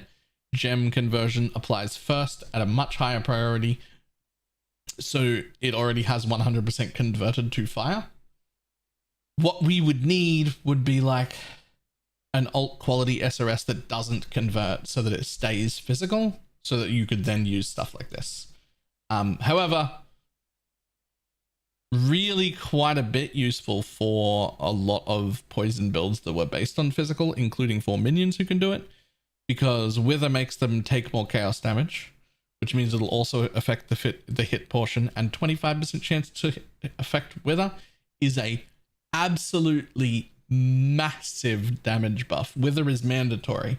What this really does is make it so that you don't have to invest in Wither some other way, which is generally at least a 3 or 4 link utility back, or skipping having to use like a particular weapon or unique or something else that would provide that, because you just get the Wither automatically. Plus, even though physical can poison, when you're poisoning with physical, you don't gain the buff to the hit component that Wither gives, because it's quite a lot of increased chaos damage taken. And even though it's a poison build, hit portions of that is still pretty meaningful. So, big buff, but not for SRS. Is poison SRS still okay? I don't think so. I don't think so. I think it might be dead. We'll see.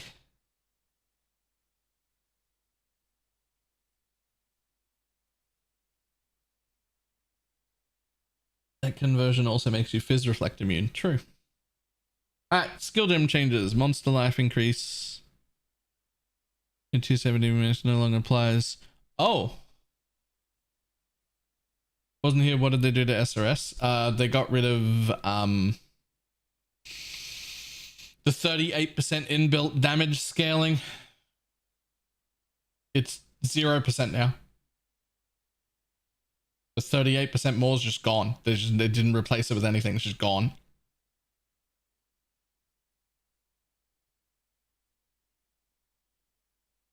So that's rough.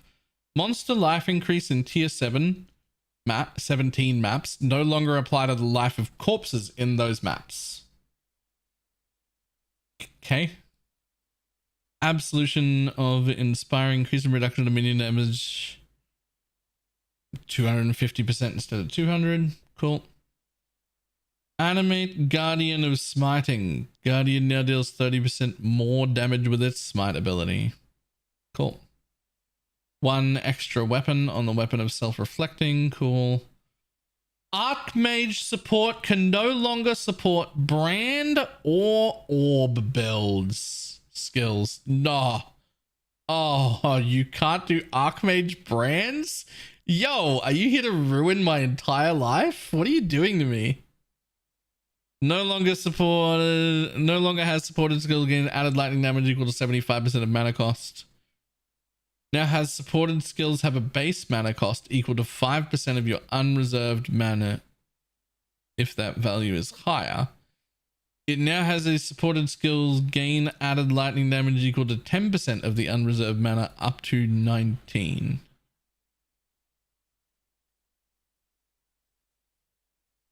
Used to have gain added lightning equal to 75% of the mana cost. Now has equal to 10% of your unreserved mana, up to 19% at level 20. I don't know enough about Archmage to know whether this is good or bad. It's very different. Somebody clever is going to work that out for you. It's not me. I'm not clever. Oh! Oh! Full lightning of static can no longer be used by totems. Wasn't someone working on that as a league start for like the last 2 weeks?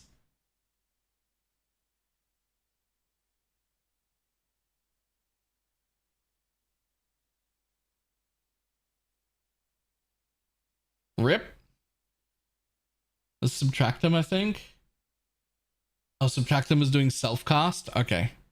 I thought someone was doing this totem thing.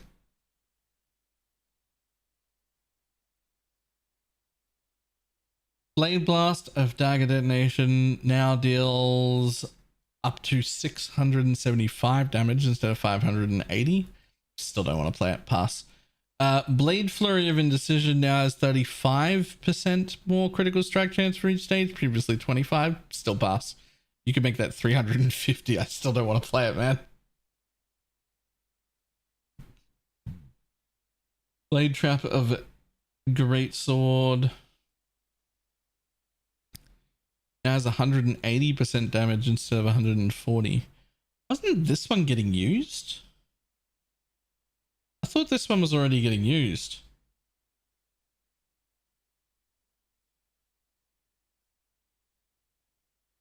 I still don't want to play it.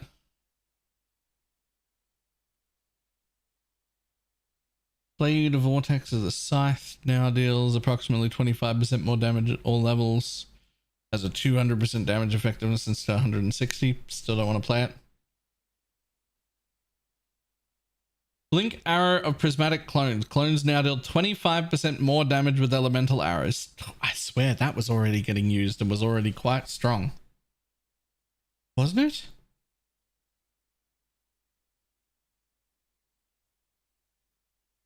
Thought that was already getting used and was quite good.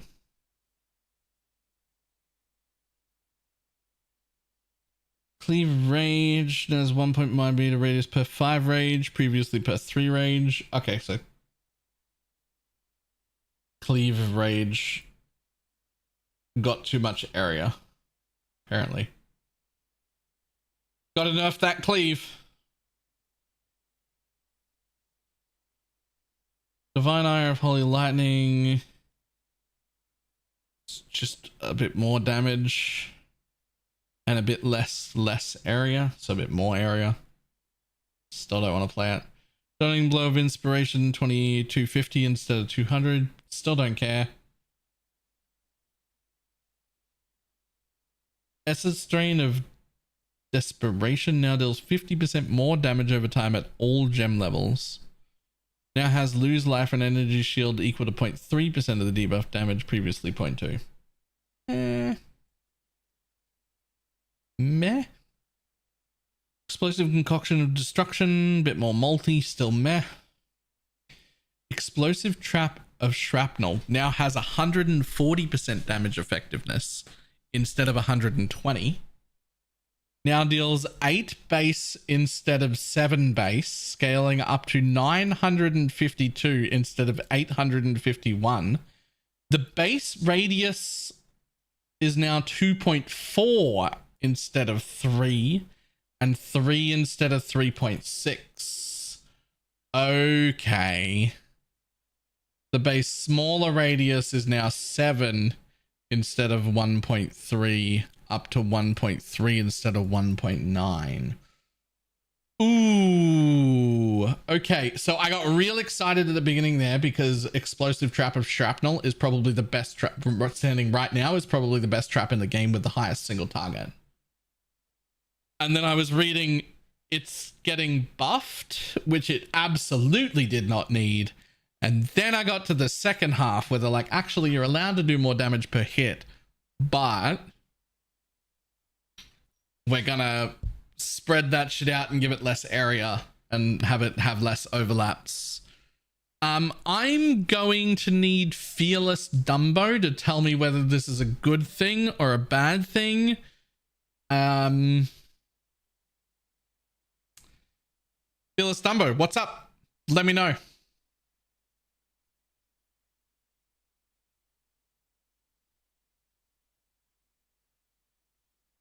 Sanguinated transmission now costs 16 life instead of 14.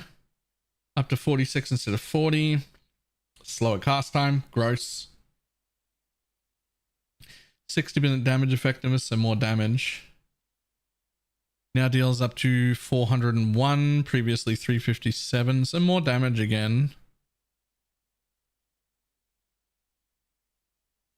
26 base damage per second instead of 23. Up to 1200, so more damage again.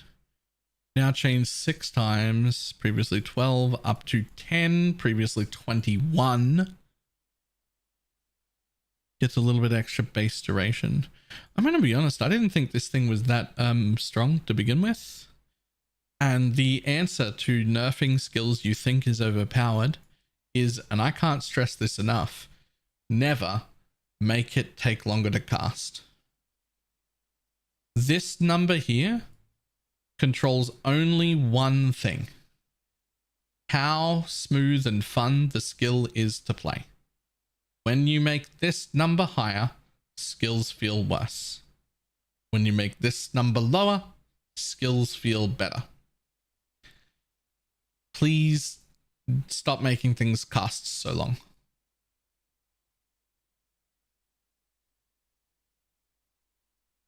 Firestorm of Pelting now has 10 Firestorms, previously 8, whatever. Flame Surge of Combustion. Burning Ground now deals 35% damage instead of 25, sure. Flicker Strike of Power now has 50% increased crit strike per power charge, previously 30. Cool. Frost Blades of...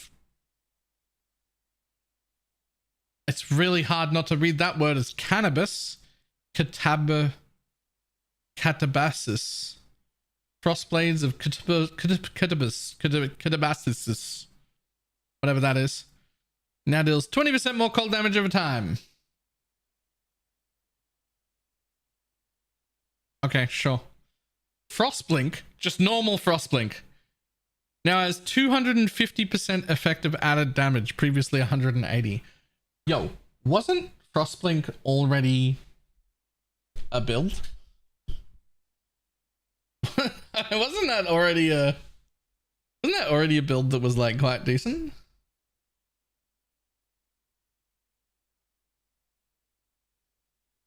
That's a pretty meaningful increase from 180 to 250. It was like decent already, like worth playing, but not like out of this world good, but like worth playing. Definitely not a trash build. This might be progressing from not a trash build to an actual good build with this change. That's kind of cool.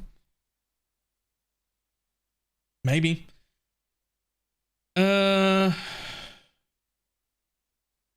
Frostblink of Wintry Blast now has this skill's cast time is added to its cooldown if triggered. Yeah, fair enough. Fair enough.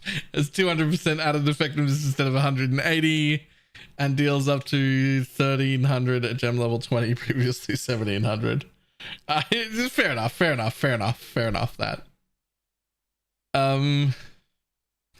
Galvanic Field, Neil fires beams every 0.3 seconds. I'm still not playing it. General's Cry now has a 3-second, previously 4 cooldown. That's so you can actually use the support gem and have it go off often enough. That's all that is. Still got to deal with the mana, but whatever. Ice Crash Cadence now has 80% more damage with the main hand weapon, previously 50.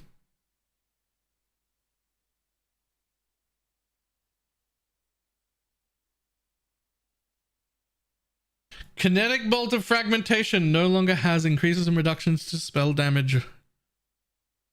No longer has increases and reductions to spell damage also apply to attack damage from this skill at 200% of the value. Quality now causes projectiles to change directions one more time. Previously, it gave an extra 50% more damage. It now has 55% effective added damage, previously 65 at level 1, up to 70%, previously 85. Well, I mean, I was thinking about making a wand build, but never mind then. Sure, don't worry about that new wand support. Moving on.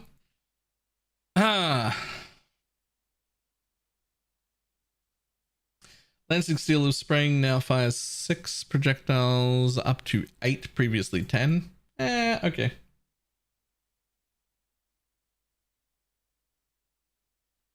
Lightning Arrow of Electrocution arrows now damage the final target 4 additional times after sticking in previously 3. Sure.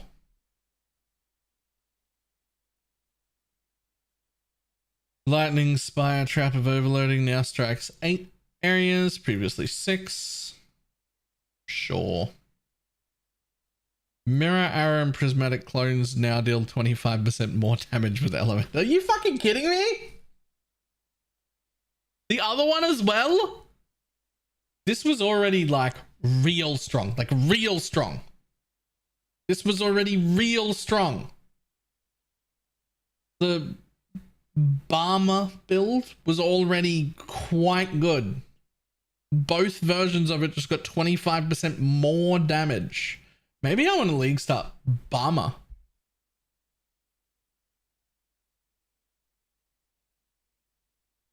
Oh, true. This is the Ellie hit one. People use the other kind. Maybe this just means the elemental hit one will be good enough to play now. I forgot that. People were using bombarding, not the Ellie hit one. You're right. Maybe you just get to use the Ellie hit one now?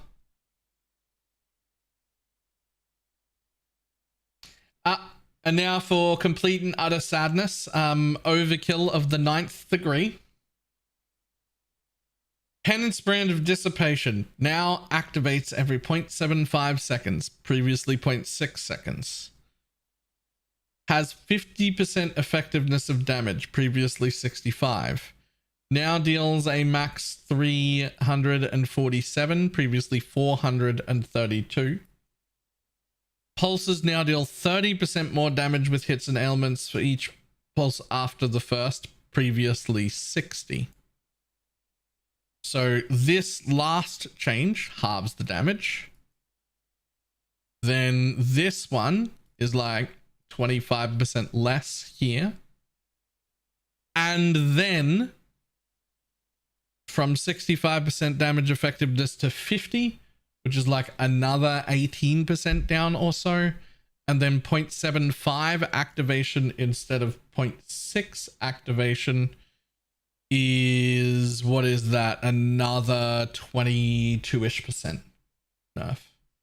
Which puts it, I want to say ballpark,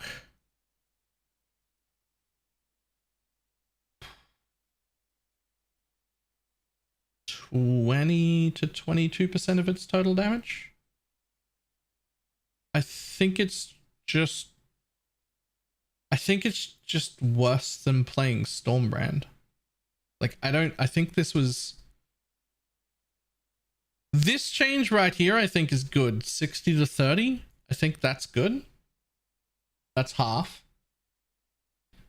And then I think you could get away with either doing this bit, where you go from 430 to 350, or you could get away with doing this bit, where you go from 65% damage effectiveness to 50, and then just those two things there, and the skill would do about 40% of what it does now, which would still be quite good, but no longer OP.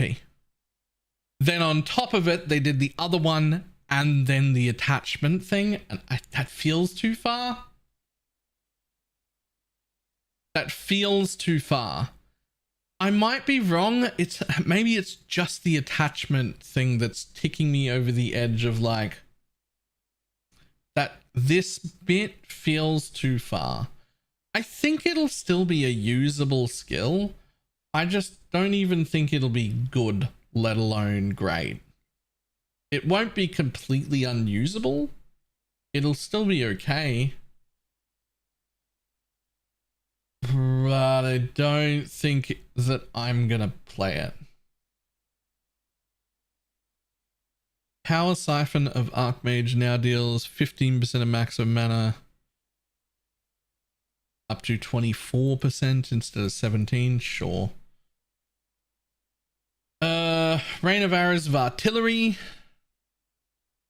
just gained a tiny bit of damage effectiveness. Okay. Base Spectre of Transcendence now has 4 at gem level 1, previously 3, up to 6, previously 4. Still don't care. Not doing it.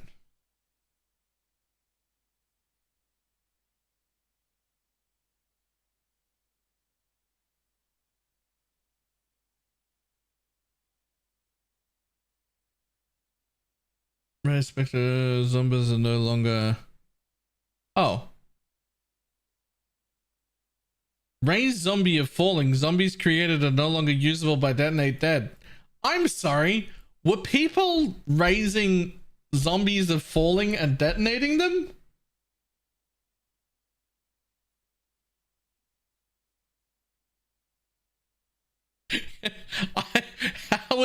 How was that not something I knew was happening?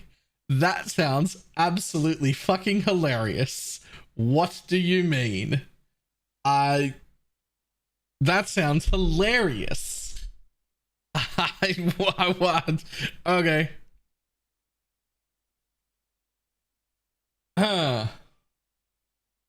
Scourge Arrow of Menacing now has each pod fires 4 thorns and previously 5. Okay, so small nerf to that.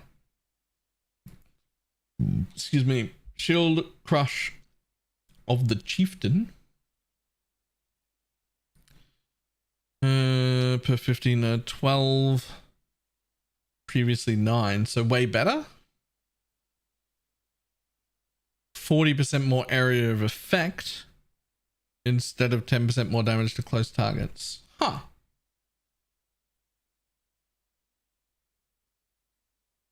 The Scourge Arrow change wasn't needed, instead in the water without the poison convert. Yeah, I don't care about this. Without tinctures, I'm not using Scourge Arrow Menacing, so boss, don't worry about it.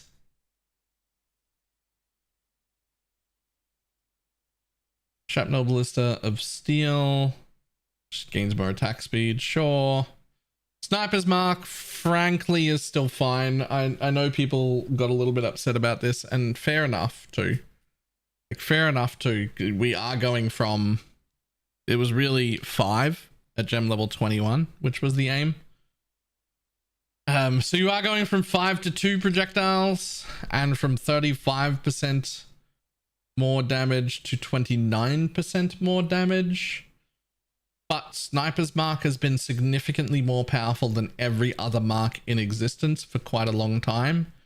This probably just puts it online. Like, you now might have times where you use Assassin's Mark instead of Sniper's Mark. And when you eventually crit cap and go back to using Sniper's Mark at the point where you normally would do that anyway, I still don't think it matters. I still think you're just going to run Sniper's Mark. Like, I think it's strong enough to take this hit, and it's still going to get used in all the same situations where it was used before. So I don't think this matters. It was been too strong forever. I probably agree with this change, which might sound shocking coming from me because I'm like a bow dude who's going to play bows like almost for sure. So meh, whatever. It's fine. I don't care.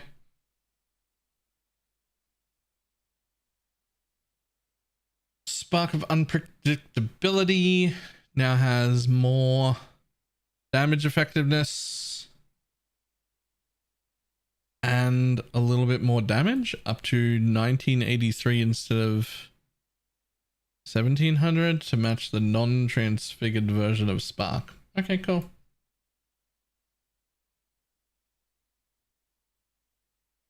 Sure. LA is a thing now. LA has been a thing for quite a while now. SRS should be fine since we don't care about the hit. No, we very much care about that hit. That is a 38% nerf to us, to all of our damage in the poison build. That is quite large. Spectral throw of materializing, sure. Just gets more damage effectiveness.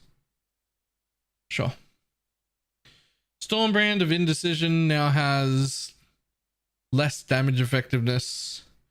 A cast time that's absolutely fucking obscene. Just 0.75 instead of 0.35? Are you fucking kidding me?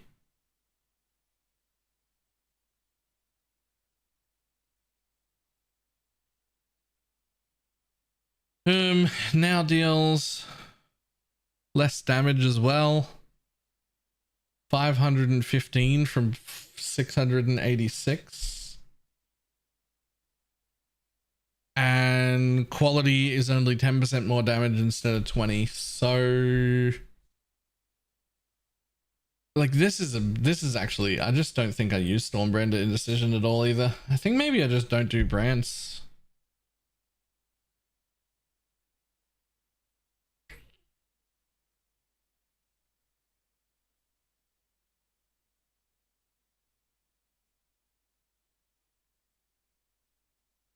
Yeah, I think maybe I just don't do brands. Oh well. I'm very sad. Summon Raging Spirit's melee attack no longer naturally grants 0 to 38% more damage at all levels. This is a weird change to me. This is very weird because this is something that we were like actively worried about last time they changed the SRS gem and had to get like clarifications on, and a lot of people were like, yo, what about that damage? What about that damage? Is that gone? And they were like, no, it's all fine. We've rolled it into the base gem. And then everybody calmed down. So like, but now it's gone. To be honest, SRS feels like it might be dead. I don't want it. Dead feels a bit excessive. Like if it's something you really, really, really like, it will still have enough damage to function. But I don't think it's good enough with this nerf for me to suggest people play it again. I'll have to look into it a little further, play around with Path of Building and see what it says. But the suspicion here is that SRS is dead.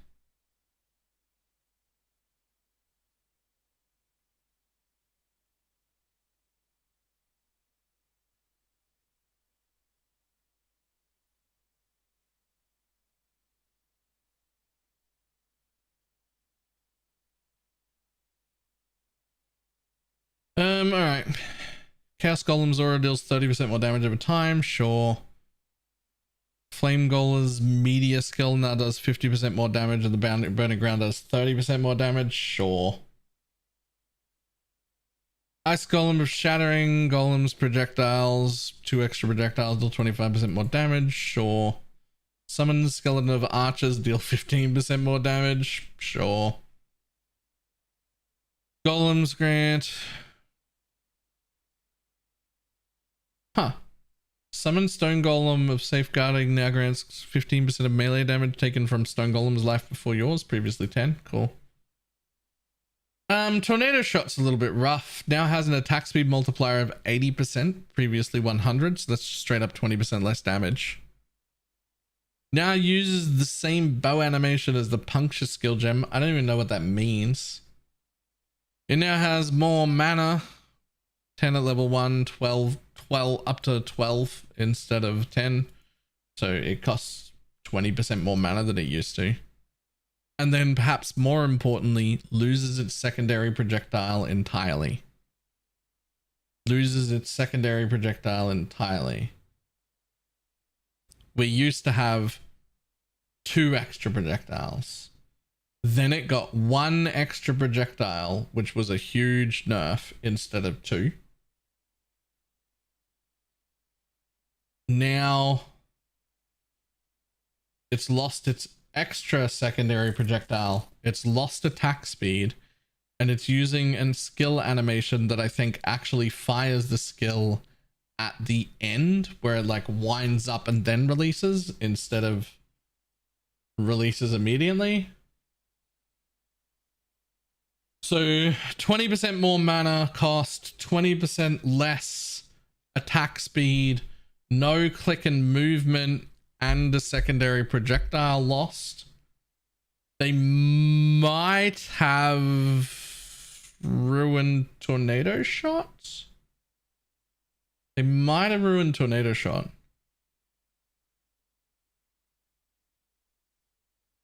I mean, it's fine because I'll just play Lightning Arrow. It's the same build, it just looks less cool. But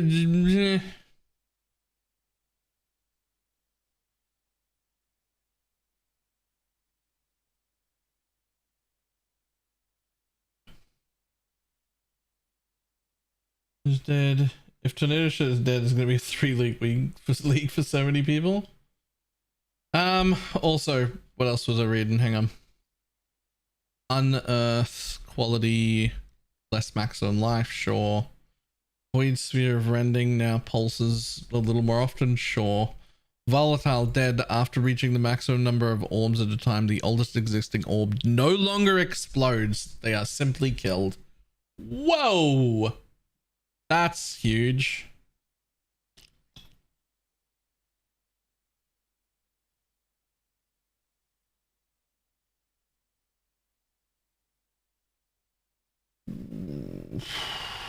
Okay, sure, whatever.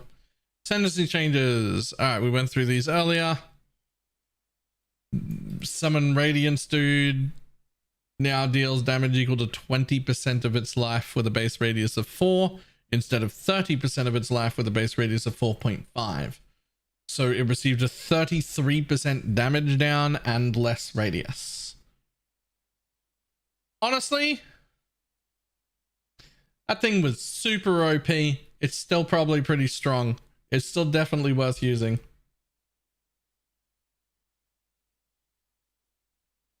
Mindless aggression no longer causes the movement speed, attack and cast speed, or 30% increased damage. But now has 10% more and 20% more maximum life. So cool.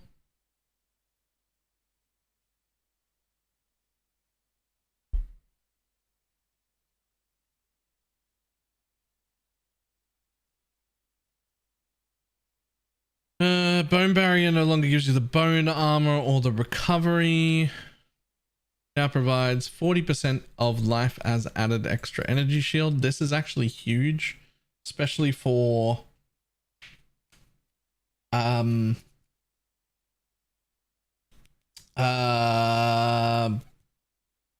Flesh Crafter. That's the one. And has 1% of the damage dealt by your minions is leached to you as life. That's actually also huge. We had no way of having leech. That's just straight up 20% life recovery all the time. So that's pretty big as well. I think there's some opportunities for other minion builds now. I just think SRS is pretty rough.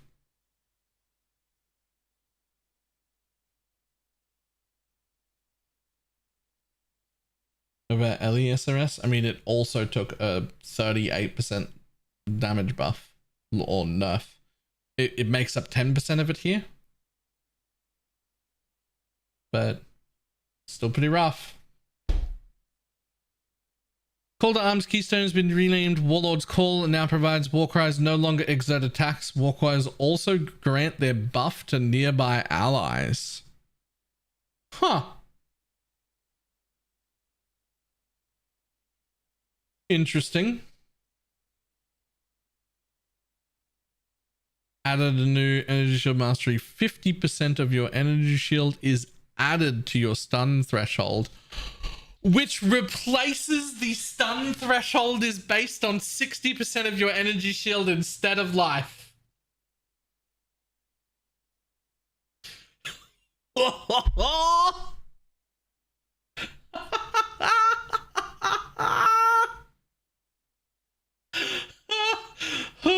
Bloodnotch is just crying in the corner.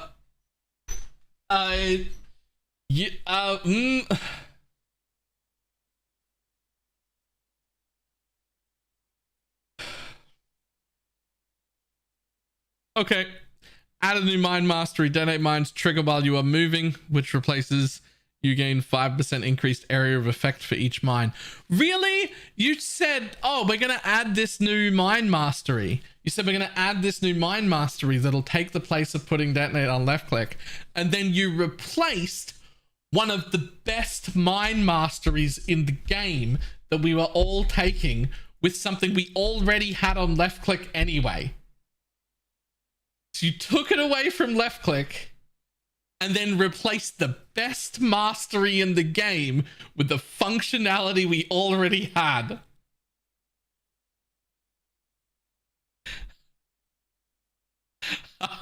Come on.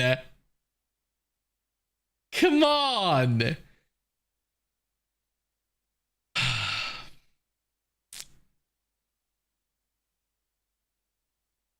Okay.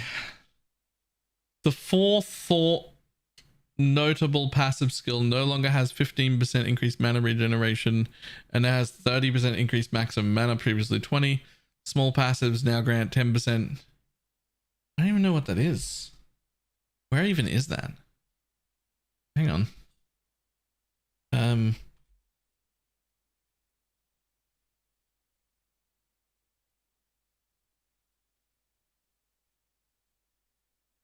Oh, it's just there. Just that one. 10% increased mana cost. That's the mana cost one. Okay, sure. Whatever. Ladies and gentlemen, we got him. Human notable no longer has 20% increased maximum mana, now has 30% increased mana regeneration rate. Oh, okay. That's the one below it that's supposed to have reduced mana cost. Sure. Okay. Whatever. Unique item changes. Relicash and Patience unique boots no longer provide 30% increased movement speed.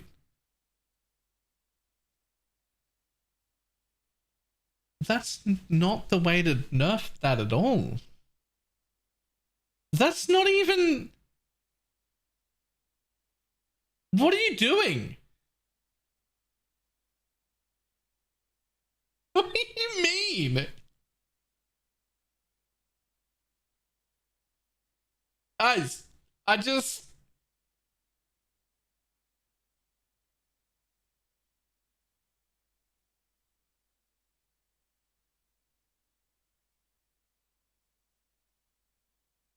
These were like god tier bossing boots.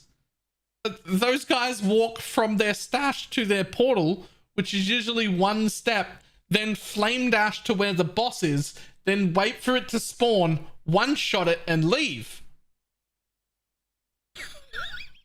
What?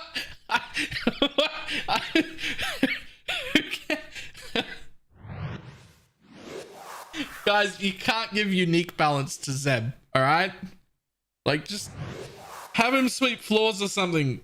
Clean out the fridge. Like, just get Zeb away from balancing, man.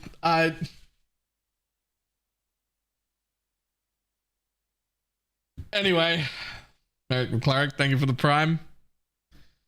This is fine. Whatever. Soul of Ascension unique gloves no longer have lose each soul every 3 seconds when no unique is in your presence, or maximum 50 eaten souls. It now has eat a soul when you hit a rare or unique enemy no more than once every 0.5 seconds. Changes apply to existing versions. Okay, whatever. The Extractor Mantis unique amulet now provides 10% chance to gain Chaotic Might for 10 seconds on kill, previously Unholy Might. Oh, and Chaotic Might is the old Unholy Might. Okay, so not really a change to that, just don't let it get affected by all the other changes. It's fine. Iron Mass unique sword no longer has 25% chance to inflict wither for 2 seconds on a hit with this weapon, as this is provided by the Unholy Might buff. This changes existing items, blah blah blah. It now has 200% increased physical damage, previously 175. Okay. Sure. Okay. No problem. Right, item changes. Stacked decks, diviner strong boxes, and divination cards, blah blah blah. So we know all that. The Void is now considered a boss exclusive divination card and now has a chance to drop from the Shaper, the Elder, or Maven.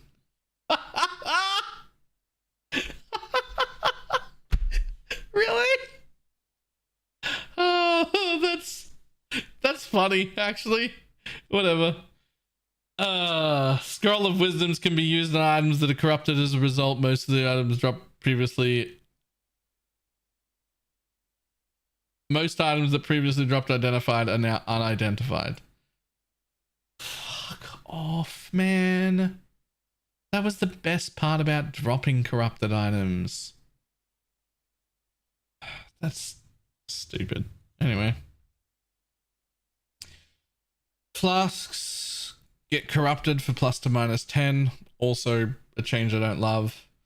The Veiled modifier that provides reduced mana cost of skills during effect can no longer be unveiled or crafted on flasks.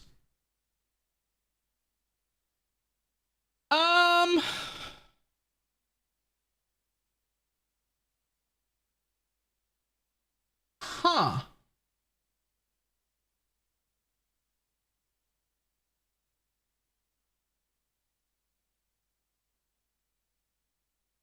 That is a massive change.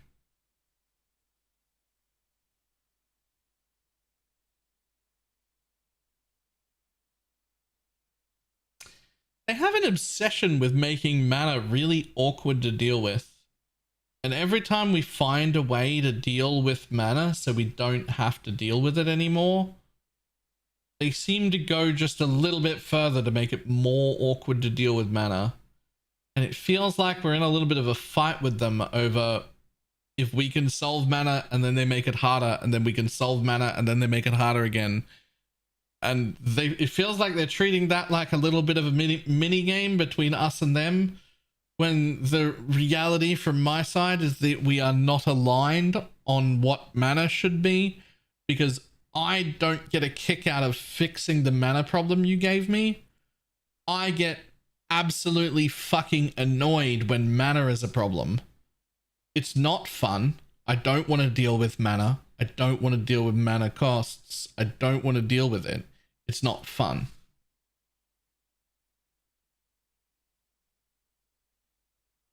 Ruby, Sapphire, and Topaz no longer have the 20% reduced. They instead have 5 max.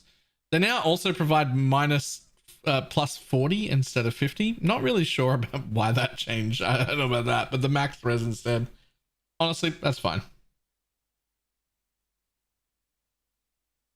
Slaying enemies close together can attract enemies from the beyond, and areas inhabited by 2 rogue exile map modifiers can no longer roll. You can't roll beyond on your map? Really?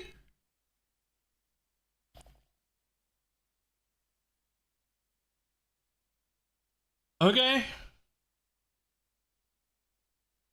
Corruption modifier for maps. Unidentified item has been replaced with the one for implicit. Sure. At least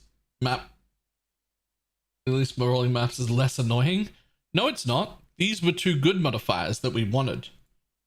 Rolling maps will be slightly more annoying because we took 2 modifiers we either actively liked or didn't mind having and just took them out of the pool, which means there are now relatively less modifiers overall, so relatively more often we'll hit the modifiers we don't want.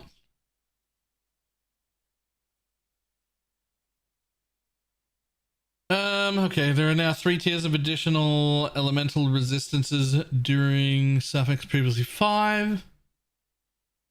Values of 20% at the highest tier, previously 40. Whatever.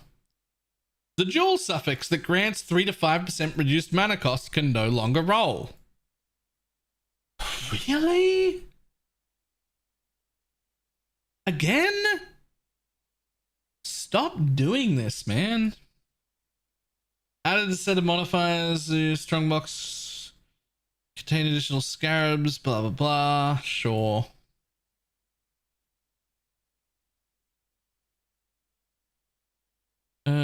The tattoo shaman now provides 5% chance to shock. Okay. Ah. 5% increased lightning damage. Previously 1 to 7 lightning damage. This 5% chance to shock was previously 1% chance to block spells. 5% chance to poison. Previously 2% damage taken recouped as life. 5% increased chaos damage. Previously 2 to 3 chaos damage. Guys, I'm only a little bit in, but so far they've replaced all the cool tattoos with tattoos I don't want. This is a little awkward. This is a little awkward. Hotel Naturalist no longer provides increased mana recovery from flasks. Sure. Yep, again, +3 chaos resistance. Previously 3% skill effect duration. Chaos resist is fine, it's useful, but skill effect duration, we were using those. Now provides 8% increased mana regeneration rate, previously 3 flat mana.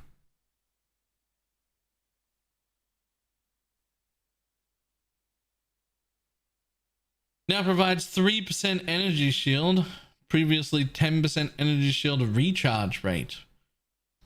That one's okay, I guess. 6% increased evasion, previously 80 flat.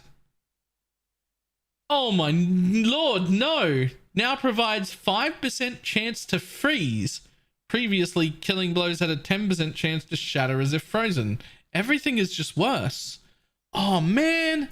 5% increased cold damage instead of 3 to 5 cold damage. 5% increased melee damage instead of 0.1 meters to melee strike range. What is going on? Stop it! Just don't put them back in if you don't want them, man. 0.3% life regenerated per second, previously 15 flat. I think that's sort of okay. 5% chance to bleed, previously 4% increased life reservation efficacy.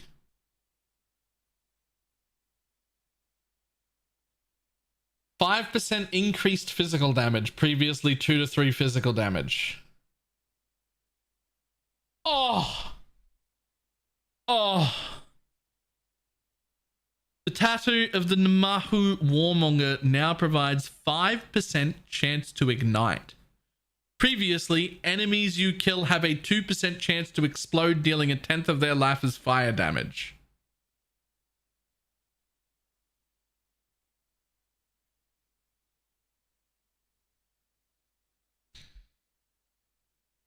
%5 increased fire instead of 3 to 5 flat. 10% reduced effective shock on you instead of 15. That's okay. This is the kind of toning down I expected. Not like completely changing them to just be something absolutely worthless. 6 lightning res, previously 8. Yeah, that makes sense. 4% flask duration, previously 6. Like that. These ones make sense. 10% chance to avoid being poisoned, previously 15. Yep, this is the kind of thing. This is what I was expecting. Minions have 5% max life, previously 6. 5% projectile speed, previously 8. Right, this is the way. 10% chance to avoid being chilled and frozen instead of 15. 6% cold res instead of 8. 4% increased effect to your mark instead of 5. 10% chance to avoid being stunned instead of 15. 5% reduced crit damage taken instead of 10. So it's all like that. 6% armor instead of 8. Right? They're all like that. This is the bottom half this is what I expected.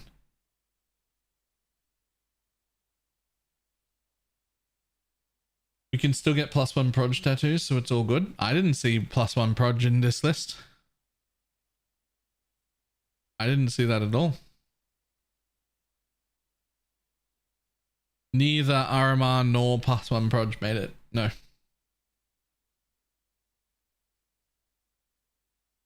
Yeah, only the common ones made it, and all of the really good common ones didn't get nerfed. They got completely changed into different things. Right? Like, they're not nerfed. It's just literally not the same thing. Right? Previously 1 to 7 flat lightning damage. Now 5%. 5% chance to poison. Used to be 2% of damage recoup. Like, those aren't even related.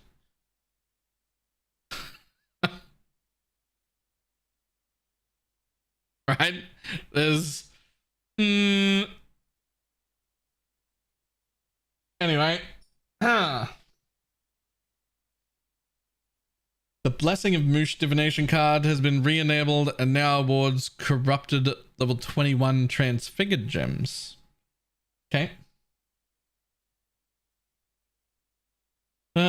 Sure. Divination card re-enabled now awards a corrupted grand spectrum. Sure.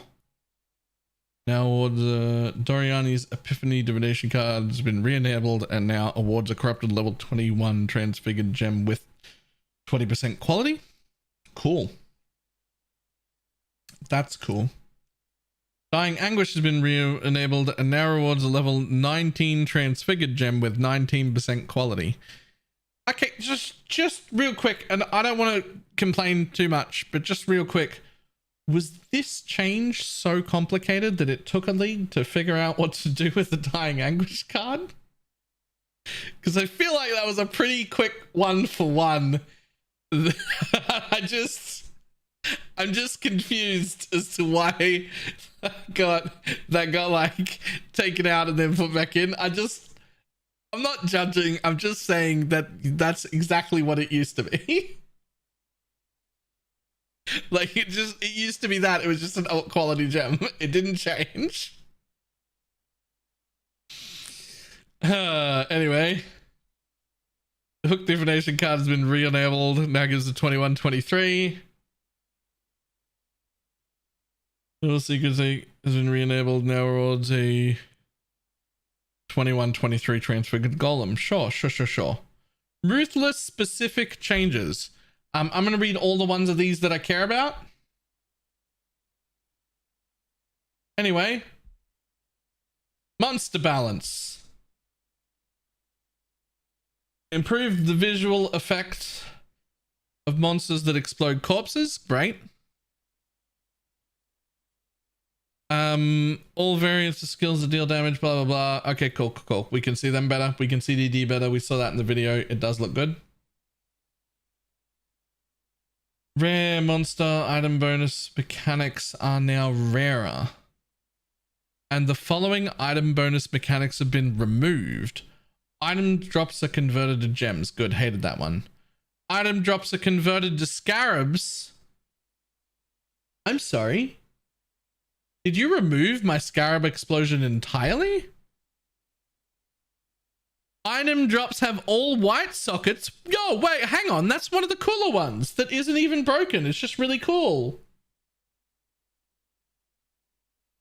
Item drops are duplicated. Slain rare monsters give increased experience. That's also one of the cool ones. You get like all your gems go bring down the side of the screen. It feels really good. Slay rare monsters give increased gem experience. Oh no, wait, it's that one. It's that one. Wait, why? These are just fun and not broken. Okay, look, the scarab thing is sad to see the scarab explosions go. I get that. And I'm also sad about the scarab explosions going, but they're also like reworking how scarabs work and everything. There's a balance change. This makes sense. White sockets and experience and gem experience really aren't fucking with the balance of the game at all. They're just kind of cool things to happen that feel good. Just random little feel good surprises when you're doing things. Why take those away? They don't have any negative thing. And then like, why? Okay, anyway. Cycling damage reduction has been reworked and is now adaptive resistances. Monsters will come resistance to the highest damage type taken. Fantastic.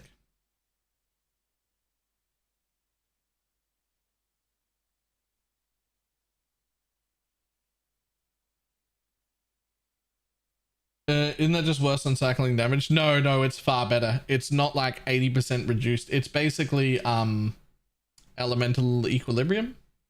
Like it's that level of, it'll be enough that it'll slow you down, but if it took you like 10 hits to kill something, it'll now take you 12 or 13 hits to kill that thing, rather than if it took you 10 hits to kill, it would now take 140 hits to kill, right? Like it's not, it's just resistances as well, not resistant to the damage type. They explained it all. Like they were going to gain like 75 res to the thing, but you'll still be able to pen it. You'll still be able to like do all of the things. Laugh if you're a Trinity build, right? Like it's going to take longer to kill still, but it's not just going to be like oh well, I'll just wait here forever until it eventually decides to take damage from me. This is a good change, great change, fantastic change. Tormented spirits now have roughly 10% more life at level 68, scaling up to 50% more life at level 83. I'm on board with that. Last year's lightning wave skill has received new visual effects. Cool. Strongbox modifiers that provided +2 to 3 and +4 to 5 to chest level can no longer roll. Huh. Okay. Mute Wind and Red Blade, Carnage, and Cash unique strong boxes now have +1 to chest level, previously 3 to 5. I mean, okay. So Inquisitor doesn't care? Yeah, I think so. Sacred Wisp support is now offered from Wisp, Sharpened Krill, sure. Sure. User interface added a notification for when you unlock map crafting abilities, added the ability to Control Shift click stackable items to move all copies of inventory straight into a trade window and vice versa. I was hoping this would also apply to my stash, but they haven't mentioned yes or no to that at any point yet. Like Control Shift clicking chaos in my stash could just fill my inventory with chaos. And if I Control Shift click it with the inventory, with the stash open, it could just put every chaos I have away all at once. Right? And just, they haven't mentioned yes or no to this at all, but I would love for it to work with my stash as well. Even if it doesn't, this is still very good, but it would be cool if it also worked with your stash. Added the ability to hold Control left click or the controller input equivalent and reapply sockets to currencies. Great. We know that one. Modifiers to an item placed in the Horde crafting station now show up all the time, just like in the other places where we craft. I'm not sure why it wasn't always like that, but I'm happy that it's coming now. It's like the only one that didn't do that. It was weird. It feels like it actually just got forgotten. Like, I don't even think this is like a massive change. I think it just got forgotten because they like already had the tech and it was available in other places and you always saw it. And then just this one place didn't have it for some reason. I think it just got forgotten.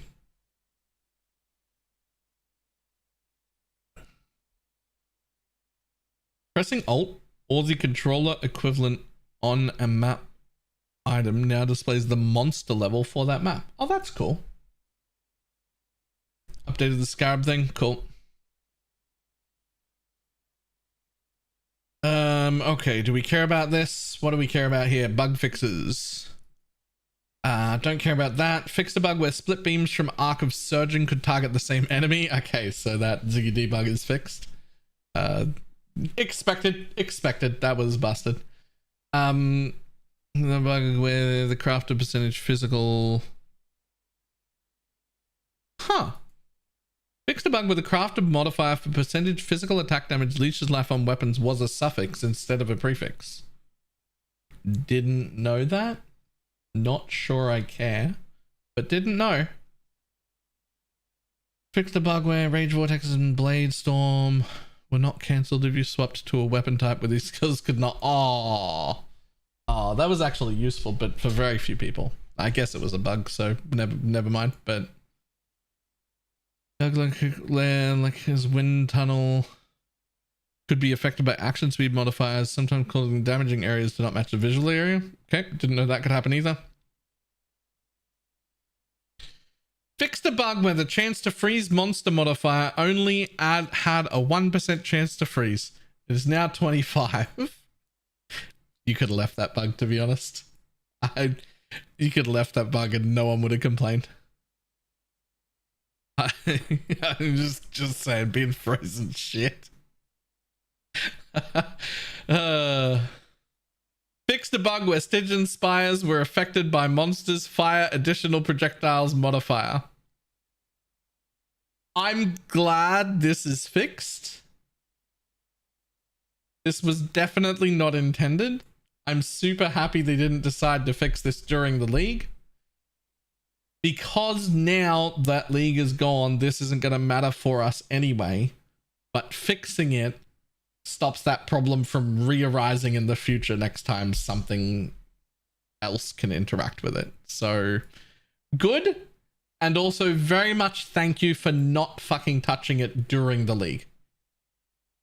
Like absolutely thank you for not fixing that during the league, because we all knew that it was going away. It was clearly unintended and you just like let it ride, and I appreciate that.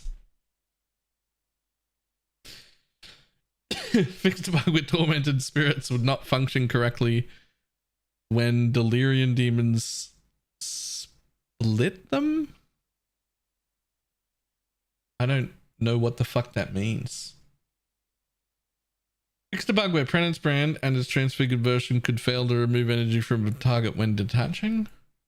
It doesn't matter, Penance Brand is dead.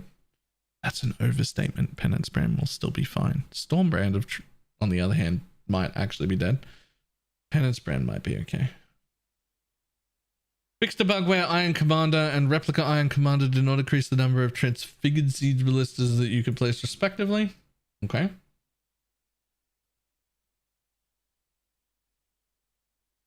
A bug with a transfigured skill cooldowns could poison.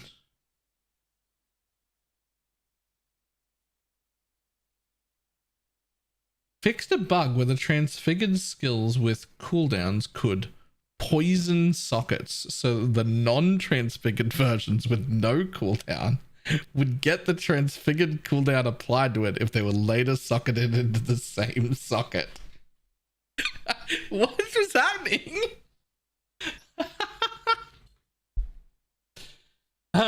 Fix the long-standing bug with lightning arrows visual effect where the lightning strike from the sky played on targets hit by the arrow was unintentionally played on extra targets. In addition to, and sometimes making it hard to see, the beam style effect between them and the main target. Didn't know that was a thing. Didn't know that was a thing. Less visual, less lag, so good bug. Good bug fix. Any cursor would still occur if you failed to curse the enemy. Ah. Fixed a bug where the effects that occur when you curse a non-cursed enemy would still occur if you failed to apply a curse due to the enemy having maximum number of curses applied being 0. There was one or two like really interesting use cases for this that I hadn't personally explored, but I had seen videos on that seemed very cool. I'm not entirely, I mean, I wouldn't have classified that as a bug. I thought that was really interesting game mechanic, but apparently not an interesting game mechanic, just a bug and gone now. So, alright.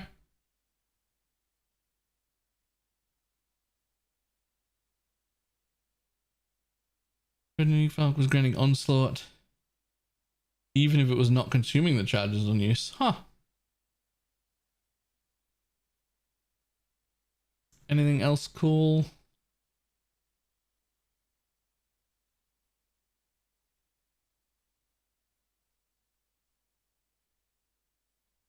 Fixed a bug where one of the favorite map slots did not state that it could be unlocked by completing a tier 17 map and instead just mentioned a tier 16 map. I mean, okay. I mean,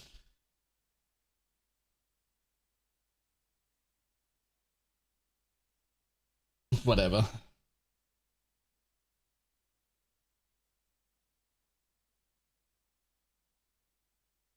Level of crafting offering gem.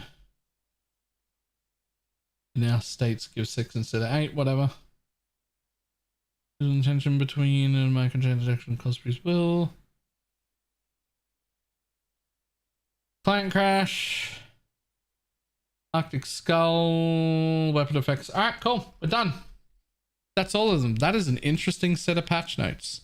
One or two things there that Zeb clearly did, but overall, really good. A little tiny bit sad about Tornado Shot losing its secondary projectile. Even more sad that it's now going to release its arrows at the end of the animation instead of the front. Even more sad that it's going to get nerfed by 20% attack speed on top of everything else. But I guess we just play Lightning Arrow. Who cares?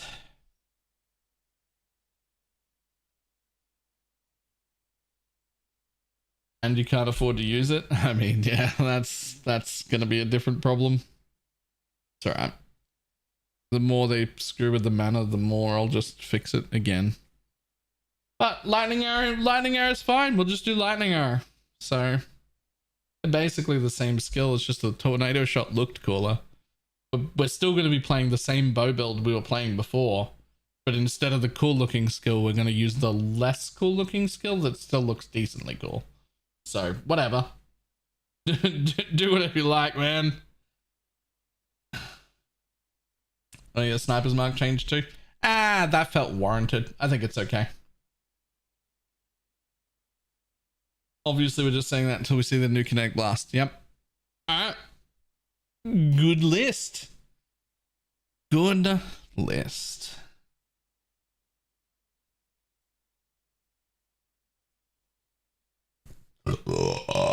Excuse me.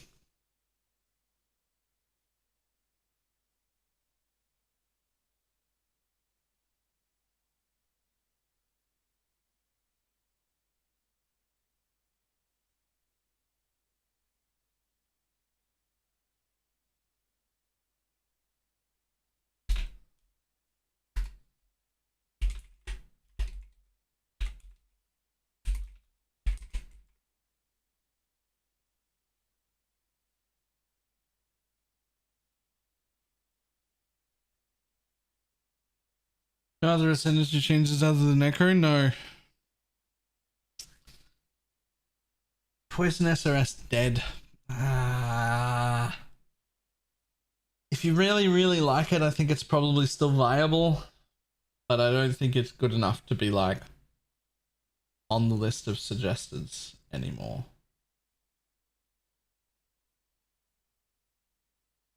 It's a little bit rough. It's a little bit rough.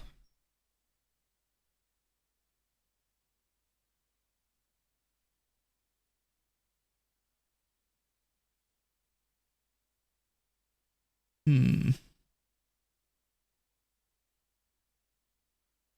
turtle car in a credit card bleeding like mine. It is no use. It's turtles all the way down.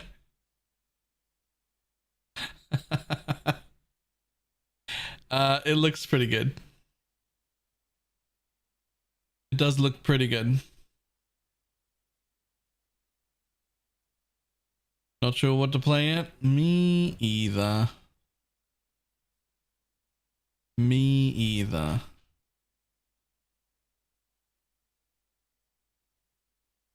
Oh, the scouts for it look good. Yeah, I don't know what the hell I'm gonna play. I'm probably just doing Lightning Arrow Deadeye, right? Like, I'm just gonna be a Lightning Arrow Deadeye. Because it's fine. And the other things I wanted to play all got pretty heavily nerfed.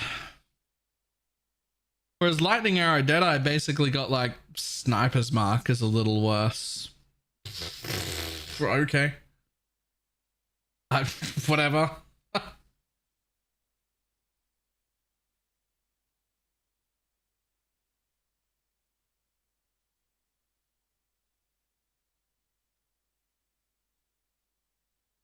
the bright side, you don't really need to practice anything. True. True. All right. What I do need is to go to the bathroom real quick. I'll be back in a moment.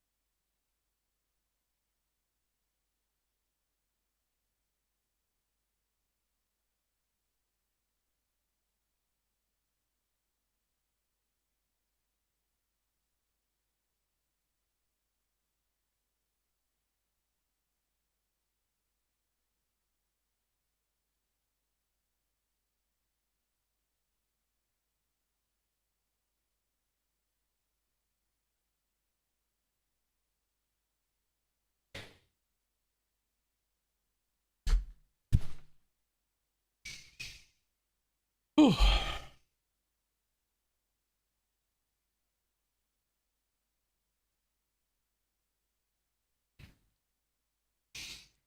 He's forgotten about Snooze Ellie Hipbit was the soft chill zoomies.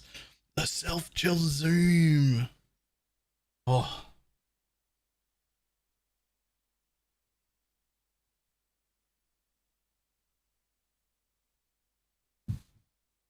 Joker's gonna be really expensive. It's a tier 0 and only from 17s. I don't think it'll be a tier 0. I think it is only from 17s, but it's just from the map boss in 17s. I don't think it'll be that incredibly rare.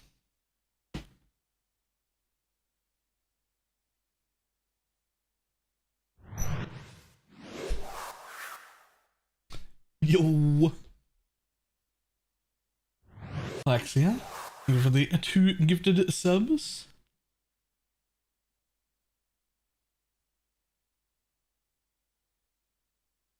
As my last 2 subs, I have to invest in turtles now. It's turtles the whole way down.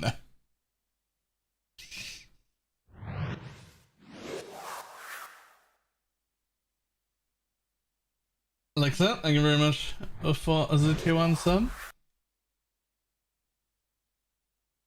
Excuse me? Mommy? Sorry. Mommy? Sorry. Mommy? Sorry. Mommy? Sorry. Mommy?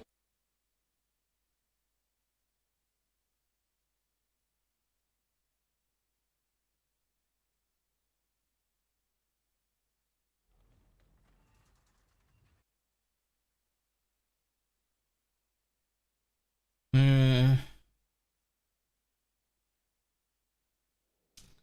30% more damage taken over 15. Slightly more than that, right? Can't you get like 1 extra ailment in?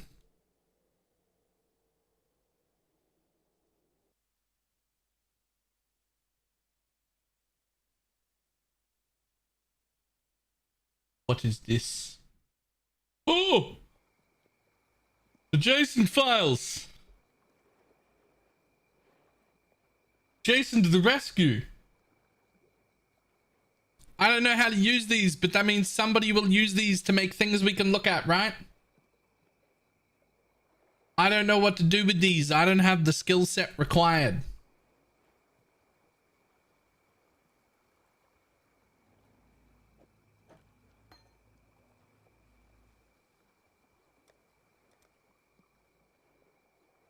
I do not have the skill set required. Swift and silent, you stole the bounty of others. A crow that plunders our crops. A stray dog that slaughters our sheep. Oriath is a land of men, not animals. Think.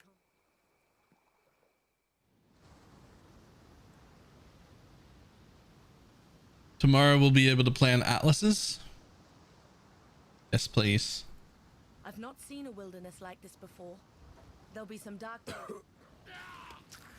You don't have a gag reflex. You don't have the ability to say thank you. I think I've already offered to deep throat enough people today.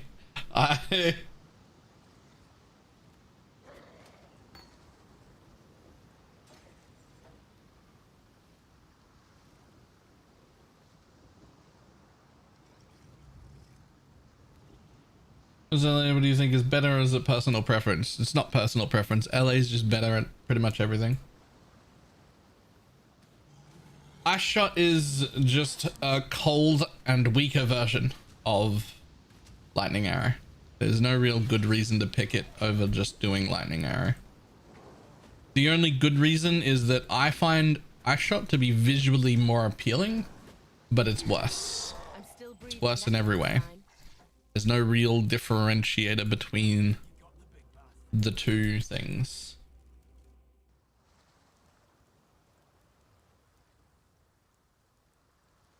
So it's LA or Pathfinder. Fine work with him. Somebody's messaging me. Fast Prod Speed login. Was Prod Speed even on that list?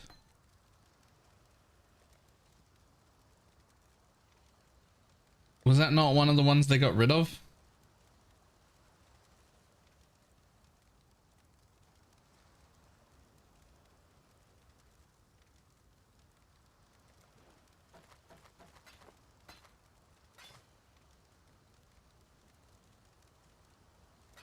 Farewell.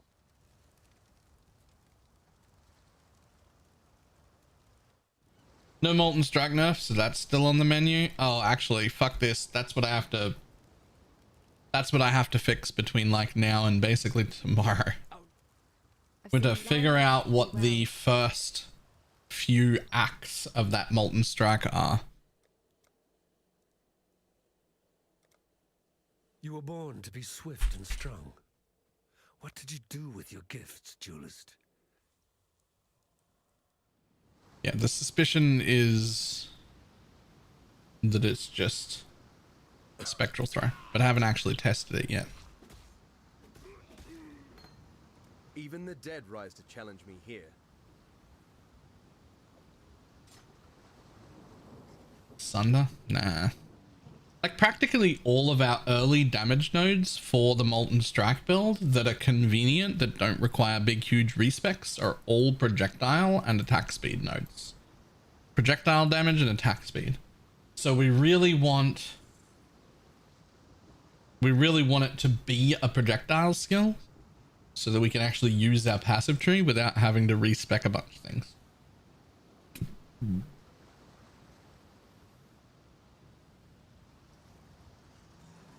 Especially since realistically around Act 4, if you got a good claw, you could become Molten Strike pretty reasonably. My spirit is spent.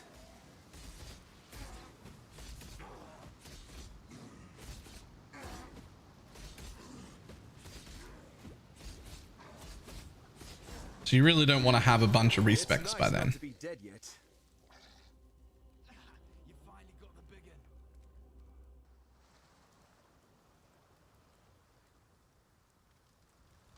Oh really? Not two-hander? Now there's Lionized. Farewell. There's an island. Fine work with...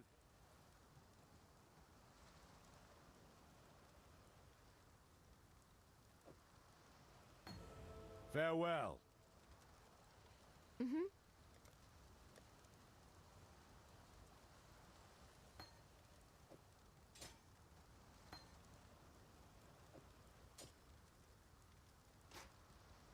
God hasn't abandoned us.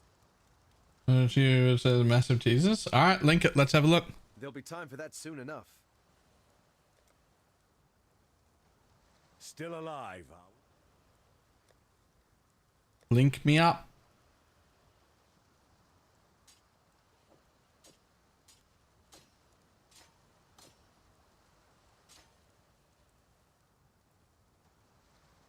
Yoink.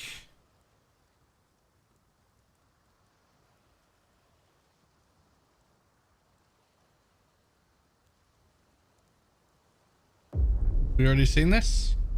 Searching for answers. Everywhere I went, the same divine devastation. Did we see this? The gods caused all this, you know. After Oriath was destroyed, I traveled, searching for answers. Everywhere I went, the same divine devastation. It must end. I will end it. And no exile will stop me. Mummy?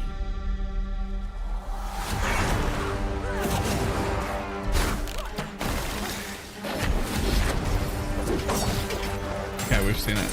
I have seen it. I'm gonna watch it again anyway, just because it fucking looks cool.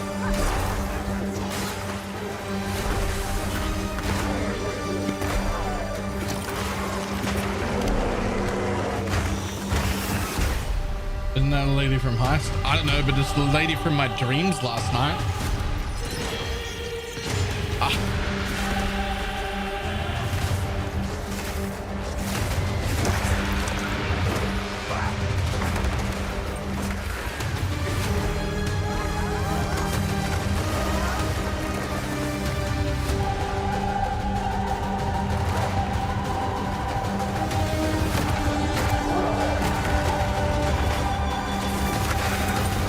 When I saw her, I said out loud, step on me, wait, what?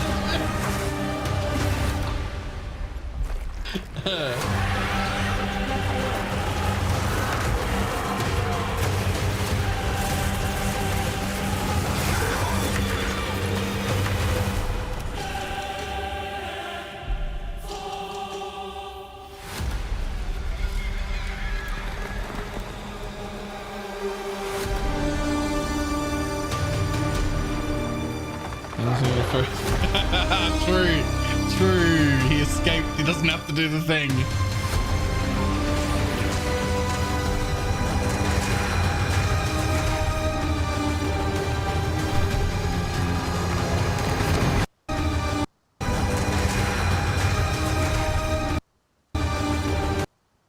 I don't remember this.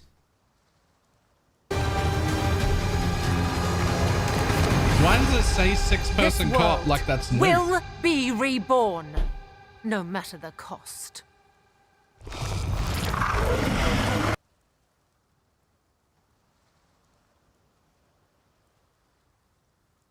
Oh, right. Yeah, that makes sense.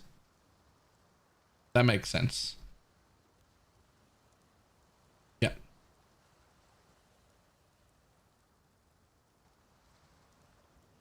Warrior, Ranger, Huntress,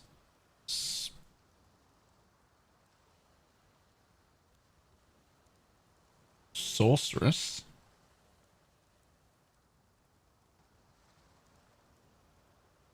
Mercenary, Monk, Druid. Oh. Oh.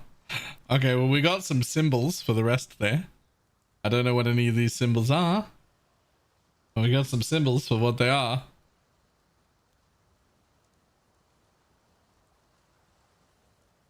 Just out of curiosity. Damn. It's one big image, so it doesn't have the names. Somebody probably already thought about that. Did you just tilt your head? Yes. Like, hello?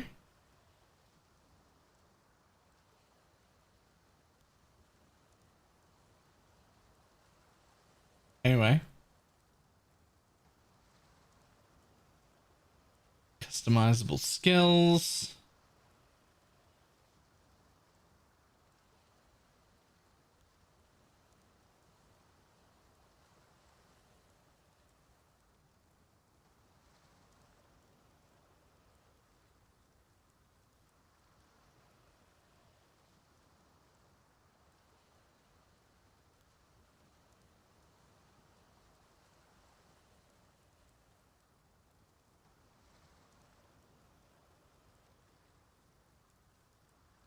Immune to poison if used while poisoned. It does say reduced duration of ignite on you. Yes.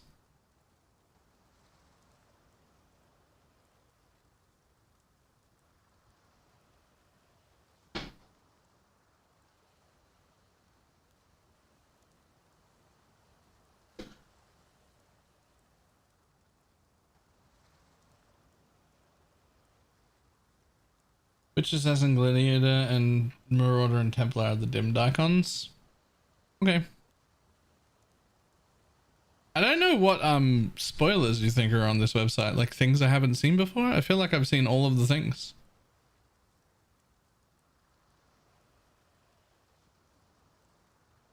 Oh, just the icons?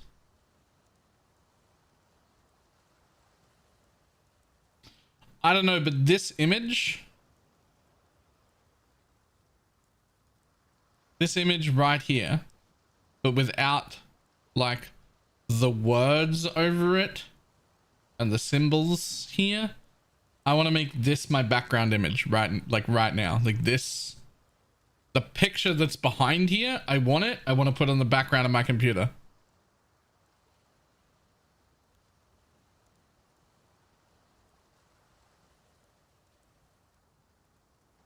Yoink.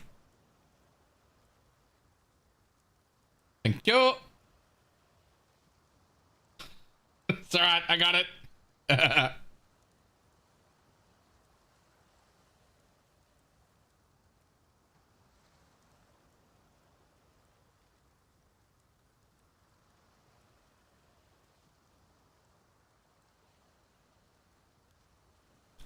Cool stuff though. Farewell. Cool stuff though.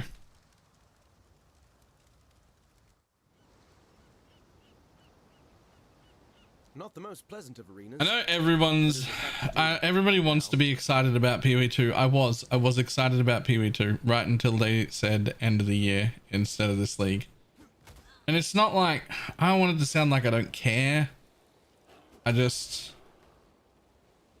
a bit of excitement because the beta got delayed. Yeah, they just straight up said we got a delay till towards the end of this year. I forget if they set a date or something, but it's not coming out now, and so I just sort of lost the excitement about it, right? Because it's not coming soon, like, again, which, like, it's the right decision, right? I think it's the right decision. If you think you need more time, always take more time. I honestly, if it takes you another 2 fucking years to bring it out, if that's what it takes, that's what it takes. I don't, it's not a wrong choice. I don't want you to give me another release date until you are actually fucking sure you can meet the release date. Like, been waiting for this for years at this point. You know how, like, edging somebody is fun, but you can only do it for a certain amount of time before it becomes not fun anymore? Like, for the person? I'm the person. It seems this new arena suits me.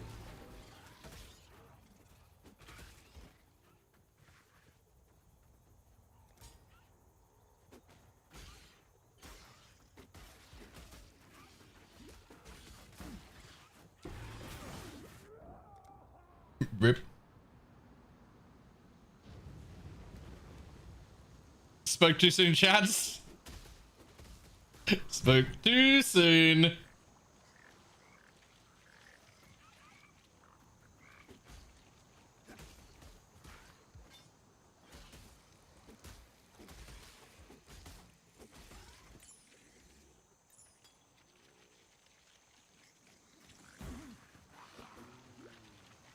Of an MPX7 offers in gender of each base class. Has there been any further mention of that?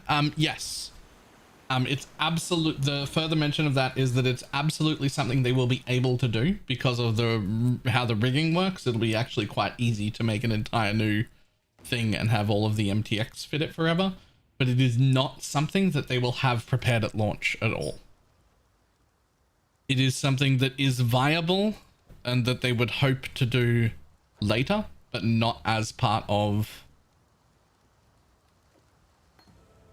not as part of launch. Like, don't expect it to be there.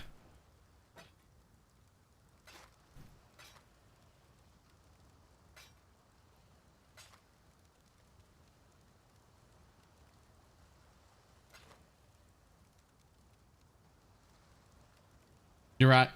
My bad. I apologize.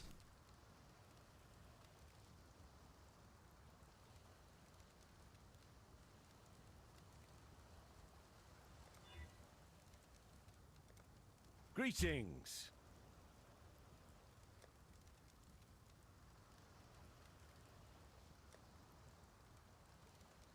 Stay sharp out there.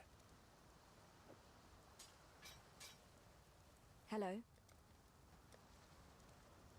While we live, we are blessed.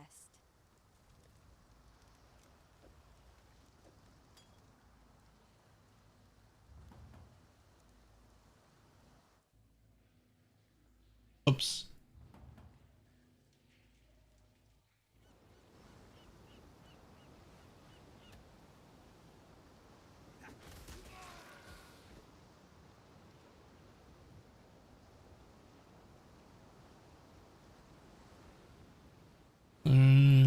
Scales, no flats. Alright. We'll look at that in a sec. I'm also trying to work out why we would dual wield instead of just two-handed it. That's my current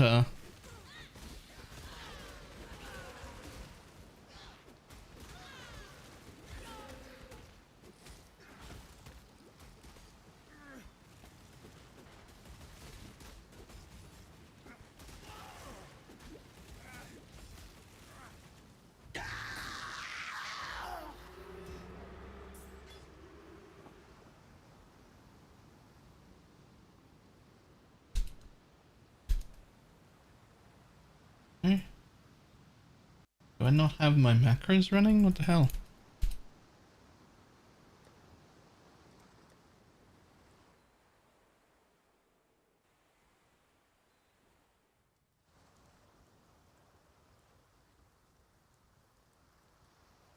Still alive, are we? What is that sound? What sound?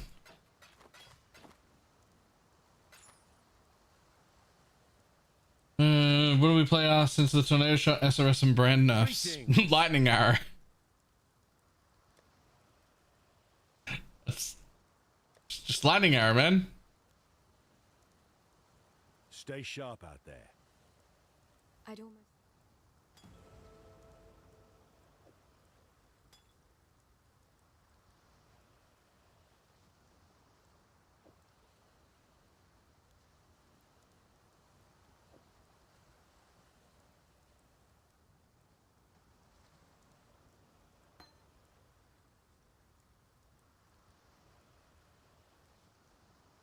Do you mean the background, the ambient noise from the game?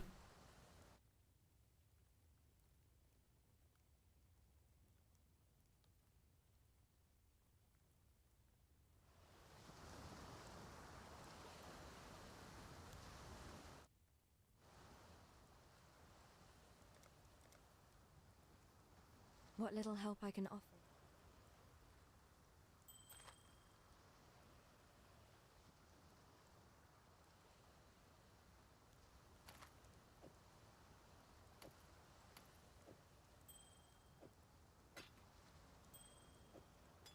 Goodbye.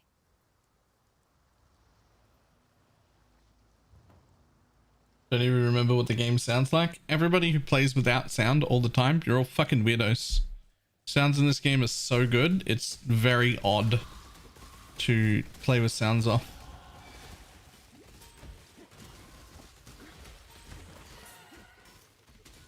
Feels like you're missing half of the impact of the game.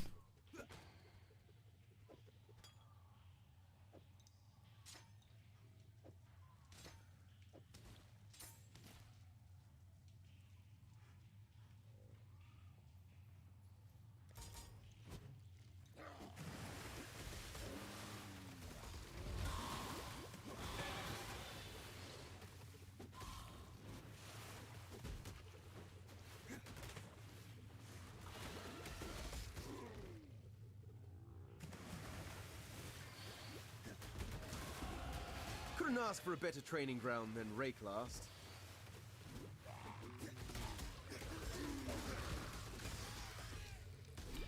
Alright, the attack speed with just volley, chance to bleed, spectral throw.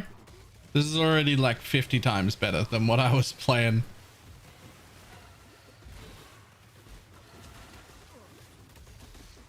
Last time I tried this.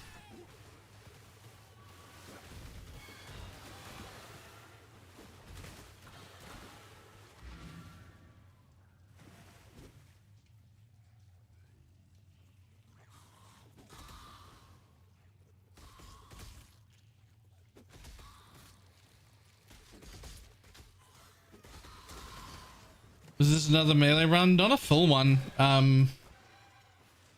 Because Molten Strike worked really well. And it worked really well all the way up to like Eater X Arch and shit. And I already know how the end game looks. So we don't need to test that. It also didn't get a nerf. In fact, if anything, it got a buff. A pretty decent one. But Acts 1 to 4 felt fucking terrible.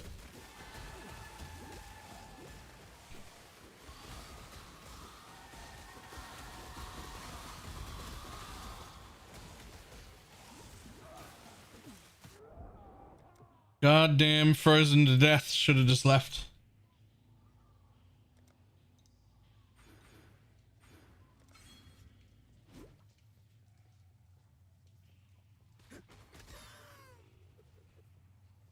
Don't you just do it Sunday only? Nah.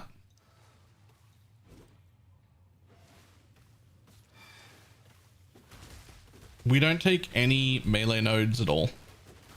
Every node we take through the entire tree. Every single node we take through the entire tree is either attack speed or projectile damage.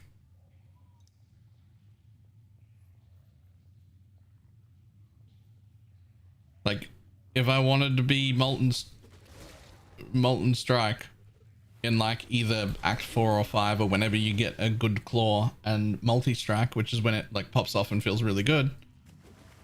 If you don't want to have to respec, then we really want to be playing something that's a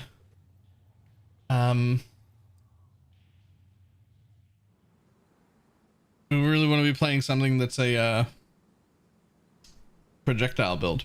So we come out here through attack speed, then we've got this, which is attack speed and whatnot, and then projectile damage, projectile damage, projectile speed, projectile damage, right?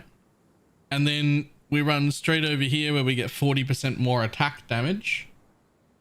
And then the next nodes, projectile damage, projectile damage, projectile damage. Like,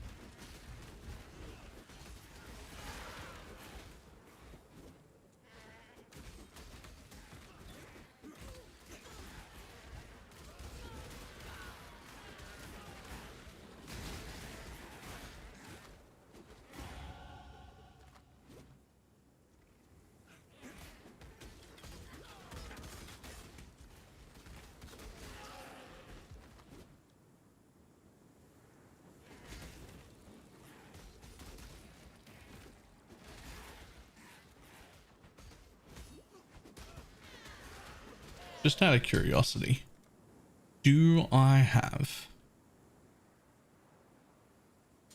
I do.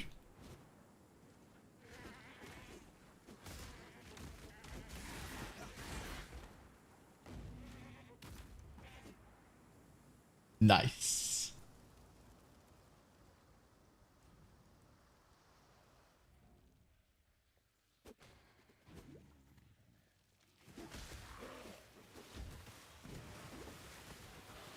I can't do this just yet.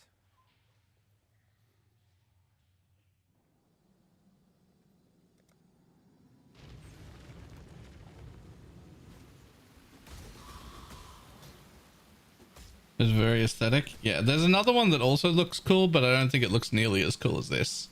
There's this Reaper Spectral Throw one, which is like, it's cool, but in a different way.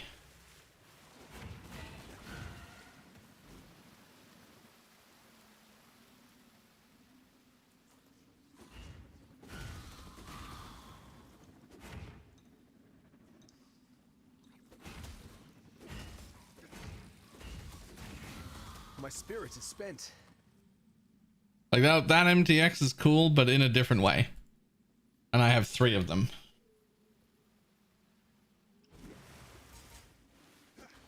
Whereas this one is very, like that one's a lot better.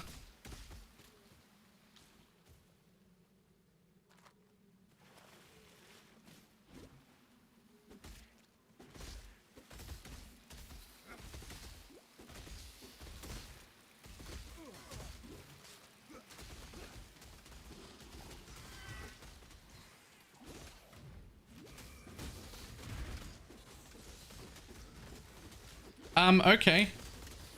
That's fine. Why is that damage so good? My weapons are white.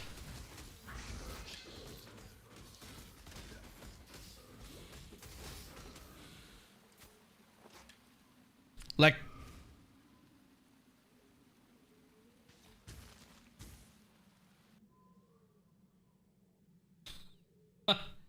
like I haven't gotten any weapons yet. Why? What?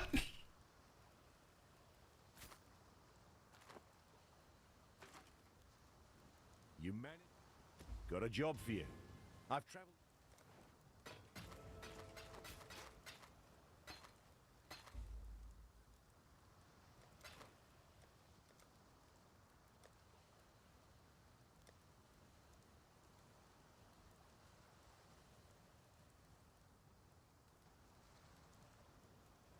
Stay sharp out there. So,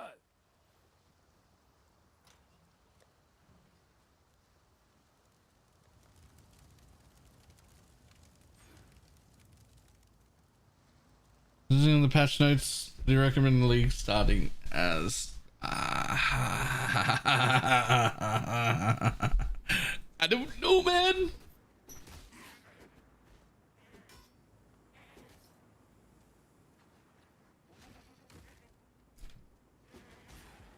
It's so early. I've been live for 6 hours.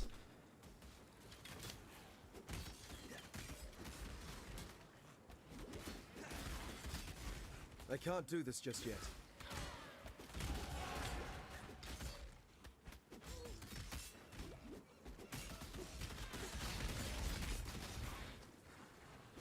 It says 1 hour and 40 minutes. It says 6 hours and 12 minutes. I don't know what you're looking at.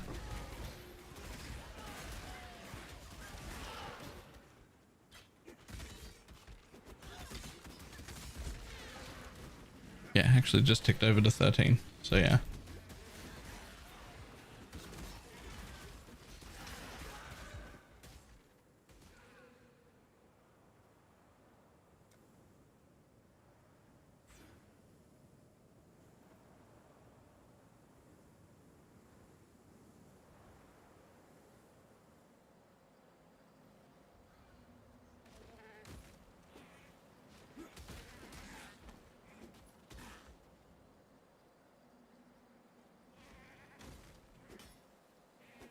Odd.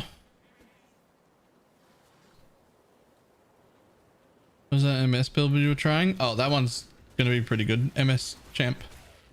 That's actually what I'm just trying to work out right now, how to do like the beginning of.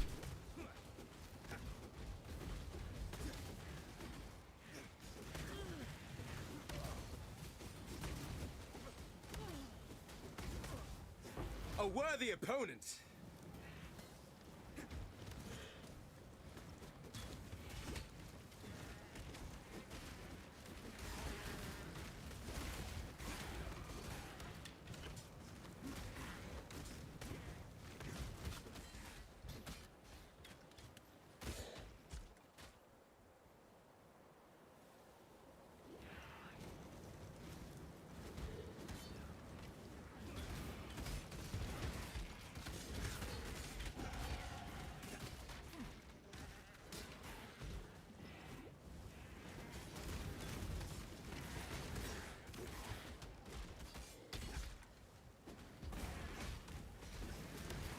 My spirit is spent.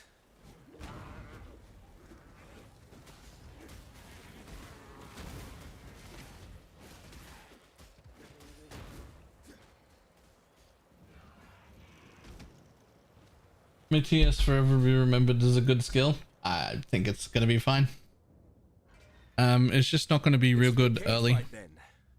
Like it's currently pretty good early, and it's just not gonna be.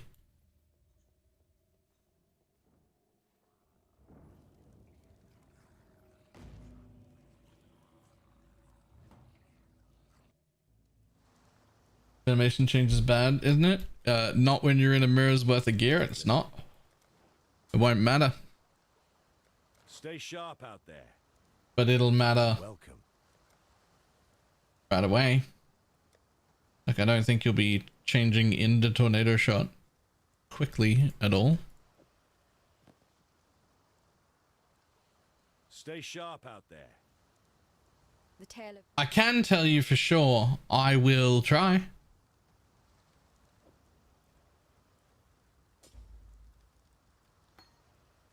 Like I will put tornado shot on when I first get to maps just to see how it feels. Because why wouldn't I? God hasn't abandoned us. But I expect it to be bad.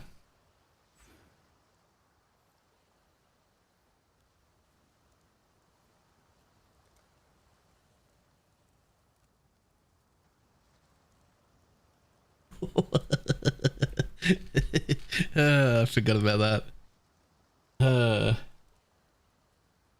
By multi-pro volley, you're just testing? I'm just testing. I don't know at all whether it'll be better. Visually, it's better.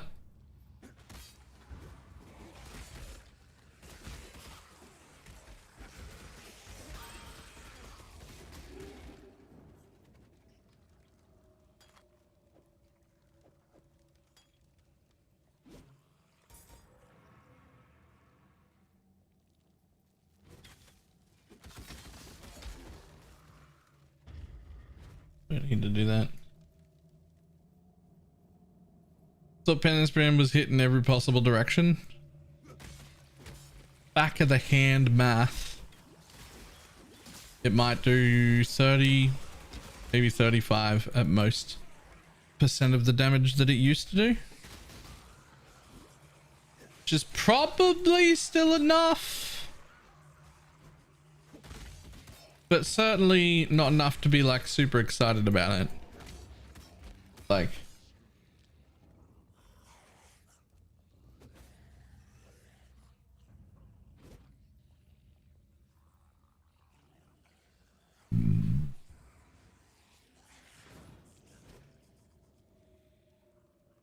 it's the activation frequency part more than anything else that makes me less interested in it. Because I suspect even if you can get it to do enough damage, which I'm pretty sure you'll be able to do, it won't feel good to play because of that.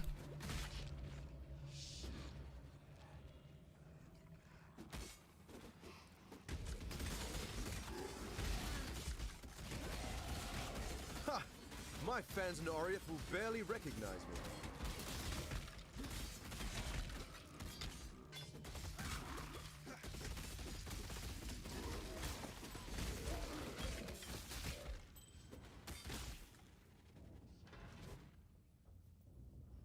Just watched the live stream. How are we feeling? Really good. Really sad that my tornado shot got gutted. A little bit sad that both my brands got gutted. A little bit sad that SRS also got gutted. But like everything else, great. Except the Relicash nerf. That was fucking weird. I think the Relicash nerf is like, I think Zeb handled that one. Had no fucking clue what was going on. That was just weird.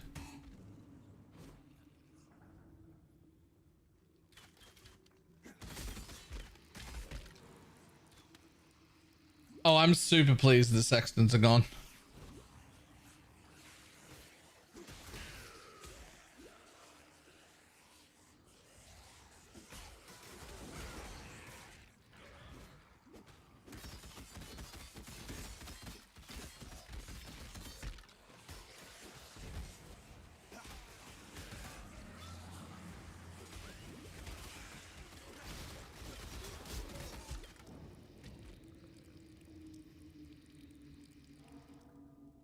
Ready to get bug fucked by rowers in the mud flats.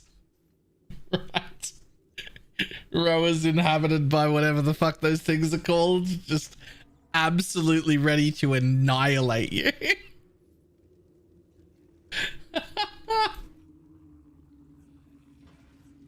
Like I don't already die.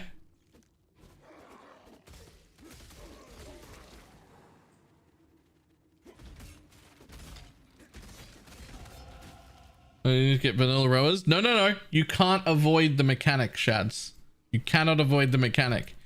If you don't click the mechanic when you enter a zone, it will assign them all randomly. You'll still have all the shit in there. You just don't get to pick what mob type gets what.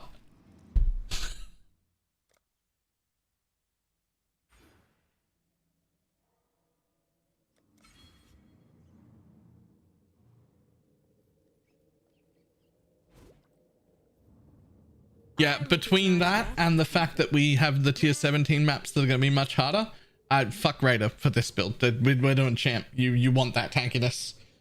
We want that safety.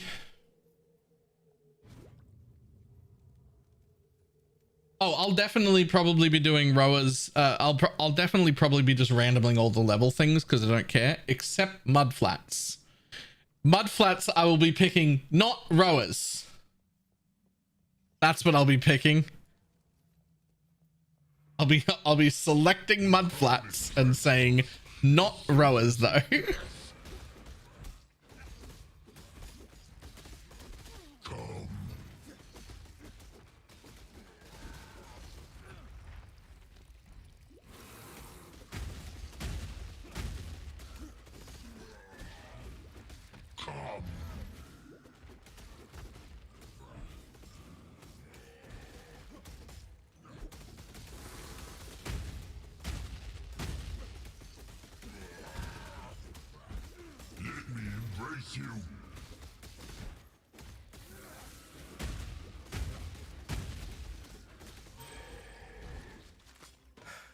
The turtle hideout looks sweet. Yeah, it does.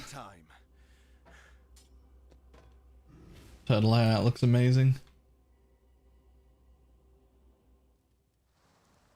For some, farewell. Yeah, $90 for a turtle though. So I won't be doing that.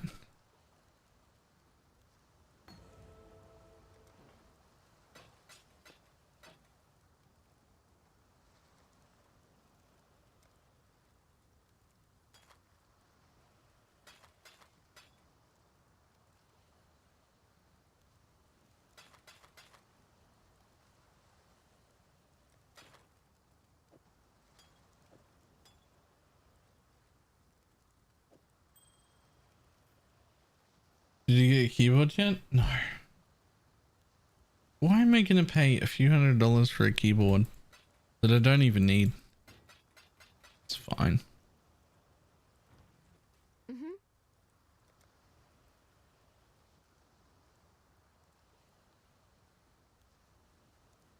While we live, we are blessed. I should get a new keyboard and ship it to him. But it's fine. I use this thing.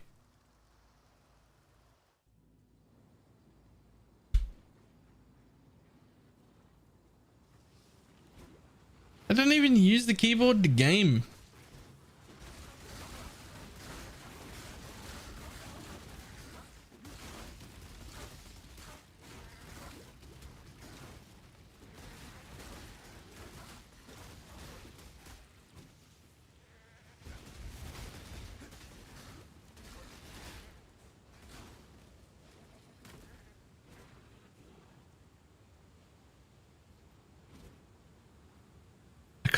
I'm the more I play this, the more I'm like, I wonder if you could just like, I could just play Spectral Throw as a build.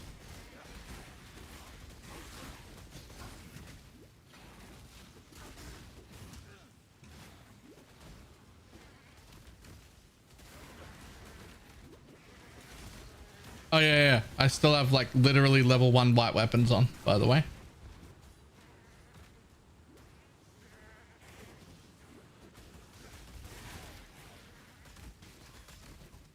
Like,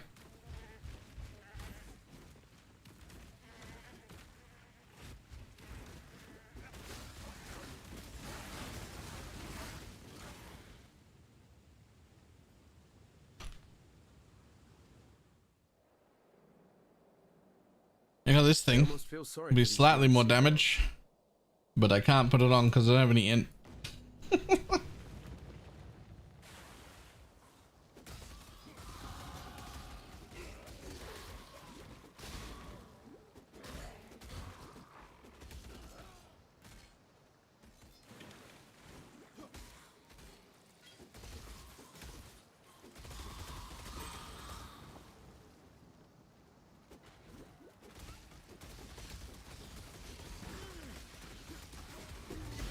I don't think Shads has ever been the fastest. Why would Shads be the fastest now? Okay, but what if I just have one hand on?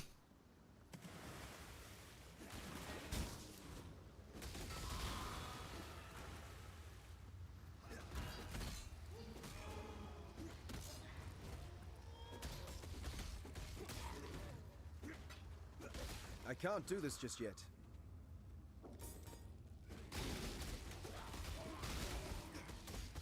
My spirit is spent.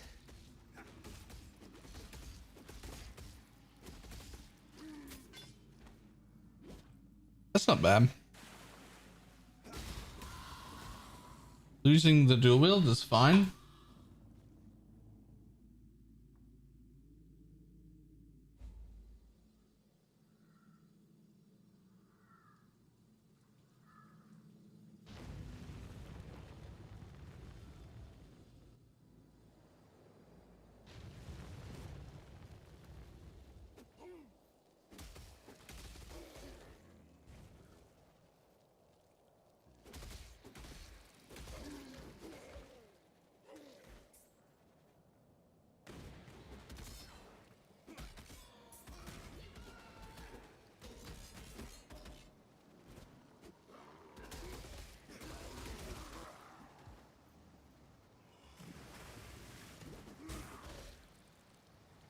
Alright, there we go. Crippling yourself? How?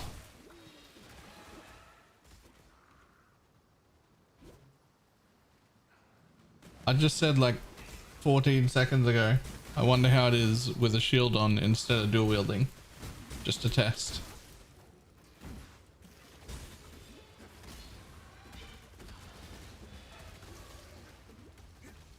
Oh, I was muted because I was talking to Dad.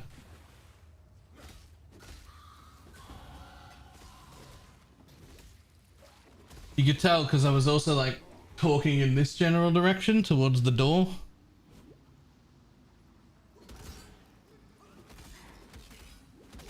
Yeah, SRS 100% did not need to get nerfed. You keep using the Razor Taurus? Yes. What happened to SRS? The inbuilt 38% more damage that automatically happens as you level up, gone. Just got rid of it entirely and gave you nothing back. So SRS just lost 38% more damage. I don't know why. It definitely didn't deserve it. It definitely didn't deserve it.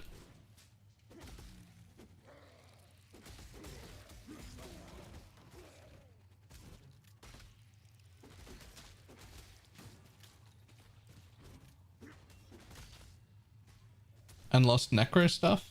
I mean, I would argue that the necro stuff is probably a small buff that helps counter that rather than lost things, but it's only 10% more damage for the cost of 10% attack speed, 10% movement speed, and 30% increased. But the 10% more is still going to end up being at least 4 or 5% more.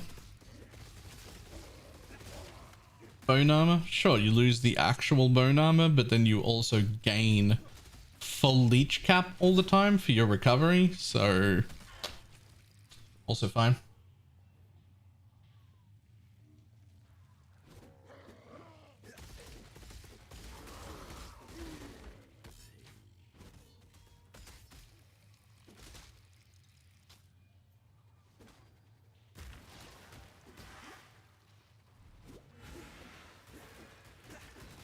Look at me annihilate this boss. I'm on my white starter weapon.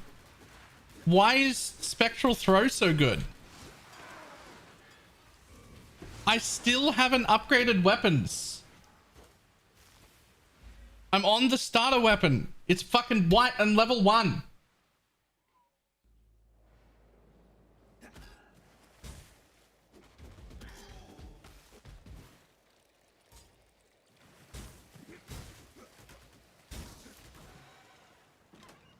I can't do this just yet.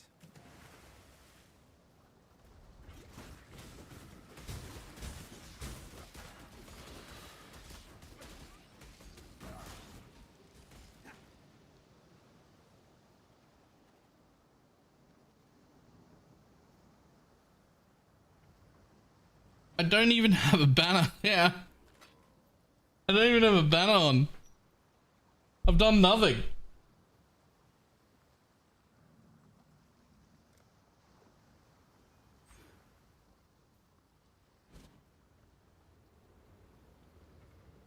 friend. Stop. Please understand that as a gentleman of honor, it pains me greatly to do this. Hard times call for hard hearts. I'm sure, were the circumstances reversed, you'll do precisely the same.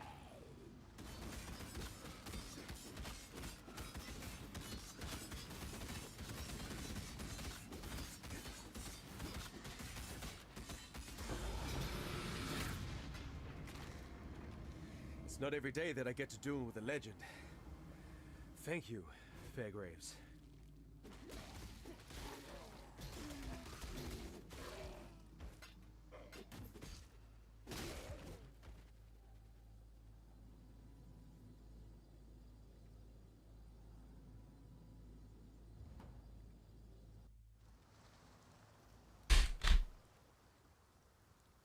If you must take...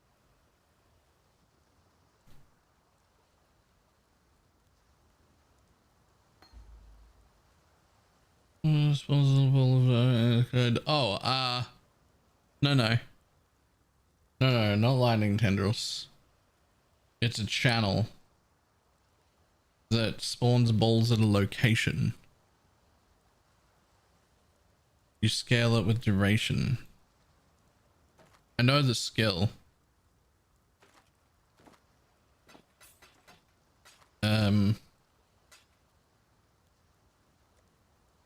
I know what you're talking about.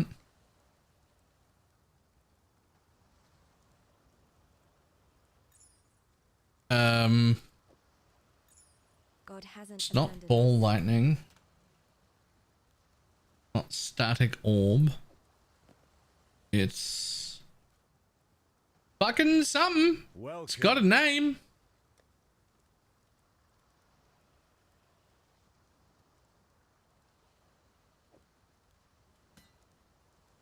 Farewell.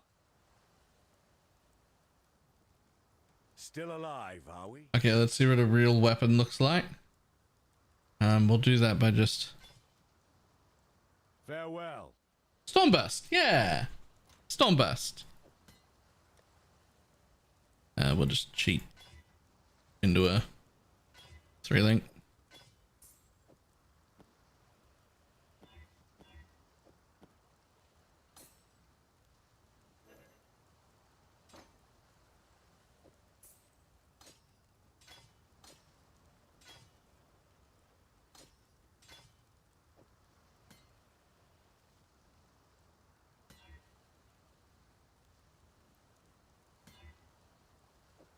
A weapon. It's not a great weapon, but it's not a bad weapon either.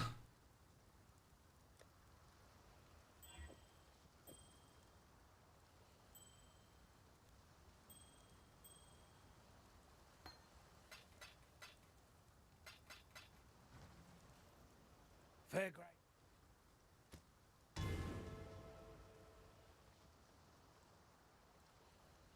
Greetings.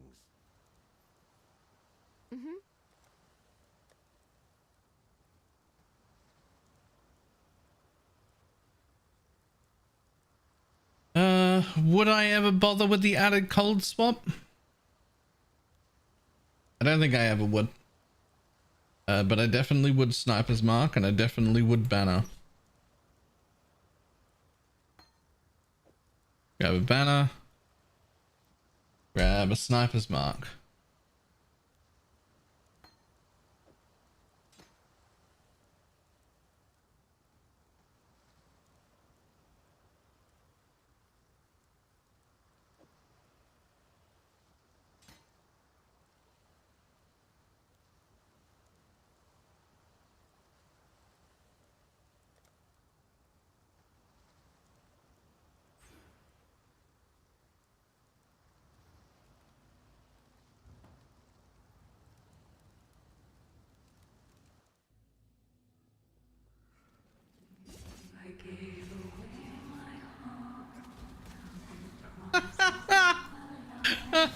I put on a non-level 1 weapon. It's okay. No suffixes.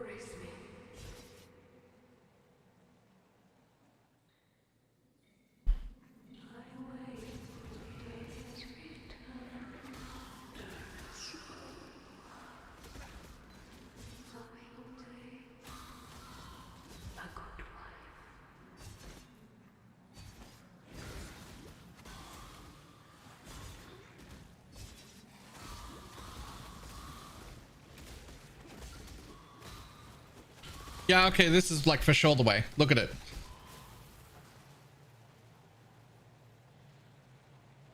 Especially with the Fizz's Chaos. The Fizz's Chaos is irrelevant. You can't override the gem, so SRS will still be 100% fire. You can't use that. Gem conversions always take priority. And the 38% more damage for melee counts towards the poison portion as well. So we just lose the... We just lose that more, and we can't use the conversion anyway.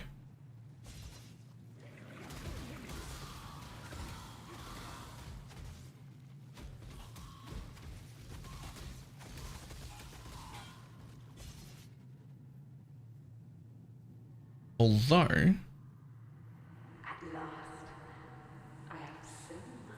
what skill was... Hang on, let me kill my Bale first. This is love's true face.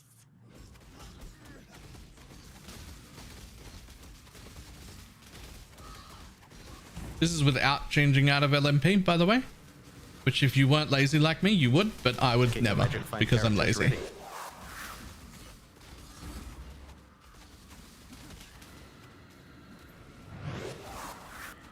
What skills are we hyped about?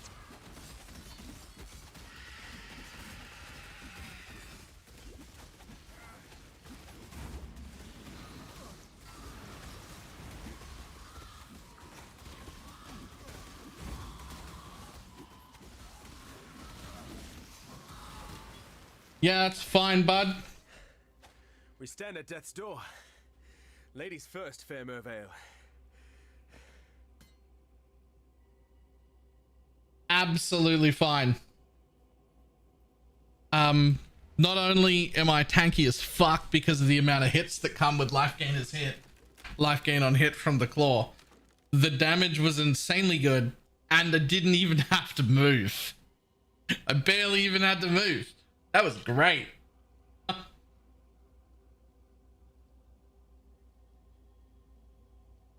Mesh, thank you very much for the 53-month resub. Okay, quick question. Which thing was giving us the this one, wasn't it? That's changing. See, that doesn't matter for us because there's no way you don't take bone barrier anyway. Even without, well, yeah, well.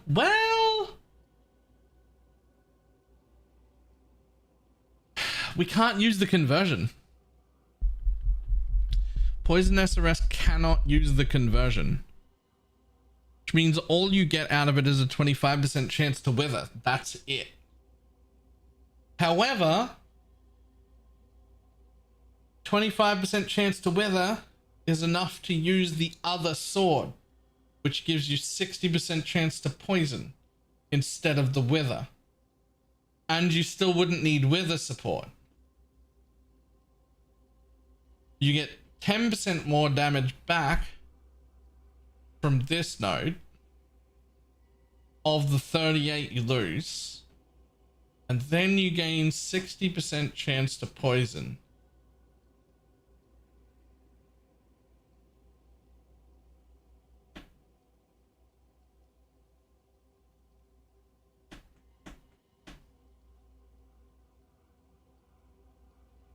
Might not be dead.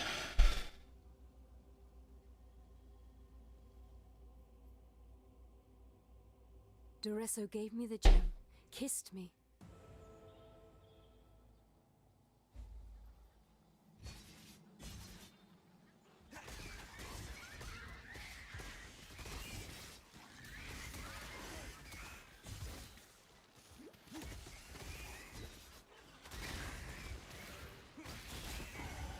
I'm starting to think there's more to life than prize or perish. Hit the poison cap easily before. Now it just cost a bit more. That's the thing.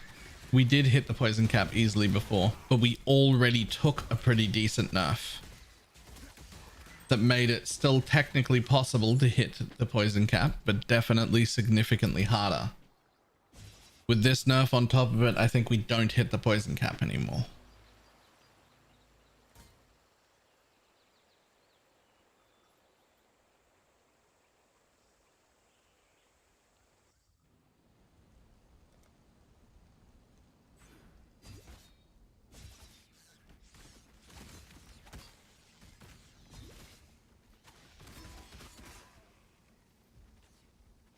Oop, does 38 more affect flat added chaos? Yes, and then in turn the poison.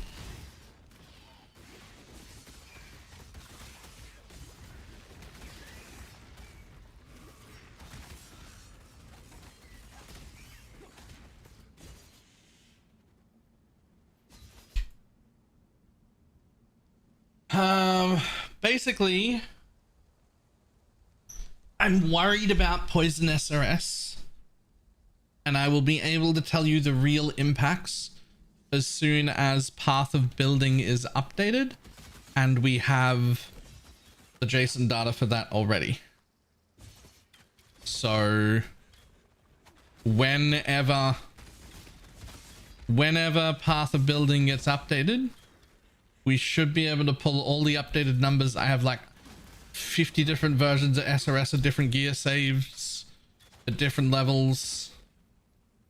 I should be able to very quickly, once we have a Path of Building, work out what the real numbers are and whether or not it's worth saving.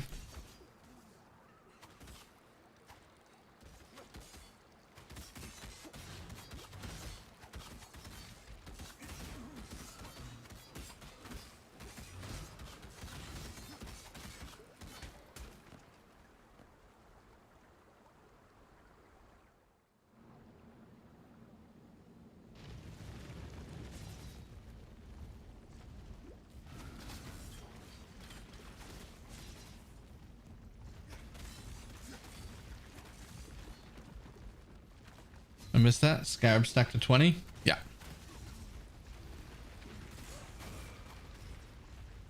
Not that it matters, because there'll be 100 different kinds. I'm gonna be fucking strapped for inventory space every map, picking up all my fucking scarabs.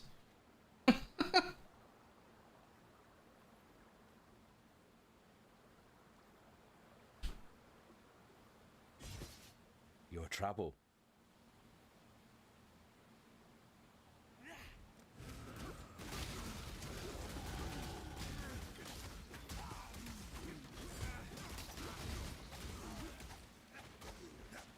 Come on, buddy. Come back in. There you go.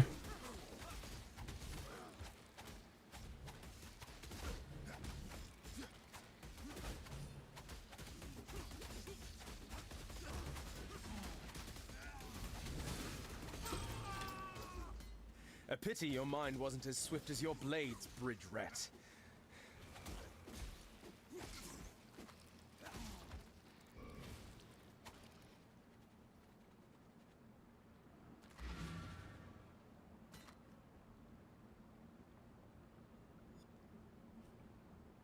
For testing, not for you, but I promise you people will already be doing it. I am positive that by now there'll be several 100,000 sextants sitting in a collective group of people's inventories ready to pull out on league start day and figure out what the expected return from one of those scarabed decks is.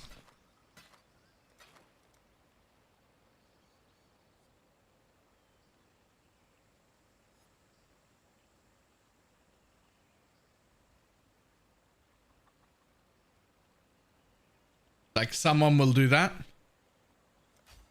Now, if you're part of that group that does that, cool, absolutely. And if you want handouts of extra sextants because you're part of that group that does that, fucking speak up. We're good. We'll have some shit for you. But otherwise, no one else needs to worry about that shit. We'll be fine. It's not our problem. Somebody else will fix that for us.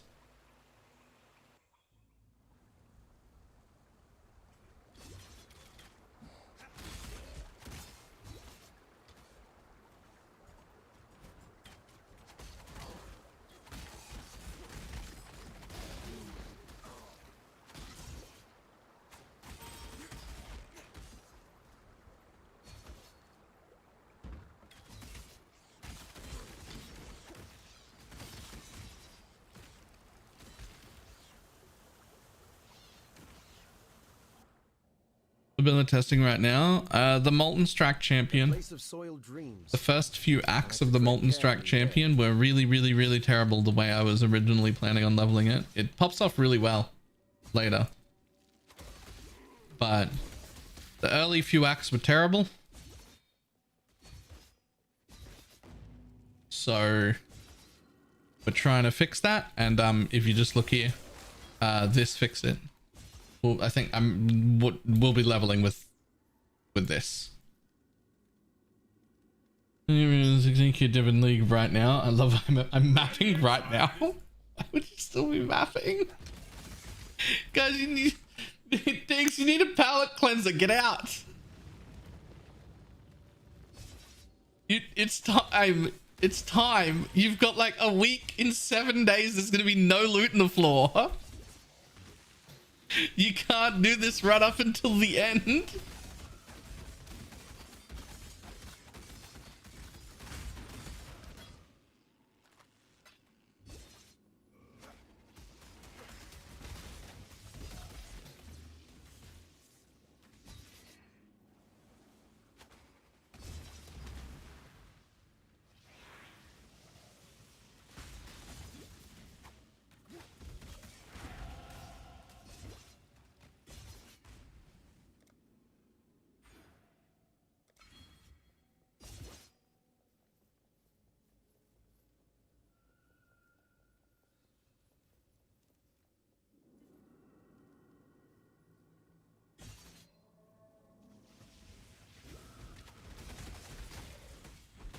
If you drag this guy or any boss to a wall like that, then it's even more damage because you spring the thing off and it comes back quicker. I think that's not even right. I think you need to put him like there. Yeah. You need to put him like against the wall, then he gets hit 3 times instead of 2 times.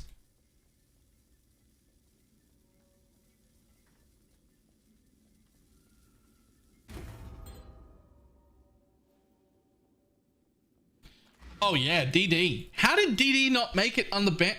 How did SRS and Tornado Shot and Stormbrand and Penance Brand all get nerfed and DD's just sitting there fine?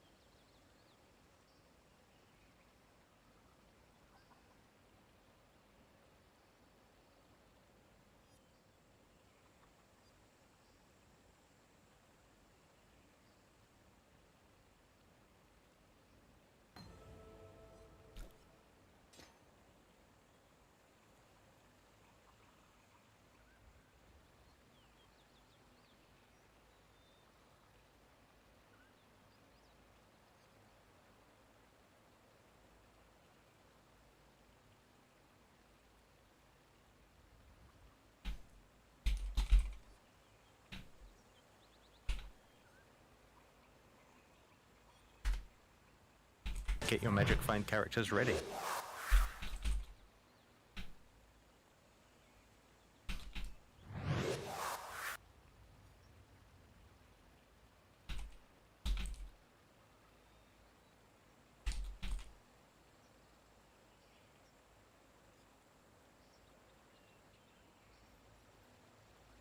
Get your magic find characters ready. Scuttleluddle. I give you the 57-month resub, and Old Man Rooks, and I give you the 3-month resub. Balor EZ, JBO love, JBO love.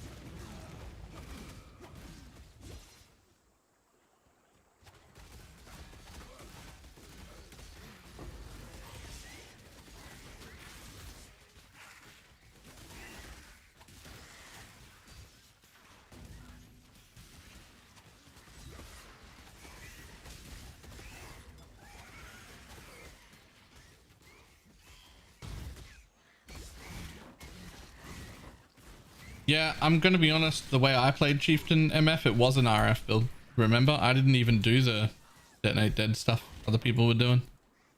I was like, nah, don't like this, I'm gonna do the other thing.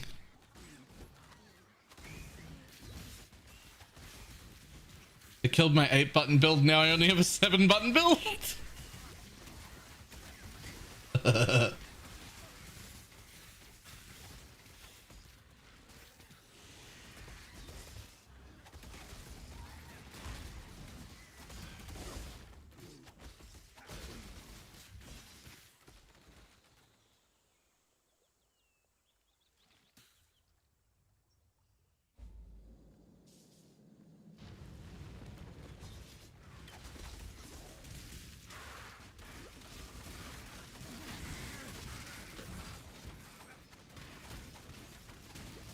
Look at that extra life as well on that rare.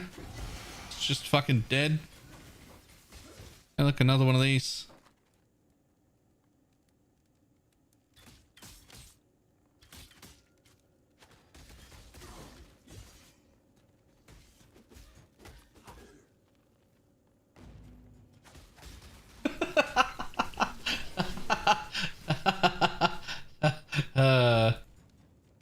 Fucking foot pedal.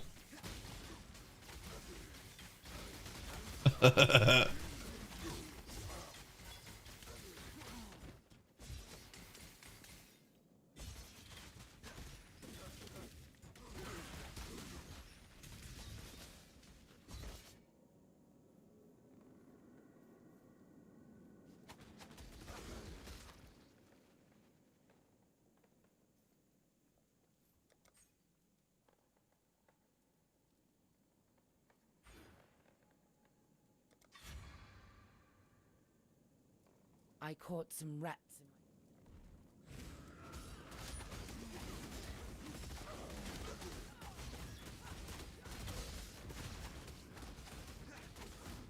Yeah, that's a pretty quick Allura kill, too. And not just quick, but like super comfy. Right? It's quick and super comfy.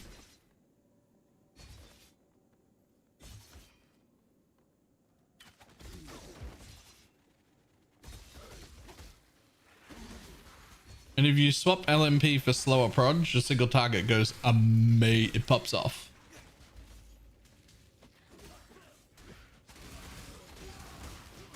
Hey, come up here, bud. Ah!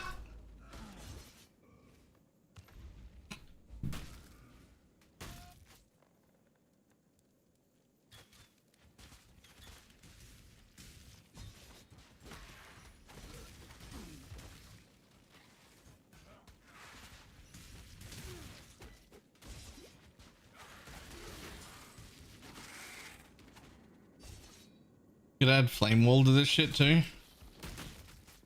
True.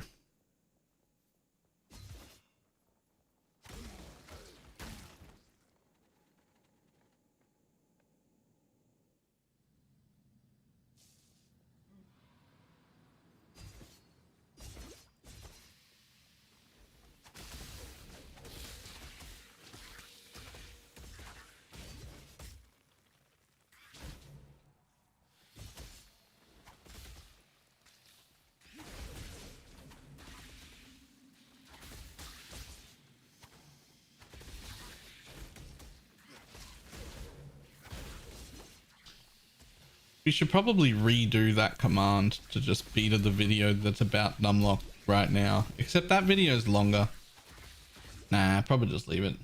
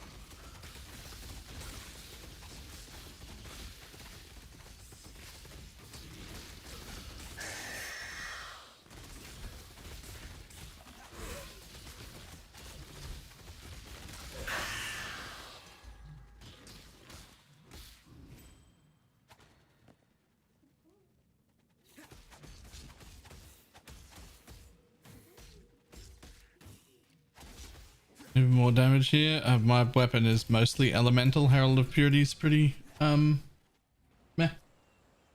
I should put on Herald of Thunder. This old mine shall... You and that speak.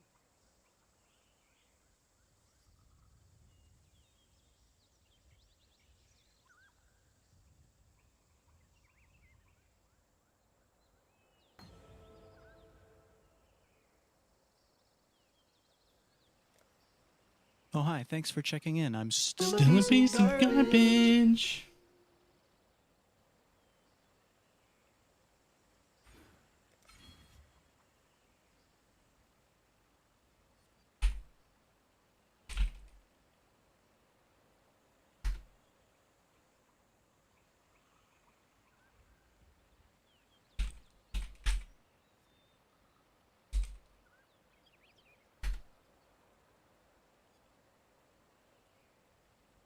Why do you go down the first node is 0.4?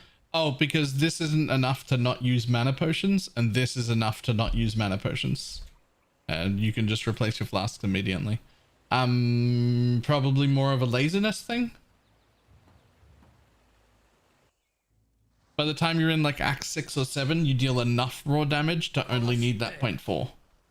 Right now, you don't deal enough damage to only need that 0.4, but if you take those two nodes, it's all mana problem solved, like 100%, no problem at all.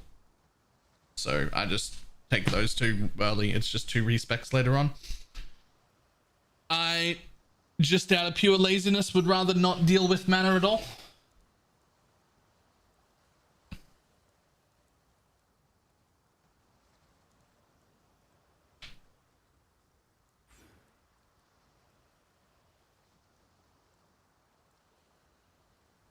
Mark heard that.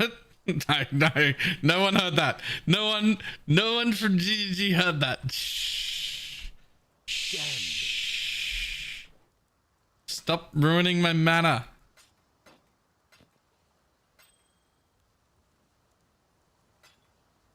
Farewell.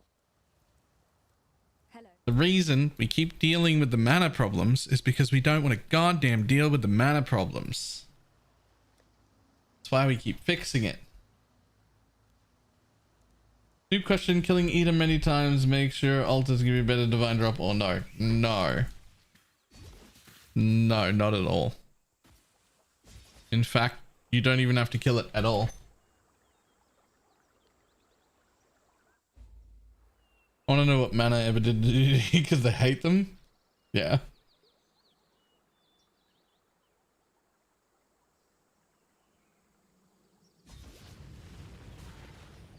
Do you think you'll do updated Atlas tree videos? Oh yeah, several.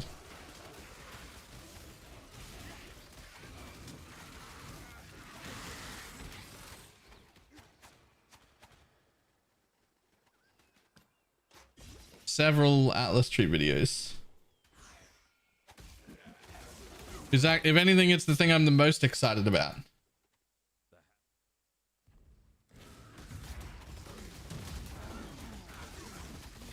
Come with me, bud. Come here. Come here a bit more. Yeah. No, come here.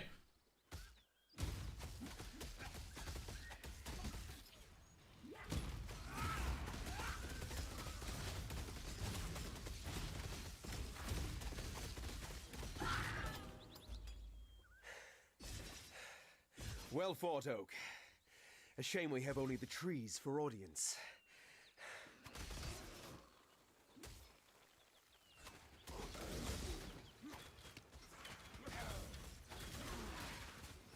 Jason's out yet? Yes, Jason's already posted. Nothing's updated yet, but I expect probably tomorrow we'll be able to do planning stuff.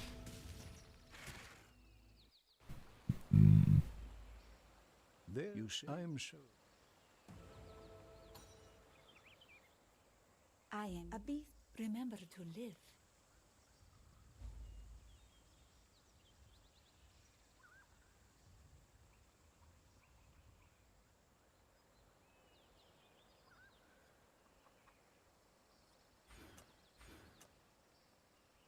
You want that for onslaught? Do you have the league date? Yep, we had that ages ago.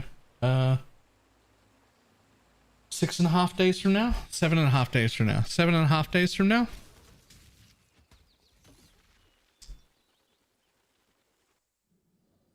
It's also on the Google Calendar. An exclamation mark calendar.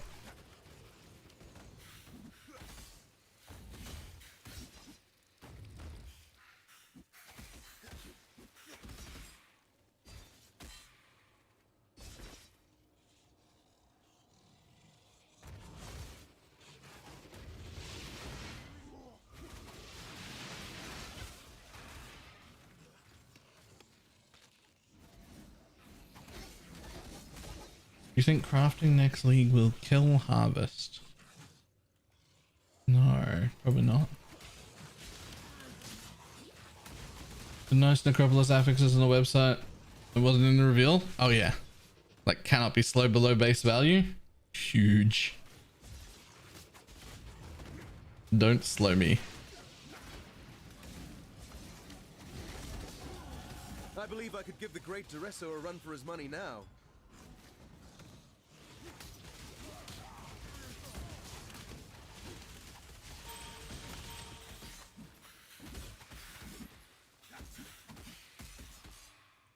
Does that work on tar ground or delirium? Nope.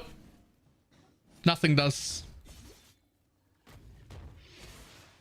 Those don't count as slows apparently.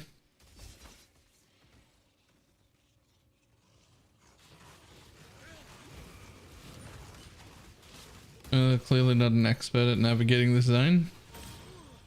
No. No. I don't think I'm an expert at navigating any zone. That's not true. I'm an expert at navigating Crimson Prison. I don't know if that counts.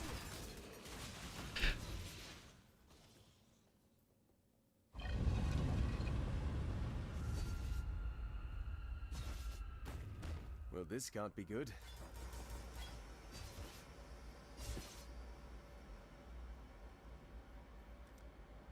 That's not a zone, that's a map. That's a map zone. Ready, exile?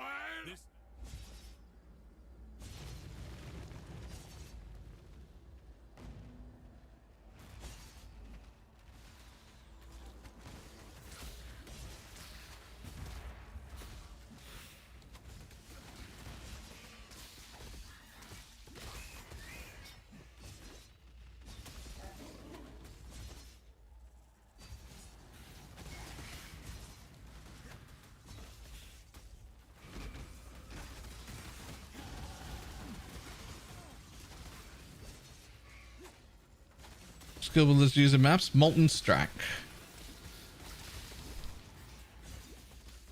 It's just gonna level with Spectral Throw.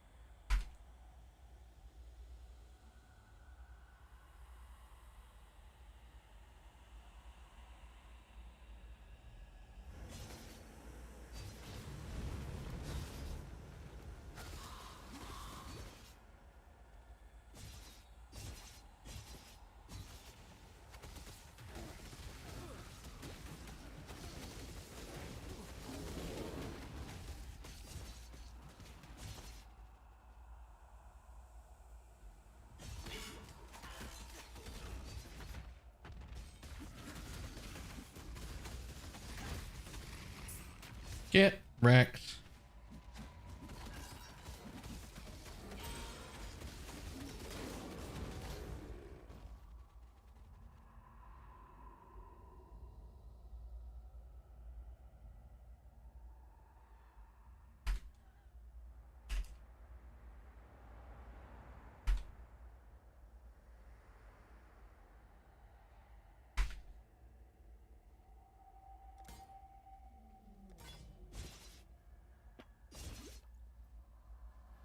Rip bone armor. Hello leech. Yeah.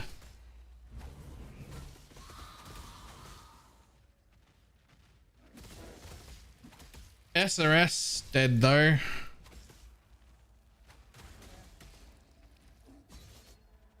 The Holy Might change.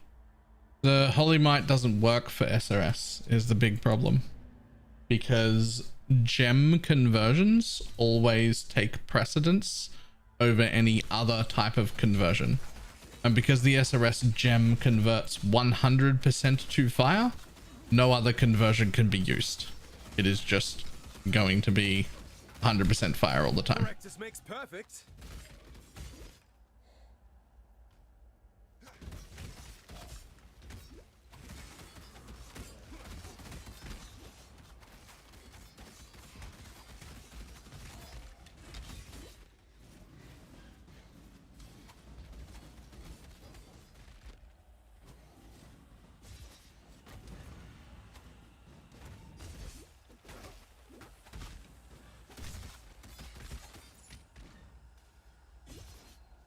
I can't wait for Path of Building to be updated though. As soon as Path of Building is updated, we will work on... We'll get all of the specific numbers for Poison SRS and how they work, because there are like some counter buffs. It might still be okay.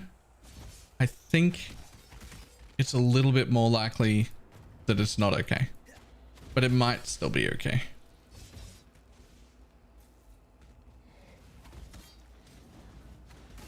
But we already have the JSON data. It literally came out today already. So hopefully it's not long before we've got some Path of Building information.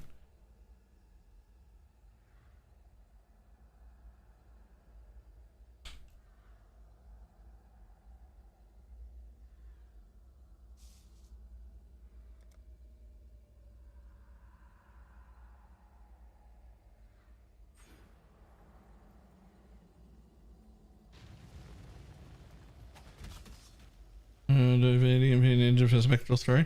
Pee-wee Ninja is worthless to look at now.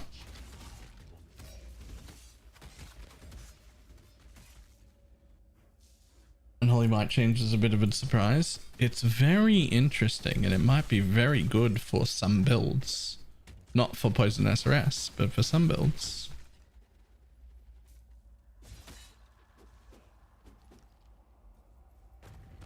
Like Iron Mass Skeletons. That could be pretty cool.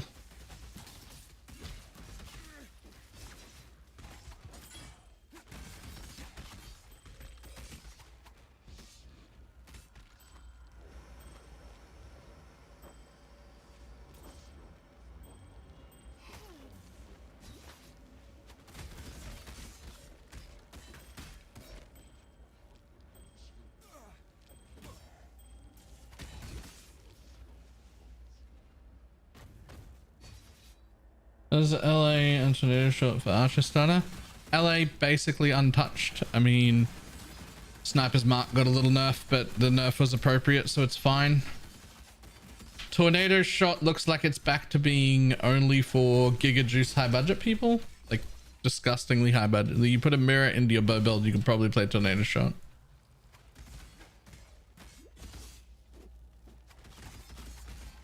This was already released, can't find it on the website. It was released in a Twitter post. Don't know why it was in a Twitter post and not the website, but it's there.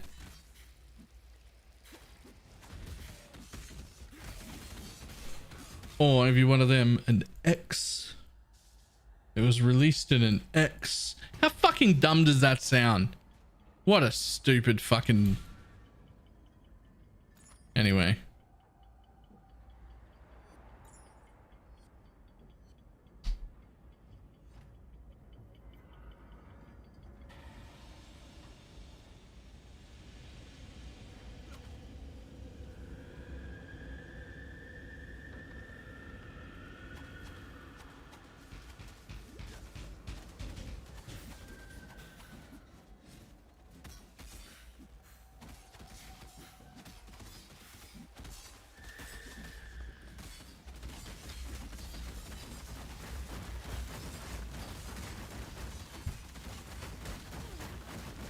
Oof.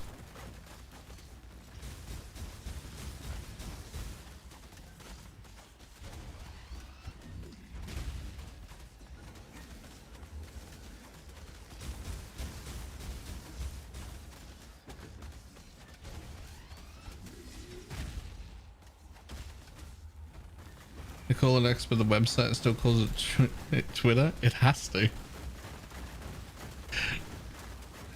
It's gonna cost them billions. Like the back end can't be changed that easily at all.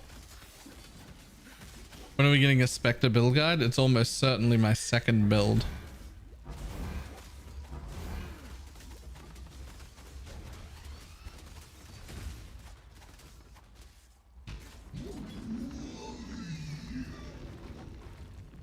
Four extra Spectres. It's pretty big. A duel like no other. You have return if you must. Also like those Spellzerker gloves. The Spellzerker gloves look really good. Helmet though? The Spell Rage helmet?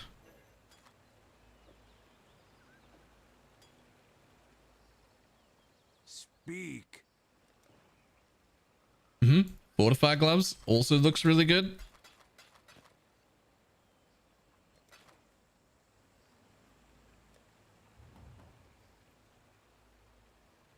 How many Spectres are we talking then? Like 8 or 9? Well, what? You get 3 from the gem, 1 from the tree. That's 4. 1 from a chest. That's 5. That's what we normally sit at, is 5. So 5 if you get a chest, 4 if you don't. So plus an additional 4. So it'll be 8 or 9 Spectres.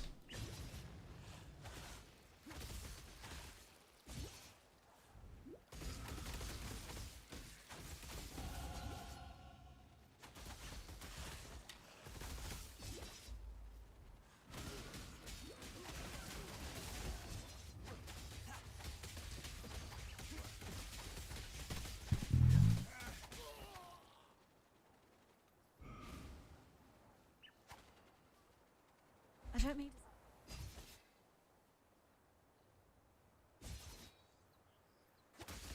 Not just 8 or 9 Spectres, but 8 or 9 Spectres that leech 1% of the damage they deal to you.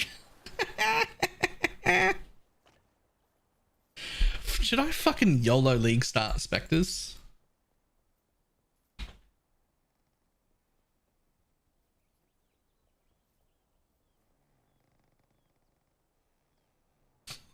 No. Okay.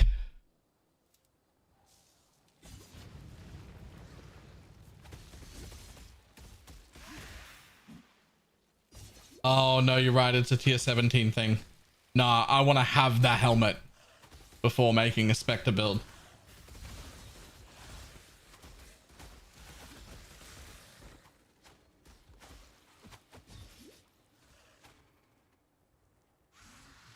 Helmet was from an Uber boss. Oh, okay. Yeah. No, thank you. I'll wait. I'll wait until I have the helmet, and then we'll do it.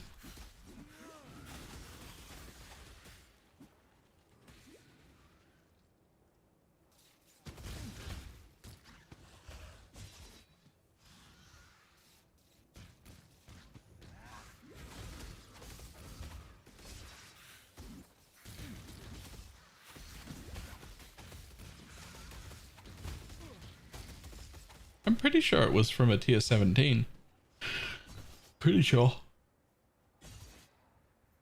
Pretty sure it was one of the tier 17 bosses.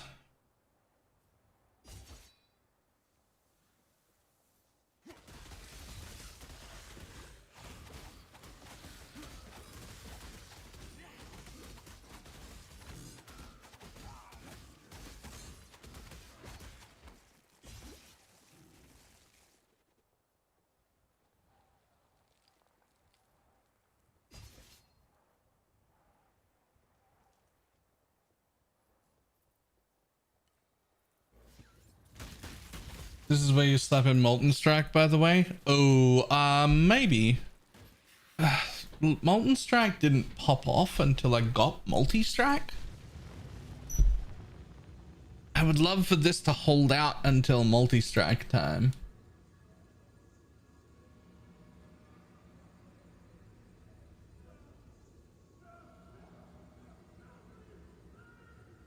Honestly, I should try this reduced speed. Should try this reduced speed thing.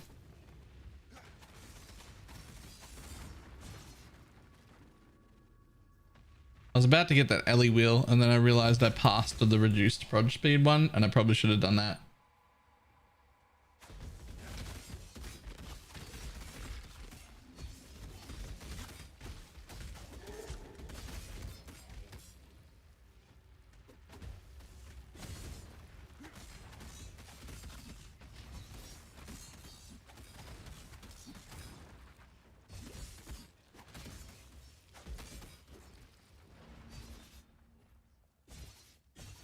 That somber expression doesn't become those fetching features at all. Cheer up and dance with me.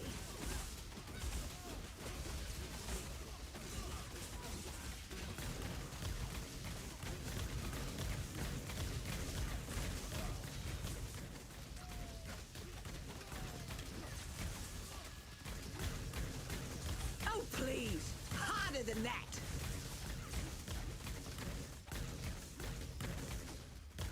Enough of this. Go gadget life gain on hit. It's so good. The life gain on hit part is so good.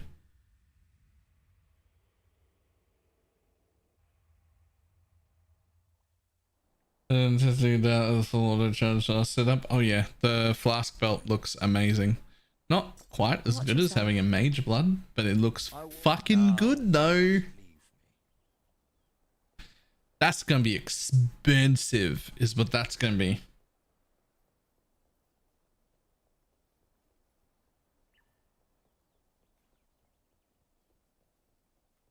Oh, I know the right time to schedule people's change to fortify. To molten strike, and it's because your first ascendancy for this build is the fortify one, which you can never ever get with spectral throw.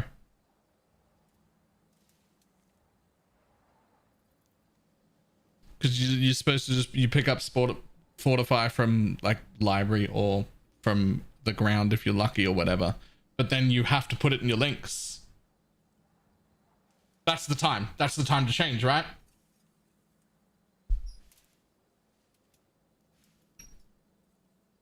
Because that attack speed cannot be stunned. The armor evasion stuff is too good, especially the attack speed. You start welling bladesing like super quick. That was the attack speed from that is when I started to feel like I was Speedy Gonzalez all of a sudden. Ready, exile? It is time to hunt. So that's for sure for sure the change, right? The change spot is normal lab. Ready.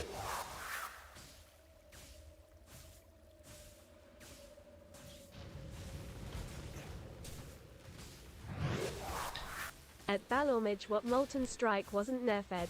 Bottom line, what's best build to complete Atlas? There's no such thing. Best build to complete Atlas. Probably Detonate Dead.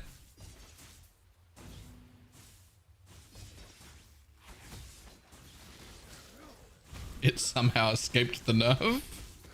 I don't know how that happened.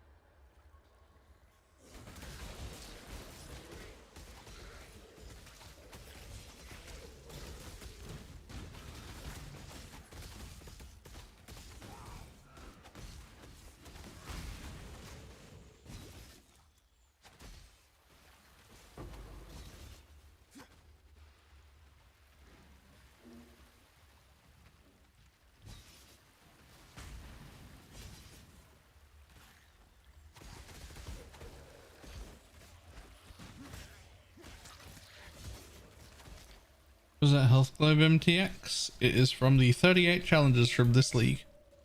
It is called Night Lotus Helm.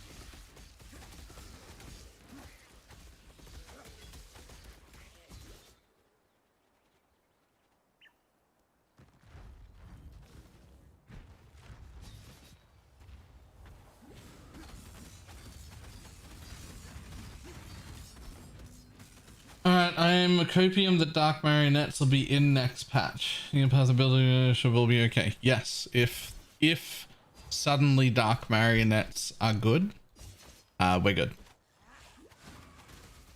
In fact, buffed. Better than last time. Because of the Necromancer changes.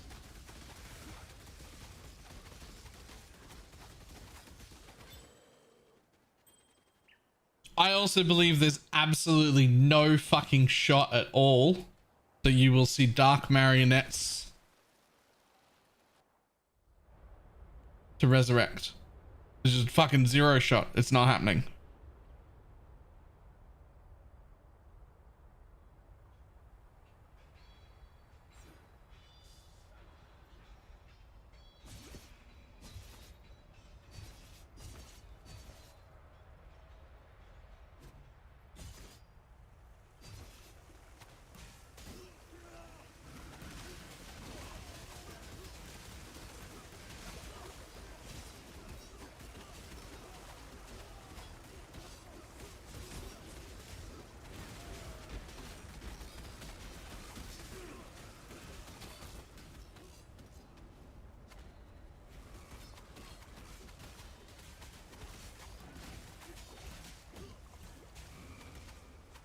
Where are you going, bud?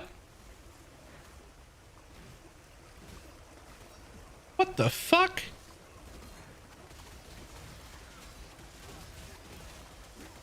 I stopped attacking that guy because I wanted to see where he went. Why was he going on a jog?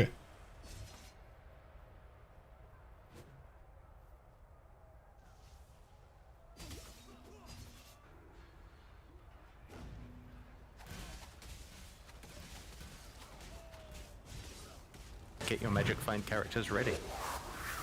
No, thank you very much for the prime.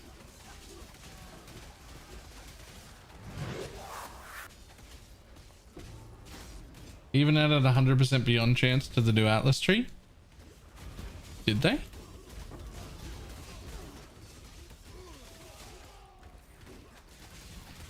I will have beyond on every single map forever if I can get 100% on the tree. Okay, my weapon's starting to fall off, which is fine. But look at me just face tank these dudes. Like, that's 3 rares. I just stood there. Like, it's an Act 1 weapon, right? Like, it's fucking level 12 required. Like, obviously I need a new weapon. But that's some fucking tank. And what do I have for tank? What do I have to make that so tanky? Fucking nothing. No, not a single life node in the entire tree. 1.4% leech node. Otherwise, nothing. It's just the claw and spectral throw.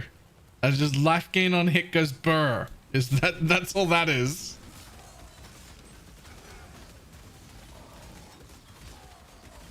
I guess I got 40 regen on the shield. 40 flat life regen on the shield.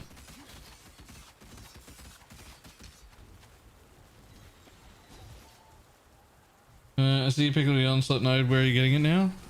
From the onslaught node. But sometimes, anyway.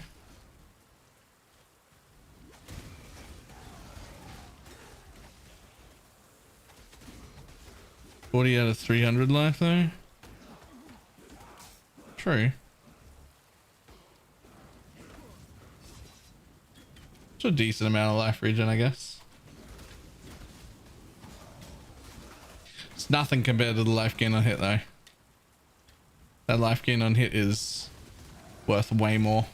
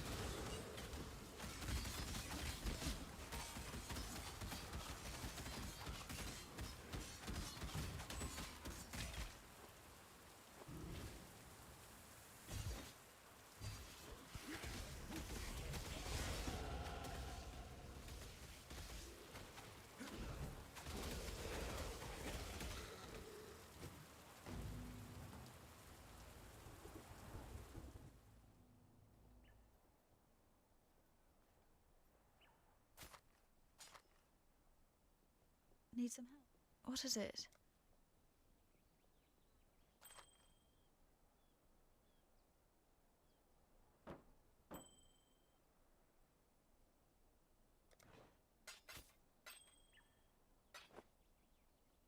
Be careful.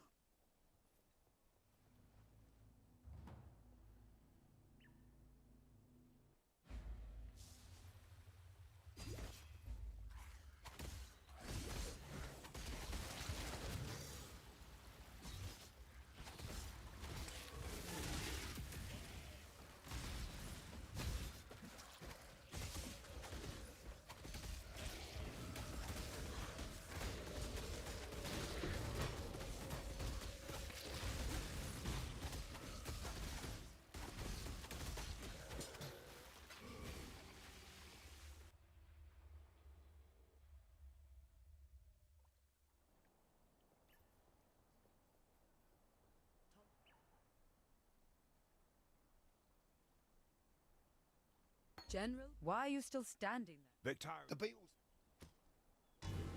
What's up?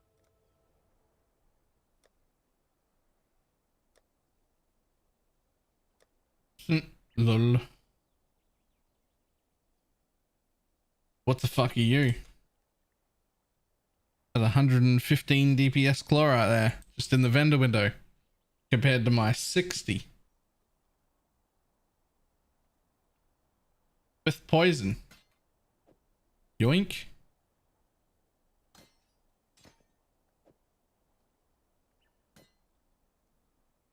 Easy double. Easy double.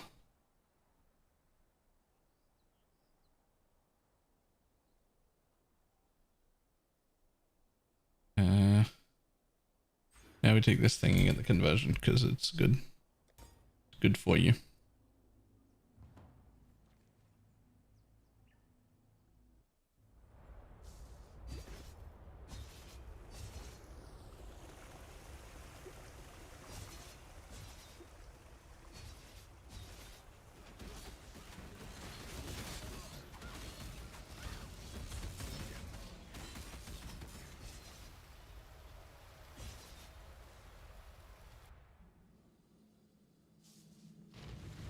It seems there's glory in the old empire yet. 100% beyond chance costs 13 atlas points. Yeah, but every single map has beyond. That's worth. Need a tree though. I need the trees. We're gonna spend so much time in trees. As soon as we get all the JSON data stuff happening, we gotta see if SRS is savable or not. Build the guide out for this Molten Strike thing properly. And then spend the rest of our time on Atlas passive trees.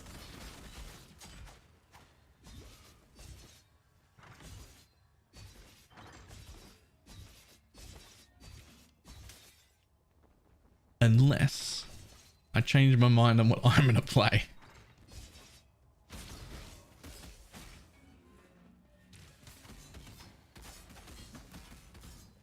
Which I might.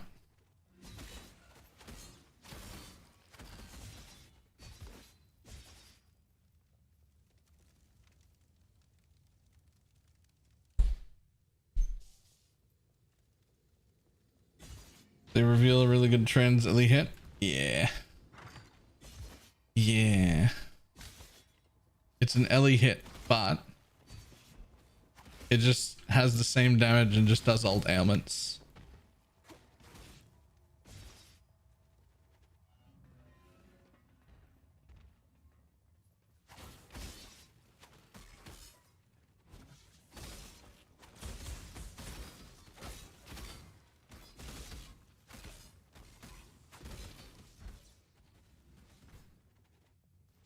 Just an alt ailment Ellie hit. What do you think?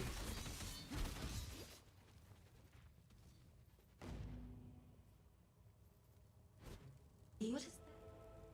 The cockroaches will come again. They want the twist. That cockroach emperor. The other bugs shout his name. Revicius. I like you. A dash. You may go.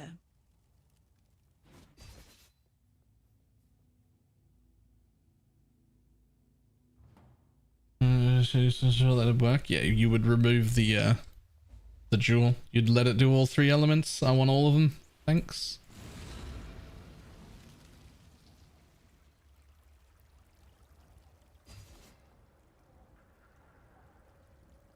You could also make it a raided totem build.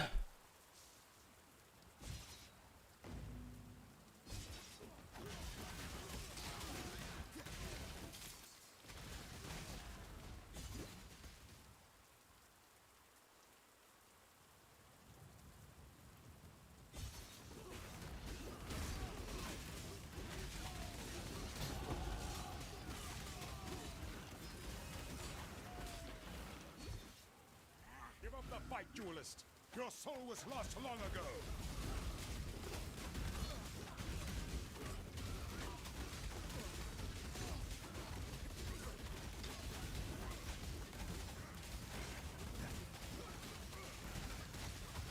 I'm currently standing in the fire. Oh, okay. Well, I just decided to try to not dodge anything at all just to see. The fire was fine. The meteors from the sky, not so much.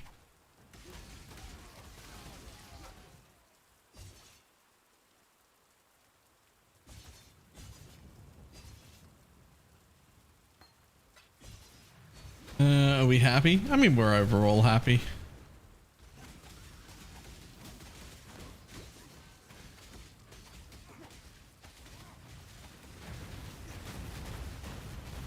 Which fire is that? Non-existent, I imagine. I fought for God. Who do you fight for? 4. I stood in the ground fire thing. 4 fire resistance. It was only the meteor that could kill me. The only honorable thing you've ever done, Gravicius. Will not miss sextants at all. Will not miss sextants at all. Confirm. Can confirm.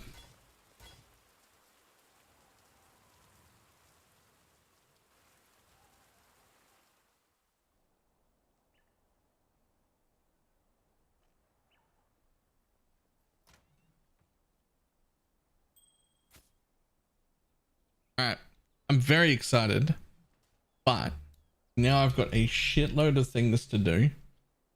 including figuring out what to do with the YouTubes and the videos and the guides and the everything.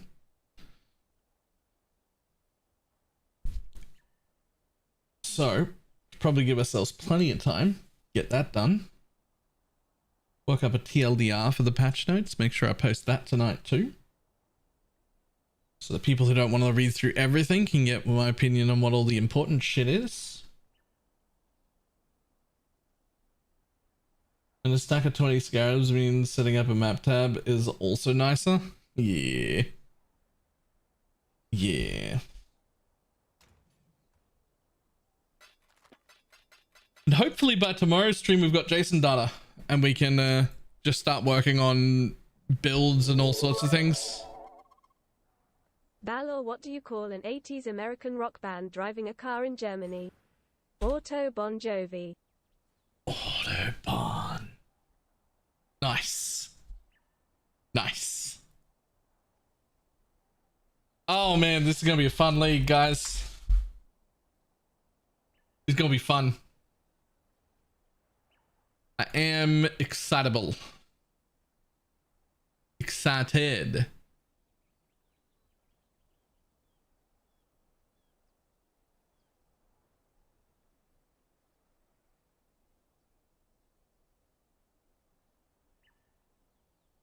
You watch. It's gonna be 2 fucking banger leagues in a row. Per stage.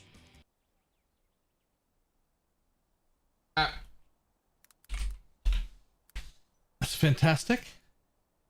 But it is time, and I will see everybody tomorrow. I'm gonna go to work on the non-live things. We can get stuff done. I'm gonna do like fucking 2 videos a day, I swear.